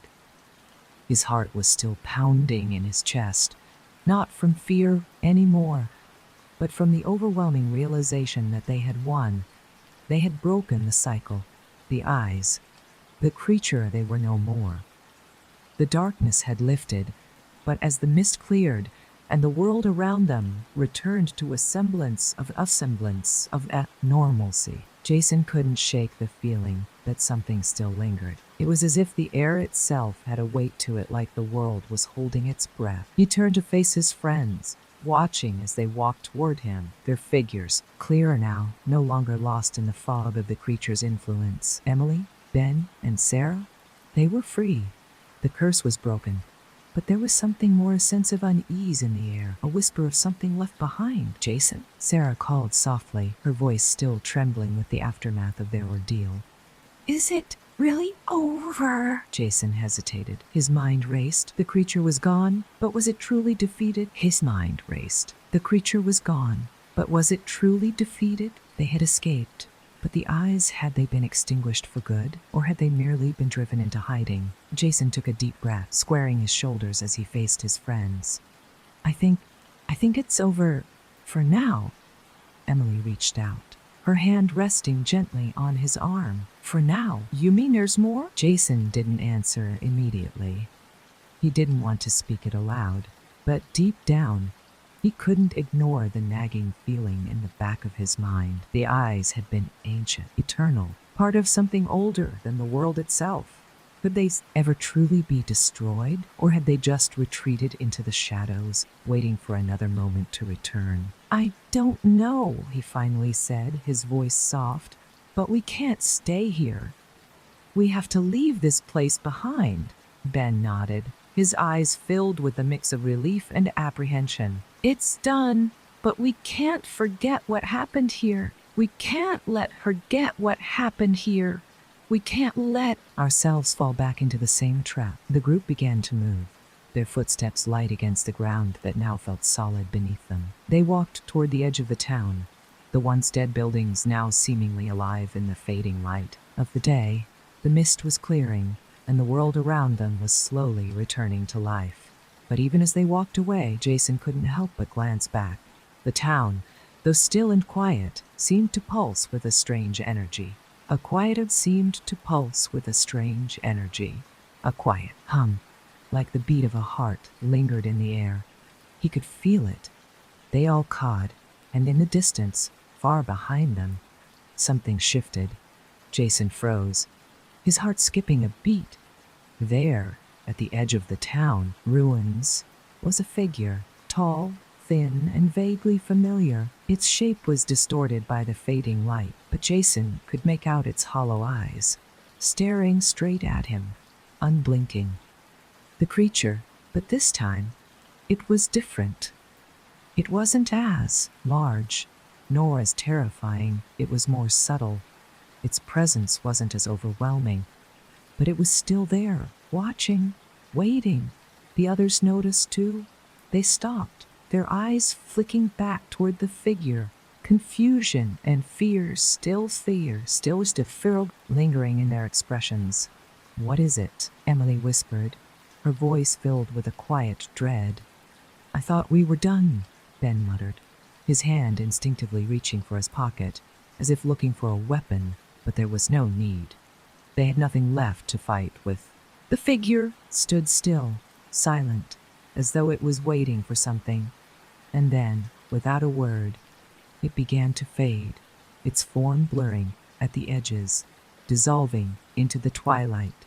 Jason's heart pounded in his chest, but the fear that once gripped him had faded, replaced by a strange sense of resignation. The creature was still out there, but it wasn't the same. It was different, quieter, perhaps even weaker than before. But Jason knew it wasn't gone. It had simply retreated, biding its gum. "Done. Let's go," Jason said, his voice calm but firm. "We've survived this. We'll survive whatever comes next." And as they turned and walked away, the sun finally dipped below the horizon, casting long shadows over the town. The world was still, silent, and for the first time, Jason felt that maybe, just maybe, they had truly broken free. But deep down, he knew the truth. The eyes were never truly gone. They would always be watching, waiting for the next moment to strike. But for now, they were free. The world around Jason felt strangely quiet. His friends, though free from the creature's influence, couldn't shake the unease that lingered in the air as they walked further away from the cursed town. The weight of what they had experienced pressed down on them. Jason couldn't stop glancing over his shoulder, as though the very shadows themselves were watching him. The figure he had seen in the distance, standing among the ruins, still haunted his mind. Was it the creature? Or had they simply disturbed something older, something far beyond their understanding? They reached the edge of the town, and Jason's pace slowed as he stared out into the wilderness. The darkening sky stretched endlessly before him, and he wondered where they could go. Could they escape what they had awakened? Or were they destined to be forever haunted by the eyes, by the presence of something ancient and unseen? "Jason," Emily said quietly, her voice breaking through his thoughts. "What now? Where do we go from here?" Jason shook his head, his mind still reeling. He didn't have the answers, the creature, the eyes they had been defeated for now, but he knew, deep down, that they were never truly gone. They were a part of something far older than this town. They were a part of something far older than this town, older than anything they could comprehend. "I don't know," he admitted, "but we keep moving. We can't let it consume us." Ben, who had been silent for most of the walk, finally spoke up. "What if it's not over? What if it's just waiting for the right time?" Jason's stomach churned at the thought. What if Ben was right? What if the creature, the eyes, were biding their time, waiting for the right moment to return? But he couldn't allow that fear to control him. "Not anymore. We'll be ready," Jason said firmly, though even he wasn't entirely sure if he believed it. "We've survived this far. We can survive whatever comes next." The road ahead was, well, we can survive whatever comes next, uncertain. But Jason knew that as long as they stuck together, they had a chance they would fight, they would survive, and they would never let the eyes consume them again. But as they walked into the darkness, Jason couldn't shake the torques. Feeling that something was watching them from the shadows, waiting for the right moment to strike, and deep down, he knew this was only the beginning. The town seemed to stretch endlessly before them as they walked into the fog. The world around them was still, unnervingly so, as if time itself had stopped. The streets that had once been filled with terror were now silent, abandoned. But Jason couldn't shake the feeling that the silence was just a mask. The presence was still there. The presence was still there, lurking, just beyond their reach. "Jason," Emily whispered, her voice barely audible. "Are we safe now?" Jason didn't answer immediately. He didn't want to lie to her. They had broken free from the creature, but the truth was far more unsettling. The eyes unblinking, all-seeing eyes, they were never truly gone. They had simply retreated into the corners of their minds, like a stain that couldn't be washed away. "No," he finally said, his voice low but steady. "We're not safe. Not yet." Ben, walking a few paces behind, looked up at the sky, his face clouded with doubt. "What do we do now? The town's overrun by this thing? We can't just keep running forever." Jason stopped walking, turning to face his friends. He knew they were right. They couldn't outrun the darkness. The creature, the eyes, had always been a part of them, lurking in the corners of their minds. But there was one thing Jason knew for certain. They couldn't live their lives looking over their shoulders, always waiting for the inevitable return of the eyes. They needed to confront it. "One last time, we have to go back," he said, his voice firm with determination. Sarah, who had been silent until now, spoke up. "Back?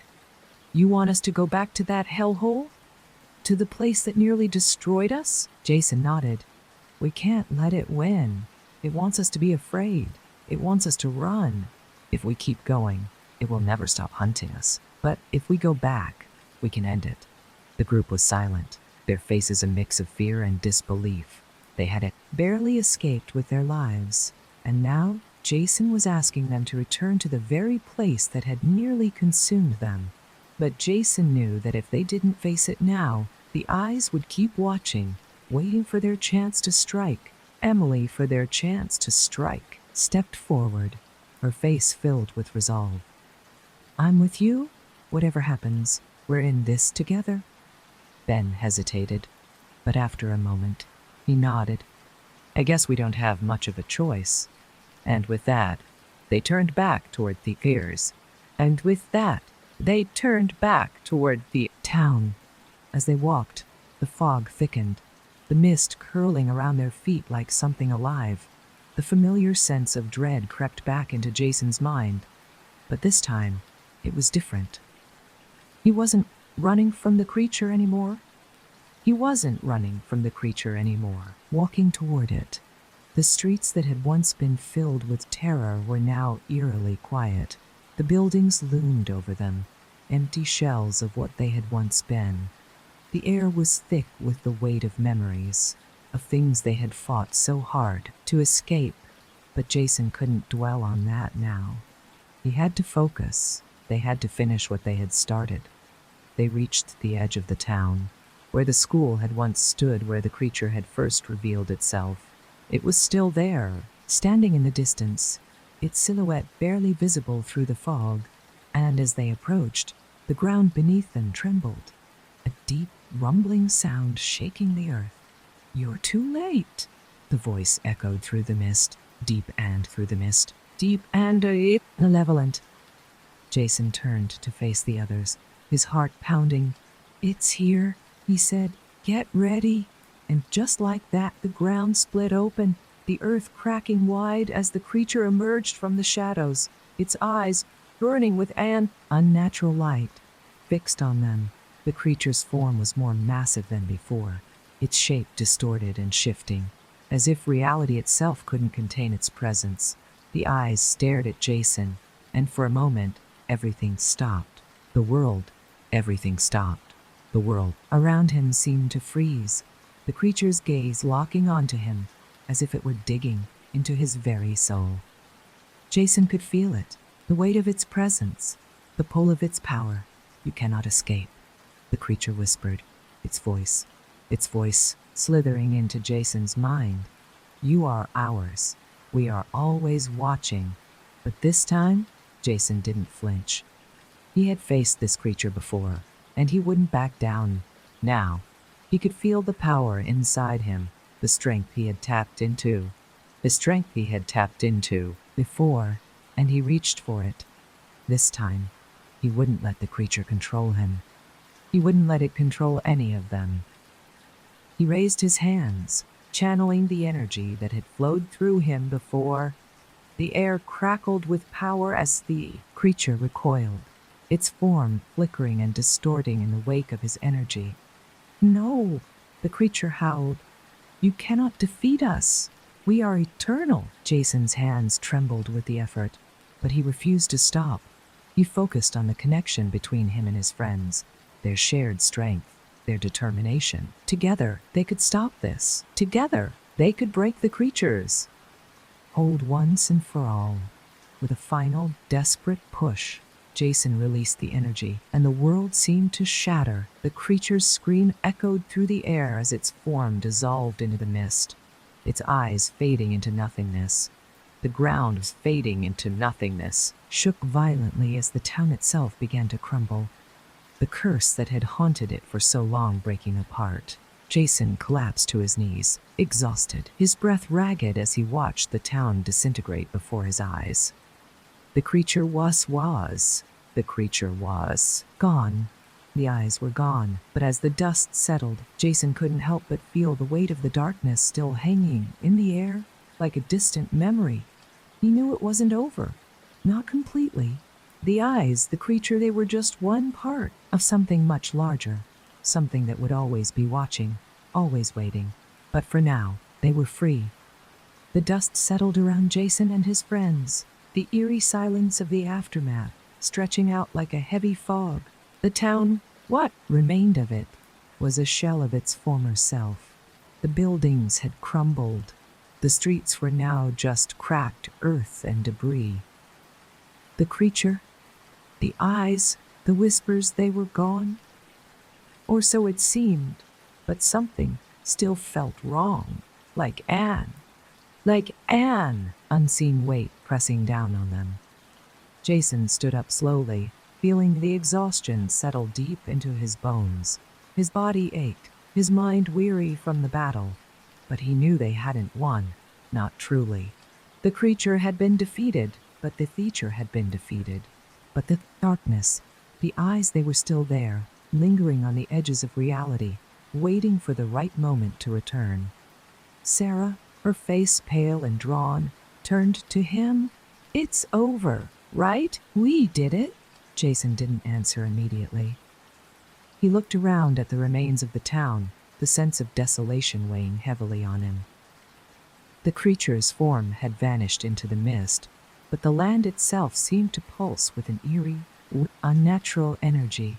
It wasn't over. It couldn't be. "I don't know," Jason replied quietly. I think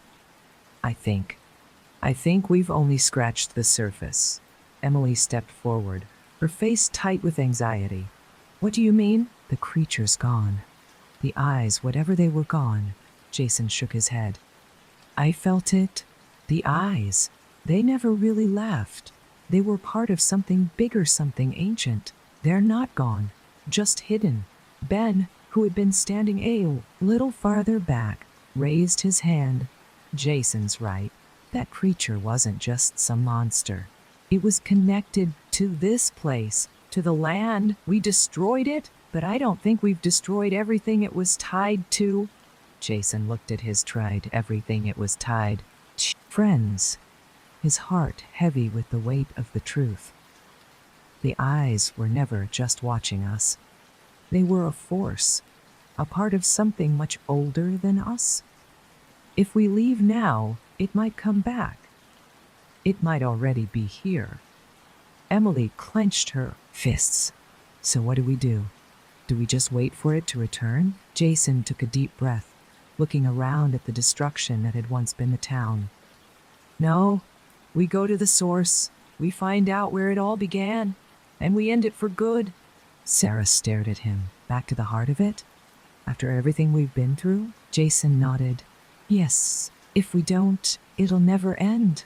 We have to finish this." Ben stepped forward, his expression one of quiet resolve. "Then we do it. We end it. We're in this together." The group stood there for a moment, the weight of their decision settling in. They had already faced the creature. They had survived the eyes. But now they were choosing to face the heart of the darkness itself, the source. The town, in all its decaying silence, had once been the birthplaces of a terrifying evil. The creature, the eyes, they had been part of a curse that ran deeper than any of them had realized. But now they were going to find out exactly what had unleashed the darkness, and they were going to stop it. They turned as one and began walking toward the heart of the town, the place where it all had started. As they walked, the fog rolled in around them, thick and suffocating. But this time, they didn't stop. They had come this far. They weren't about to turn back. Now, the streets grew darker, the mist thicker. As they approached the old building at the town's center, the school, the place where the creature had first revealed itself, it loomed before them like a haunted monument, its broken windows staring out at them like eyes, its walls groaning under the weight of its years. Jason led the way, his heart pounding in his chest. This was it. They had come full circle. They had to finish this. As they entered the school, the temperature dropped, and the air became dense with something unnatural. The building creaked as if it were alive, groaning under the pressure of the curse that had taken root here. Suddenly, the ground beneath them trembled again, the walls shaking as though the very foundations of the school were awakening.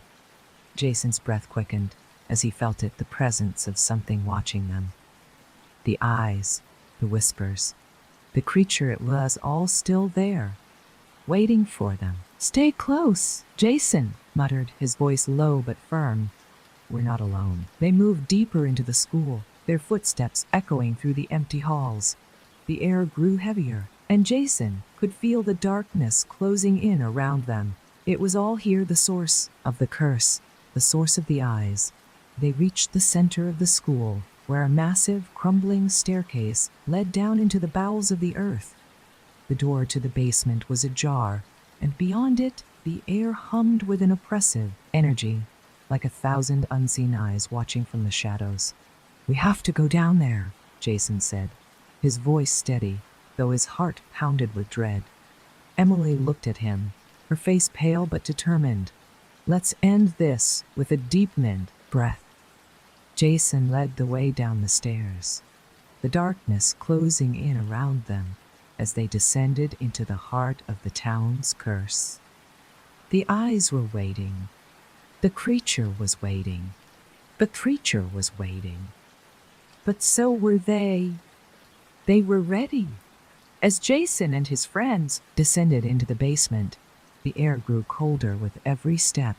The stairs creaked beneath their weight, the walls on either side damp and covered in layers of moss, as if the darkness itself had lived here for centuries. The further they went, the heavier the air seemed to get, like a dense fog of pure dread wrapping around them. At the bottom of the staircase, they reached a large steel door. It was old, rusted, and covered in strange symbols Jason had seen before, carved into the walls of the school. The same symbols that had been associated with the eyes, with the curse that had plagued the town for so long. Jason took a deep breath, feeling the weight of the moment. This was it, the heart of the darkness, the source. The others stood behind him, silent, but he could feel their fear, their anticipation. They had all been through so much, but this was their last chance to stop it, to stop the eyes from watching, tormenting them, from coming back to haunt them again and again. He reached for the handle of the door, but before he could turn it, a cold wind swept through the room, blowing out the dim light that flickered above them. The temperature above them dropped instantly, and the whispers returned. "You cannot stop us." The voice was low, echoing from every corner, and Jason's blood ran cold. He could feel the creature's presence in the room with them, though they couldn't see it yet. The air was thick with its power. He gritted his teeth and turned the handle, pushing the door open. It creaked loudly, the sound echoing down the dark hallway beyond. The light from the hallway barely illuminated the room, but Jason could see enough. The room was vast, its walls lined with strange, ancient markings, and in the center of the room, a massive stone altar stood. It was the source, the heart of it all, the place where the curse had been born. As they stepped into the room, the floor beneath their feet rumbled. The altar seemed to hum with energy, and Jason could feel it, a force, ancient and powerful, awakening. The eyes, those unblinking, all-seeing eyes, filled the walls again, crawling along. Eyes filled the walls again. Stone. This time, they were more than just a symbol. They were a living, breathing presence, staring at them from every direction. "We have to destroy it," Jason said, his voice unwavering. "This is where it all began." Ben stepped forward, his hand resting on the altar, his face full of uncertainty. "But how do we destroy it? This thing, it's ancient. We don't even know what it really is." Jason didn't know either, but he felt the power, the darkness. It was all around them, pulsing with an ancient hunger. He knew that if they didn't act now, if they didn't break the connection to this place, the curse would continue forever. "We have to sever the connection," Jason said, looking at his friends. "We destroy the altar, destroy whatever is keeping the eyes alive." Emily nodded, determination in her eyes. "Let's do it together." They all gathered around the altar, their hands placed on the cold stone, and Jason could feel it. The energy that had once been oppressive now started to shift. It was still there, but now it was responding to them, as if the altar recognized that they were no longer afraid. They were ready to fight. Jason took a deep breath, and with all the strength he had left, he focused on the power inside him. He could feel it building, a surge of energy that feel it building, a surge of energy that had been dormant since the battle with the creature. The connection to the eyes, to the darkness, was still there, and it was pulling at him, trying to take control again. But Jason wouldn't let it. He focused on the light that had been inside him all along, the strength of his friends, their shared bond, the thing that had kept them together through all of this. It was their hope, their will to survive. With a roar, Jason pushed the energy outwards. The room trembled, the altar shaking as the eyes on the walls blinked in rapid succession, like they were trying to stop him. But it was too late. The light that had been buried deep inside Jason and his friends exploded outward, filling the room with a blinding, radiant energy. The eyes shrieked, the walls cracked, the altar began to crumble, and then, just like that, the presence of the creature, the eyes, the curse, they were gone. The room fell silent. Jason stood there, gasping for breath, his body trembling from the sheer force of what had just happened. The air felt lighter now. The weight of the darkness finally lifted. The stone altar had disintegrated, turning to dust, and the symbols that had once adorned the walls had faded, leaving nothing behind. Jason turned to look at his friends, relief flooding through him. It was over. They had done it. They had freed themselves from the curse that had haunted the town for so long. "We did it," Emily said, her voice soft but full of wonder. "It's over," Jason nodded, but as he looked around, he couldn't shake the feeling that the battle wasn't truly finished. The darkness, the eyes, they were gone, but they were always there, somewhere, watching, waiting. But for now, Jason felt peace. The curse had been broken. The town had been freed, and his friends, they were with him, standing strong, ready to face whatever came next. And with that, they walked out of the darkness, into the light, leaving behind the shadows of the past. As Jason and his friends emerged from the basement, the air around them felt different, lighter, almost as if the very earth had exhaled after centuries of holding its breath. The town, once a twisted of holding its breath, reflection of its dark past, now lay still. The eyes that had haunted them, the creature that had preyed upon their fears, everything was silent. But as they stepped out into the open air, Jason couldn't shake the nagging feeling in the back of his mind. Something was still there. The fog that had once consumed the town was slowly lifting, revealing the crumbling ruins of what had been. The sky, once shrouded in ominous clouds, was now a soft, dusky purple. The first stars beginning to appear. It felt like the world was waking up, stretching after a long, painful slumber. Yet, Jason knew they weren't fully free. "Is it really over?" Ben asked, his voice raw but filled with hope. He looked around, as though waiting for something to jump out from the shadows. Jason looked at him, his chest tight. He wanted to say yes. He wanted to believe that they were safe. But a part of him, the part that had seen the creature in its full form, knew the truth. Darkness like that didn't just vanish. It couldn't. "I don't know," Jason admitted, his voice heavy. "I don't think it's ever truly over." Sarah shook her head. "I don't think it's ever truly over," frustrated, her eyes scanning the horizon. "You're still thinking about it, aren't you?" That thing. Those eyes. Whatever it was. You've seen it. But we're free now. We've broken the curse. Jason wanted to believe her. He really did. But there was something in his gut, a deep primal instinct that told him it wasn't over. The eyes, the creature, it was all connected to something older, something much larger than they had ever understood.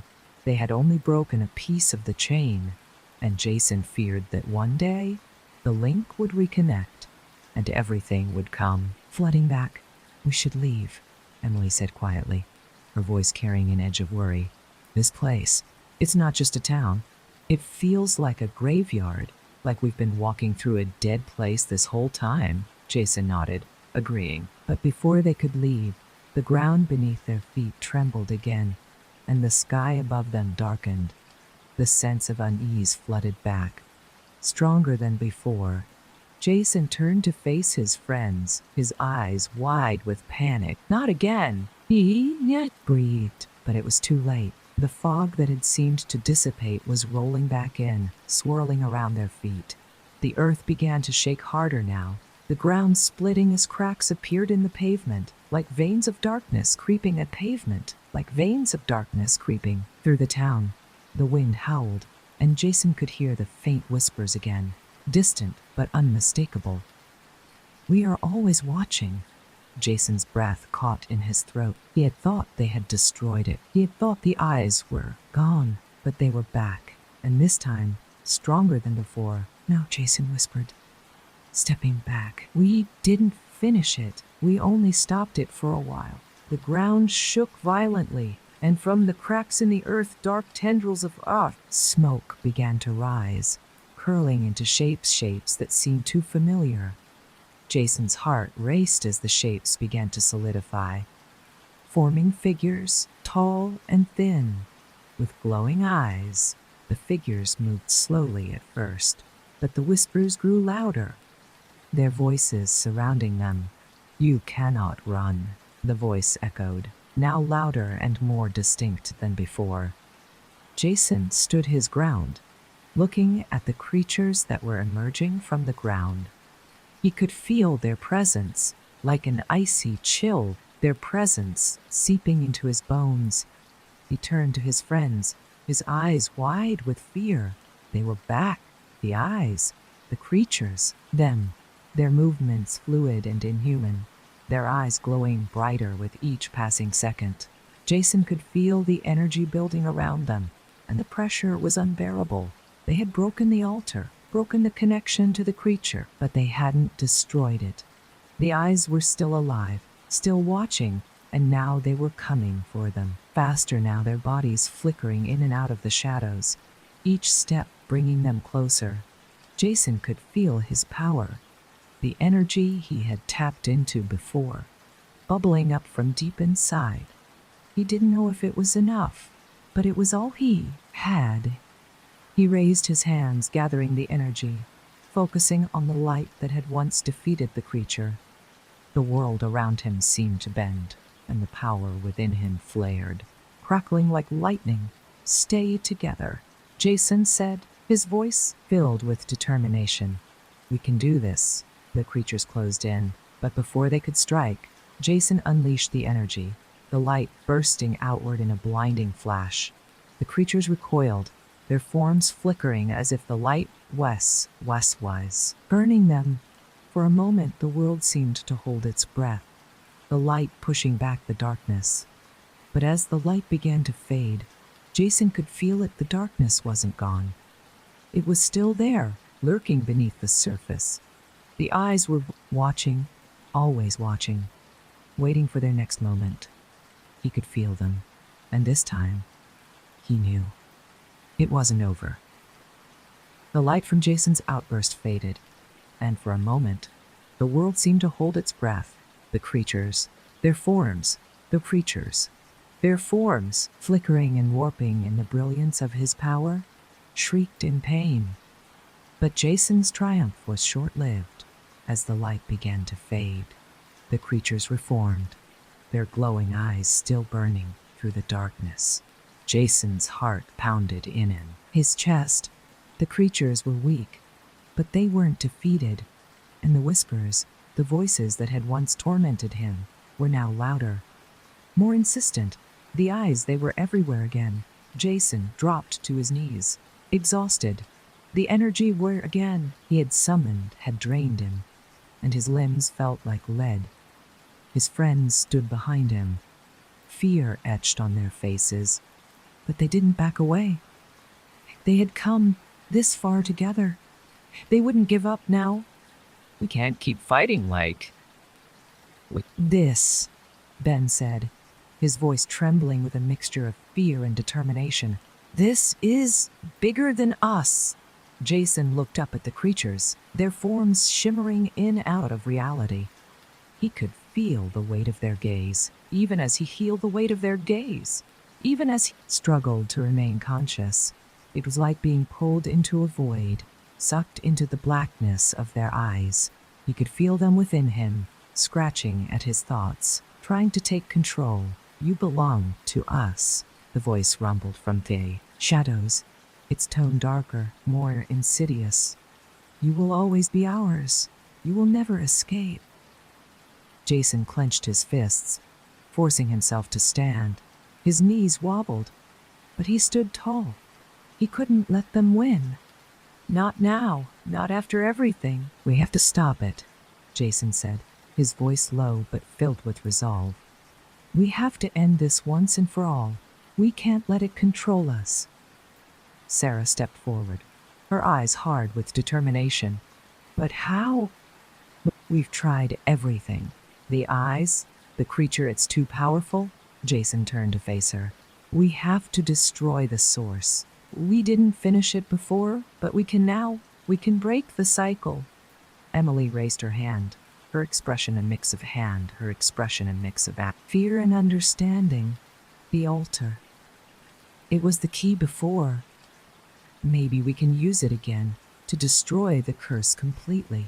Jason nodded, his thoughts racing. The altar had been the place where the darkness had taken root. Maybe it was the place where the darkness had taken root, where it could finally be destroyed. They had already disrupted it. Once maybe, with enough power, they could sever the connection completely. The creatures hissed, their eyes narrowing as they moved toward the group. But this time, Jason didn't back down.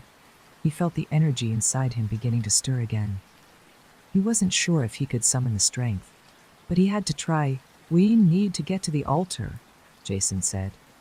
Together, if we can't stop it here, we'll be consumed. This is our last chance. The others nodded, their fear replaced by a shared resolve.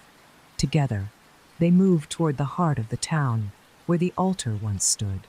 The path was treacherous, the ground cracking beneath their feet, as thick darkness fought to reclaim what it had lost. The creatures followed them, their eyes glowing with hunger. The altar stood before them. It had been shattered, the stone cracked and broken, but there was still power here, deep in the earth. Jason could feel it, a pulse of dark energy waiting to be released. This is it, he said, turning to his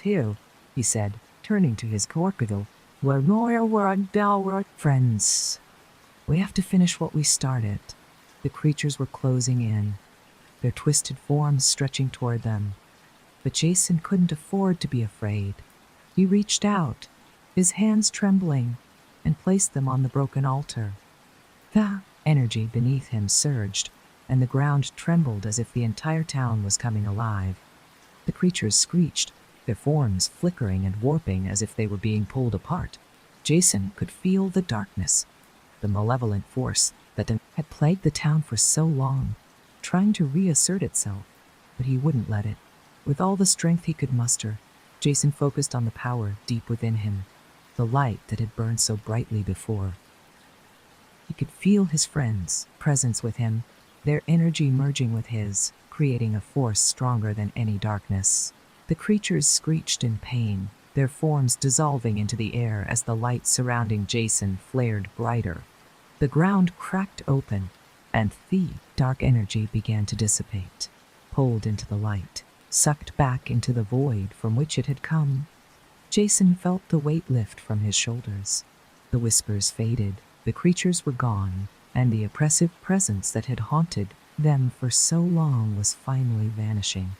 He could feel the town changing, the curse lifting from it like a veil being pulled away.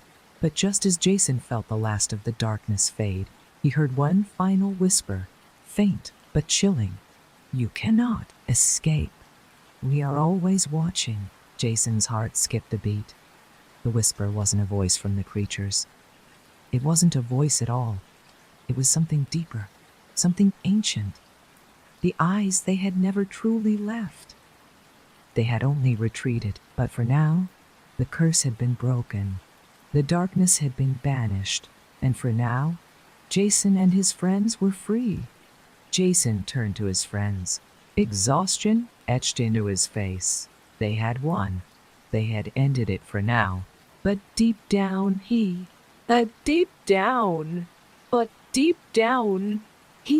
knew it wasn't over. The eyes would always be there, watching, waiting, and one day they would return. As the last of the darkness began to lift from the town, Jason and his friends stood in silence. The air was still, the oppressive weight of the curse slowly fading away. But the quiet seemed too peaceful, almost unnatural. The battle had been won, but for how long? Jason looked around, feeling the vibrations of the earth beneath his feet, still trembling from the battle. The town, once consumed by fear and horror, was now quiet. The fog had completely lifted, and the sky above was clear. The fog had completely lifted, and the faint remnants of the shadows still lingered at the edges of his vision. It felt like the calm after a storm, but Jason knew better. It wasn't the end. He glanced over at his friends. They all appeared shaken, but resolute. Their faces were pale. Their bodies weary, but they were alive. They had survived. "Is it really over?" Emily asked, her voice trembling but hopeful. Jason turned toward her, searching her face. She had been strong through everything, stronger than he had ever imagined, but now, even she seemed uncertain. "I don't know," he said honestly. "Don't think it's over. The eyes, they'll always be there, watching." Ben frowned, looking at the empty streets. "We're free now. This town is a ghost of what it used to be. What can the eyes do now?" Jason couldn't explain it, but deep in his gut, he could feel it. The eyes weren't just a curse on the town, they were part of something older, something vast. They were always watching, always waiting, and no matter how far they ran, couldn't outrun what had been unleashed. "We need to leave," Jason said, his voice low, urging his friends to move. "The town is gone. The source is destroyed, but something still lingers. We need to go. We can't stay here. The others, we need to go. We can't stay here," nodded without question. They knew Jason was right. The town was an echo now, a place that had once been full of life but was now emptied, hollowed out by the creature's influence. Even though the curse had been broken, there was something else, still in the air, something Jason couldn't shake. They began walking, moving away from the crumbling town, their footsteps the only sound in the eerie quiet. But Jason couldn't stop looking over his shoulder. The eyes, they were still there, even though they couldn't be seen. They were etched into the very fabric of his thoughts. They had watched, and now they waited. As they walked farther from the town, the fog continued to recede, and the world around them slowly returned to normal. The sky above them seemed to breathe, the soft hues of sunset painting the horizon. For a moment, Jason let himself believe they were safe. But he knew better. They reached the edge of the town, where the forest began. The trees stood tall and quiet, their shadows stretching long in the evening light. Jason stopped for a moment, staring back at the town that had been both their prison and their battleground. They had survived, but in the silence, he could hear the whispers. Once again, faint but unmistakable. We are always here. Jason clenched his fists, fighting the chill creeping down his spine. The eyes, he could feel them deep in his mind, like a presence that couldn't be escaped. They'll always be escaped. Watching, he muttered, almost to himself. Sarah, walking beside him, stopped and turned to him. What do we do now? Jason met her gaze, his expression grim. We live, we move on, but we never forget what happened here. The eyes, they were part of something bigger. We can't let it consume us, but we can't ignore it either. Emily came up beside them, looking out at the road that stretched before them. Then we keep moving forward. We face whatever comes next.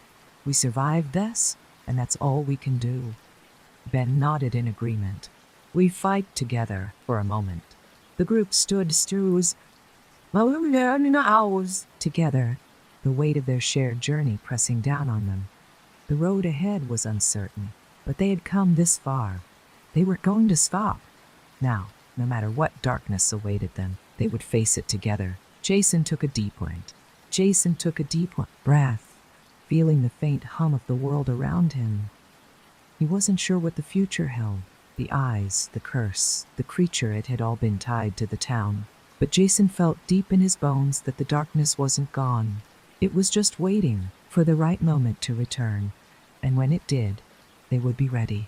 With one last glance back at the town, Jason turned to his friends, his resolve hardening. "Let's go," he said, his voice steady. "Whatever happens next, we face it together. We survived this. We'll survive whatever comes." And with that, they walked into the night, leaving behind the town that had been both their nightmare and their salvation. The eyes were still out there, watching. But for now, Jason, and his friends were free. Jason and his friends continued down the darkened path, the forest around them growing deeper and denser. The eerie quiet of the night seemed to press in on them from all sides. As they walked, Jason couldn't help but feel like something was still watching them. The weight of the eyes, the presence of something vast and unknown, hung over them like a shadow. "We should find a place to rest for the night," Sarah said, her voice barely above a whisper. Barely above a whisper. Been walking for hours. Jason nodded. They needed to get some distance between themselves and the town. The journey ahead was long, but he felt the familiar pull of exhaustion starting to take hold. "We'll find somewhere safe," he said, though he wasn't entirely sure what safe meant anymore. They continued walking until, after what seemed like an eternity, they came across a small, abandoned cabin. The roof was sagging, the windows shattered, but it looked like it would provide shelter for the night. Jason approached cautiously, his eyes scanning the surroundings. "Here," he said, his voice rough from the constant tension. "We'll stay here for tonight."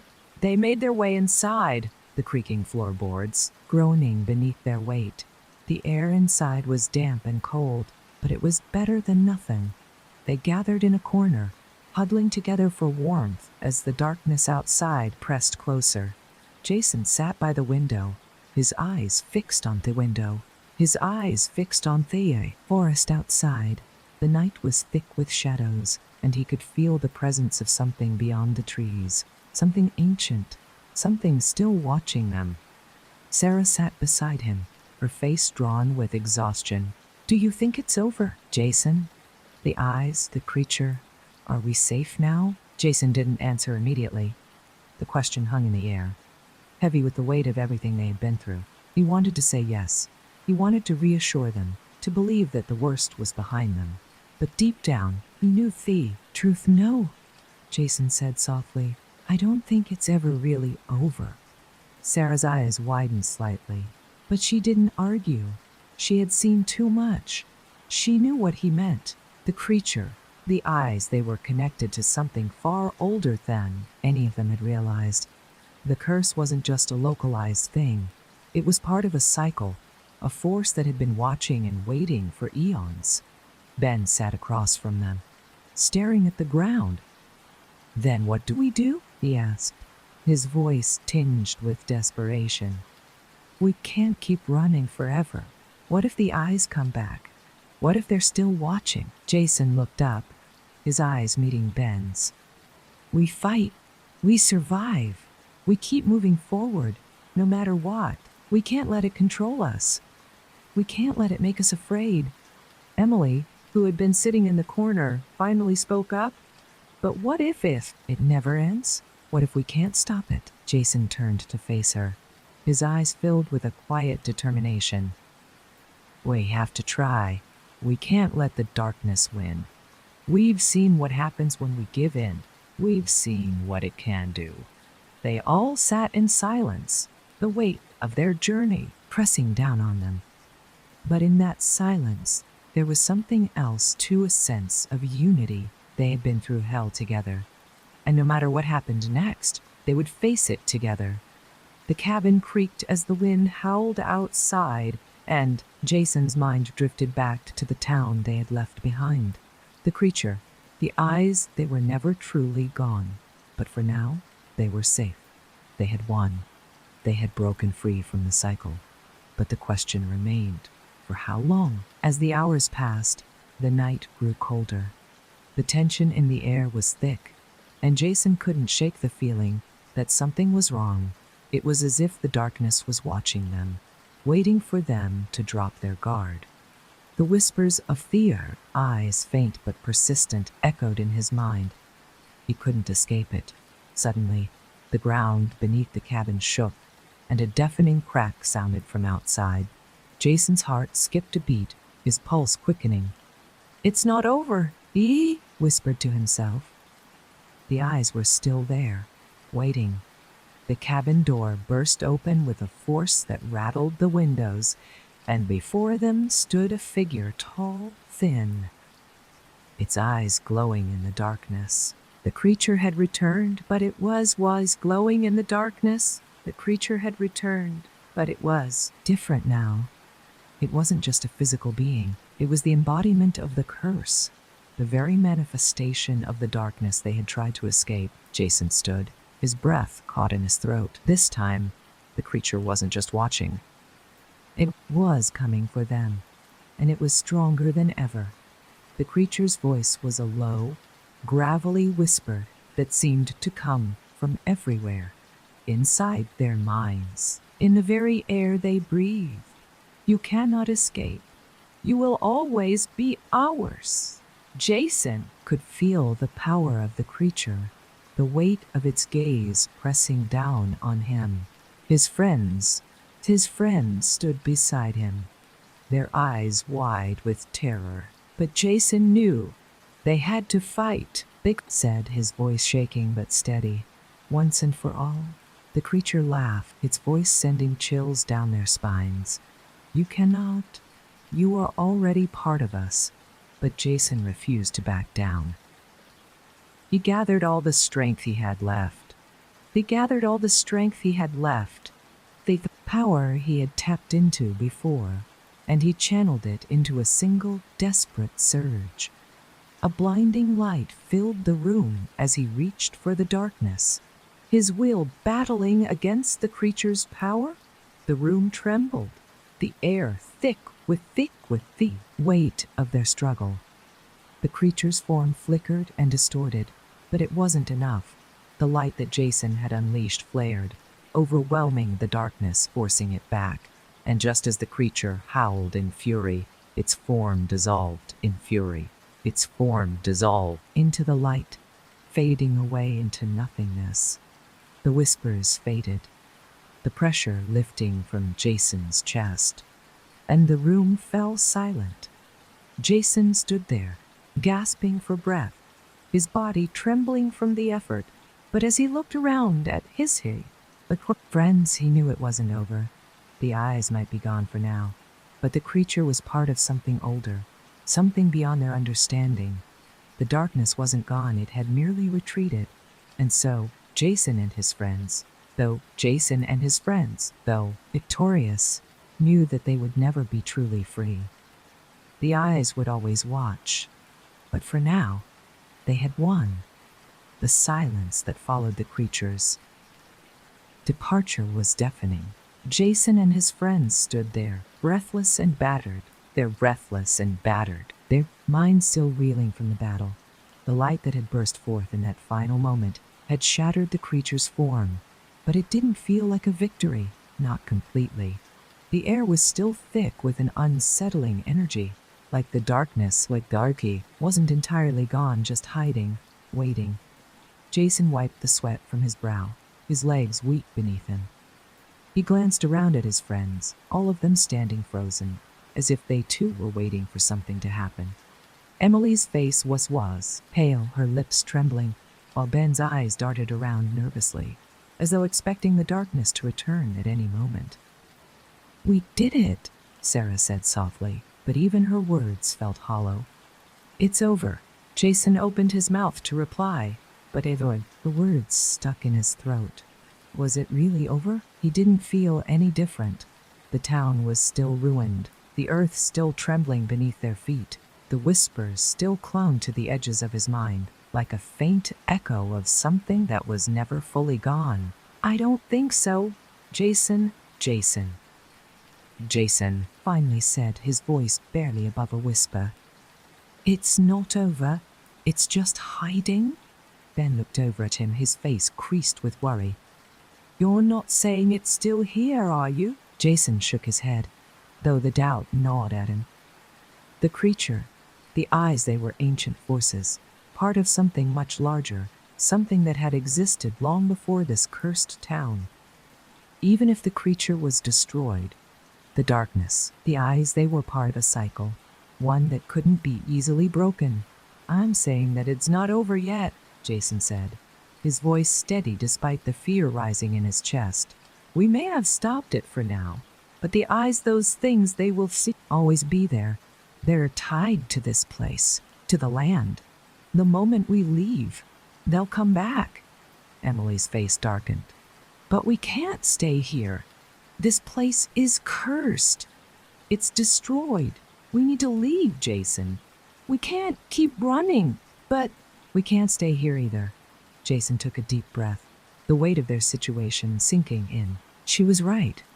They couldn't stay here. But where could they go? The curse, the creature, it was tied to this land, but it had also followed them, followed Jason from the very beginning. Wherever they went, would it follow them too? "Time to. We have to go," Jason said, his voice firm. "But we have to keep moving. We can't stop. Not yet. Not until we know it's really over." The others nodded reluctantly, their exhaustion clear in their faces. They had been through so much roll already. But Jason knew that they couldn't rest, not yet. They had to leave the cursed town behind. But even as they walked away, Jason could feel the eyes on his back, the weight of their gaze following him, even from miles away. They began from miles away. They began walking in silence, the weight of their journey pressing down on them with every step. The forest around them was thick with trees, their branches swaying in the wind, but it felt like they were still walking through a dream, a nightmare that refused to let go. Hours passed before they came across a clearing. The moon hung high above, casting an eerie glow over the landscape. The mist that had plagued the town earlier began to roll in again, creeping along the ground like a living thing, curling around their feet, making the air feel heavy. Jason stopped, his heart thudding in his chest. The mist seemed too thick, too oppressive. It was as if the very air had come alive, wrapping around them, suffocating them. The whispers, soft, distant, but unmistakable, began to creep back into his mind. "You are ours." Jason's heart skipped a beat. He looked around, searching the darkness, his breath coming faster. The mist had thickened around them, And though they had only stopped for a moment, he could feel something watching. We never left, the voice echoed, louder now, and this time it was no longer distant. It was close, too close. Jason turned to his friends, panic rising in his chest. They, rising in his chest, could hear it too. He could see the fear in their eyes, the same realization dawning on them. The eyes, they were here. They had never truly left. We are always watching. The mist began to shift, twisting around them, as if the land itself, twisting around them, as if the land itself was alive, reacting to their presence. Shadows moved, shifting like living creatures, their shapes flickering in and out of existence. Jason's breath caught in his throat as the whispers grew louder, more insistent. "We need to run. Run," he said, his voice rising in urgency. But before they could make a move, the ground beneath them trembled again, and a figure emerged from the shadows. Tall, thin, its form twisting and shifting with every movement. Its eyes, those hollow, burning eyes, glowed with a malevolent intensity, and Jason could feel the pull of its gaze, as though it were tearing at his very soul. It was back, the creature. The eyes, it had returned, stronger than before. Jason stepped back, his heart back, pounding, but he couldn't run. Not now. He knew the creature was tied to this place, but he also knew it was after them, after him. The connection was too strong, and as long as the creature existed, so too would the eyes. "We have to fight," Jason said, his voice shaking with the realization of what was about to come. "We have to finish it now." And so, once again, they prepared for the final battle, knowing that the creature, the eyes, the darkness, they would never truly let go. But Jason refused to give in. He would fight, and he would protect his friends, no matter the cost. It was time to end the cycle. Once and for all, the air grew thick with tension as Jason and his friends stood in the clearing, the mist swirling around them like a living thing. The ground beneath their feet trembled, the shadows shifting and flickering as the creature's presence grew stronger, more tangible. Its glowing eyes pierced the darkness, and Jason felt the familiar ear pull, the suffocating weight of the creature's gaze settling deep into his chest. It was back. The figure loomed before them, its shape contorting and distorting as it moved, an unnatural, otherworldly presence that sent waves of terror crashing over Jason. He could feel its power, the darkness in its every movement. It was more than just a creature, it was a force, an embodiment of the curse that had haunted the town for so long. "Jason," Emily's voice trembled, but she didn't step back. Neither did Ben. They were all in this together. "What now? How do we stop it?" Jason's breath was heavy, his heart racing in his chest. He could feel the power building, the energy within him stirring, but it wasn't enough. The creature was too strong. The eyes were everywhere. They were the force behind the creature. They were the force behind the creature, the curse that had never truly been destroyed. Jason knew they couldn't fight it the way they had before. There was no simple solution this time. "We end it," Jason said, his voice steady despite the fear that gripped him. He had faced fear that gripped him. He had faced the creature, felt its power, but he wasn't going to back down. Not now. "We break the connection.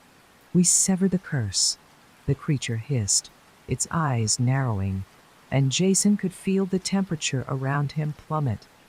The mist grew denser, twisting into dark shapes that seemed to close in on them.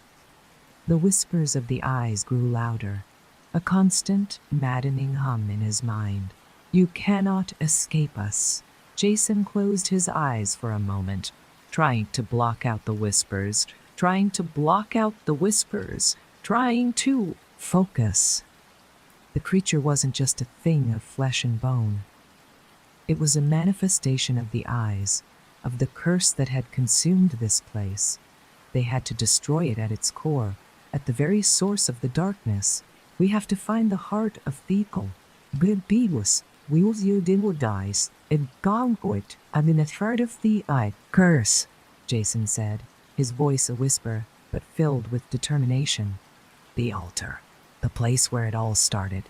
He turned toward his friends, their faces filled with fear, but also with resolve. They couldn't stop now. The town had been a battleground, and the creature, the eyes, they had been its puppet master. But if they could destroy the heart of it all, they could end the curse once and for all. The ground beneath them rumbled again, and the creature's presence intensified, pulling at the very air around them. The eyes glowed brighter, their glow now a searing white, filling the entire clearing with an unnatural light.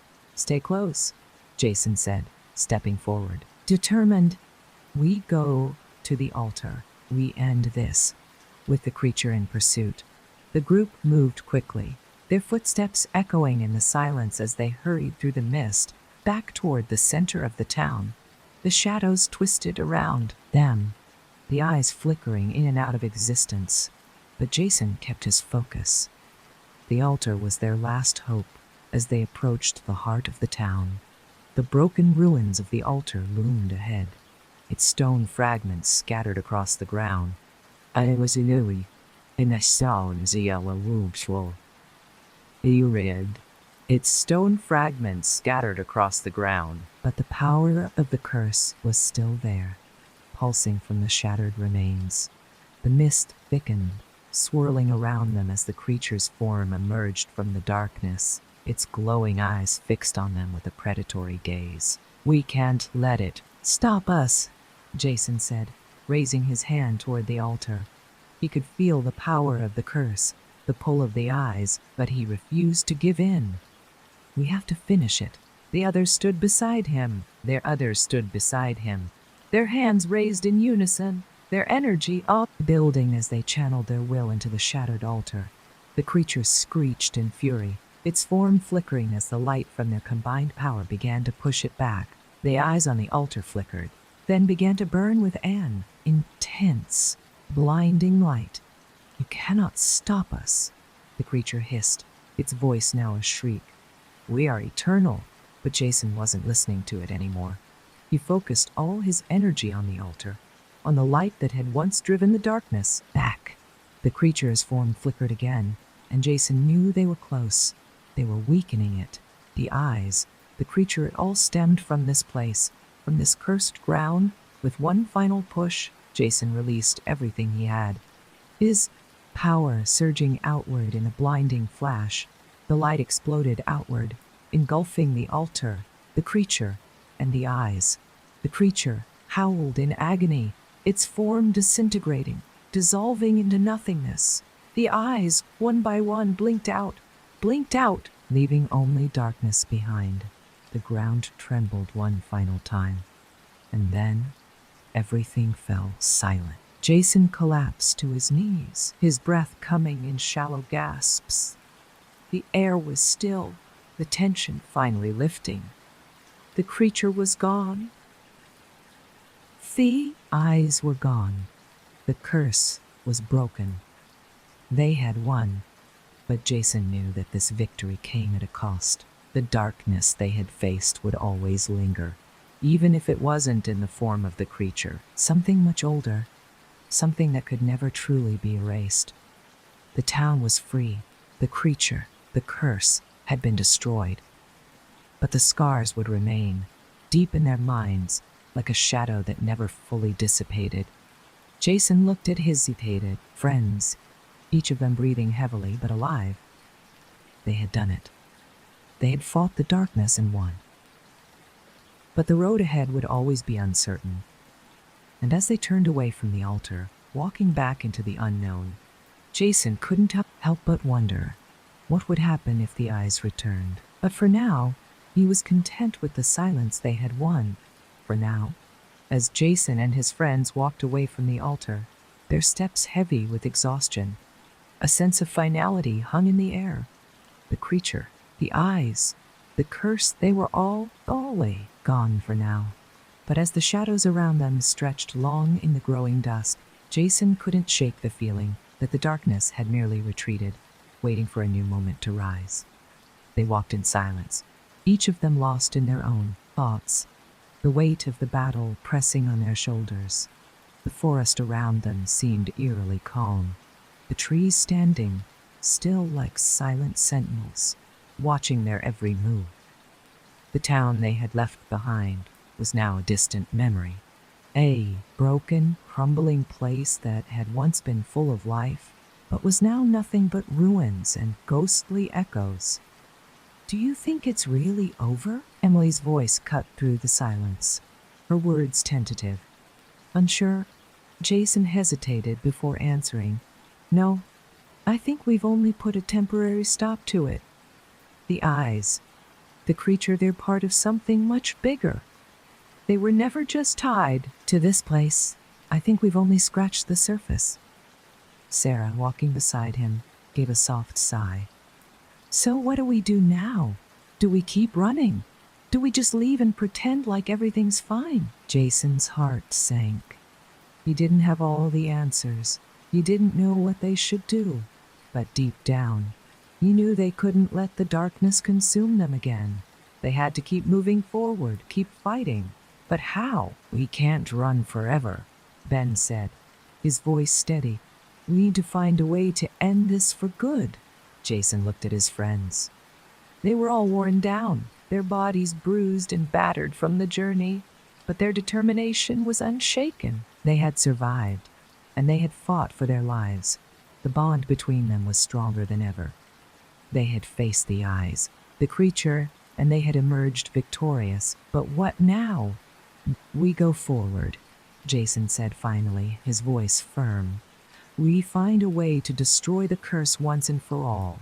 We can't let it keep coming back." They didn't know what that meant, what path they would take, but they knew one thing. They weren't going to let the darkness win. Not now, not ever. The journey took them through towns and forests, each one darker and more desolate than the last. It was as if the very land had been corrupted by the curse that had once plagued them. Every step felt like they were walking on the edge of something they couldn't fully comprehend. The eyes were never far from their minds, haunting them, following them with every turn, despite their efforts. The whispers never fully disappeared. The darkness, though dormant, was always there waiting, watching. Jason could feel it, feel the weight of it pressing on his soul. He knew that as long as the creature had existed, as long as the eyes had watched, it was only a matter of time before it would return. The days turned to weeks, and their path grew more uncertain. They found places of refuge, hidden away from the darkness, but no matter where they went, they could always feel it just beyond the horizon. The creature, the eyes, they were still part of their world, a part of the cursed land they hadn't won. Not yet. One day, as they passed through a small village, something strange happened. Jason felt a pull, an unnatural compulsion to look around. The village seemed almost untouched by time, a strange stillness hanging in the air. The streets were empty, the buildings abandoned. But there was something about it that felt wrong. "Jason, what's wrong?" Emily asked, noticing his sudden stillness. "You look like you've seen a ghost." Jason's eyes darted around, searching for something, anything that would explain the unease settling in his gut. But there was nothing, only the eerie silence of the empty village. "Something's off," Jason said quietly. "We need to leave." Before anyone could ask him what he meant, the air seemed to shift, the temperature dropping dramatically. And then, just like that, the ground beneath them cracked open, a deep, rumbling noise echoing through the streets. The village seemed to come alive, the windows of the buildings suddenly flickering with an eerie light. The eyes, they were back. Out of the cracks in the ground, shapes began to emerge, twisted, grotesque figures with eyes glowing in the dark. They moved silently, their bodies flickering and distorting, as if they were part of the very darkness that had consumed the town they had left behind. Jason's heart raced. This was it. The eyes weren't just watching, they were ready to consume everything. "Run!" Jason shouted, but before they could move, the creatures were upon them, surrounding them from every direction. The mist, thick and suffocating, swirled around them as the eyes closed in. Jason could hear their whispers again, louder this time, more insistent. "You cannot escape." The creature's form reappeared in the distance, its glowing eyes burning brightly. Jason stood firm, his body tense, ready to face the darkness again. "He wouldn't back down. Not now. We end this," Jason shouted, summoning the energy within him once more. His friends gathered around him, their faces filled with fear but determination. They couldn't run. They couldn't escape. The eyes were everywhere, but together they would fight back. They would break the cycle once and for all. The final battle had begun, and this time, Jason knew they wouldn't stop until the curse was destroyed for good. As the creatures closed in on Jason and his friends, the weight of the situation became even more apparent. The eyes, they were everywhere, burning into their souls, watching, waiting for the right moment to strike. Jason could feel the pressure of their gaze on him, the suffocating grip of their power wrapping around him. But something inside him was different now. He had faced this before. He had fought the darkness before. And now, with his friends by his side, he wasn't going to let the creature, the eyes, consume them again. The air grew heavier, and the air grew heavier, and the air grew heavier. Whispers grew louder, swirling around them in a maddening chorus. "You cannot escape." Jason reached out, his hands trembling but firm. He could feel the energy building within him, a spark of light that had once driven the creature away. This spark of light that had once driven the creature away. Time, though, he knew it wouldn't be enough to simply push back the darkness. He needed to sever the connection completely. "We end it here," Jason muttered, his voice barely audible over the whispers. He turned to his friends, his eyes full of resolve. "Together, we have to finish this. For good." Emily, Ben, and Sarah nodded in unison, their faces filled with the same determination. They had already sacrificed so much. They had already walked through hell and back. But this was the final stand. As Jason raised his hands, a surge of energy coursed through him, and he could feel the connection between him and the darkness, between him and the eyes. The creature, the curse, it was all part of something much, much older, something beyond their understanding. But Jason refused to let it control him, or his friends, any longer. With one final, desperate cry, Jason unleashed all the energy he had left. The light bursting from his hands in a blinding flash. The creatures screeched in agony as the light engulfed them, their forms flickering and disintegrating, until nothing remained but the faintest remnants of their presence. The ground trembled beneath them, the mist swirling violently as The final remnants of the darkness began to disintegrate, like a storm being blown away by the wind. The eyes, once so powerful and all-seeing, began to blink out one by one, their presence fading into nothingness. For a long moment, there was once moment. Silence. Jason collapsed to his knees, his body drained, his breath coming in ragged gasps. He had done it. They had done it. The curse had been broken. The eyes were gone, but even as the creature dissolved into the air, Jason felt the air's weight of something else, a realization. The darkness might have been defeated for now, but the land they had walked on, the world they had known, it would never be the same.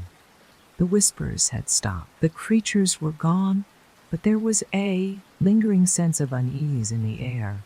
Something had been changed, twisted by the curse, and the scars would remain long after they left. He looked up at his friends. They were all standing, but like him, they seemed exhausted, drained, and yet free. "It's over," Emily said softly, her voice filled with relief. "We did it," Jason nodded. though part of him still felt uneasy. They had fought the creature, the curse, the eyes, but there was something about it that still haunted him, something that had followed them, no matter how far they had run. For now, though, he knew it was over. The darkness was gone, and the creature was no more. They had won. With a deep breath, Jason stood, his body aching, but his heart lighter than it had been in a long time. "Let's go," he said, his voice steadying now. "We can finally leave this place behind." They turned and began walking away, each step taking them further from the town, from the darkness, from the eyes. But even as they left, Jason knew that the scars of what had happened would never fade. The eyes might be gone for now, but they had watched, and in the shadows, in the corners of their minds, they would always be waiting, and maybe, just maybe, Jason would never fully be free.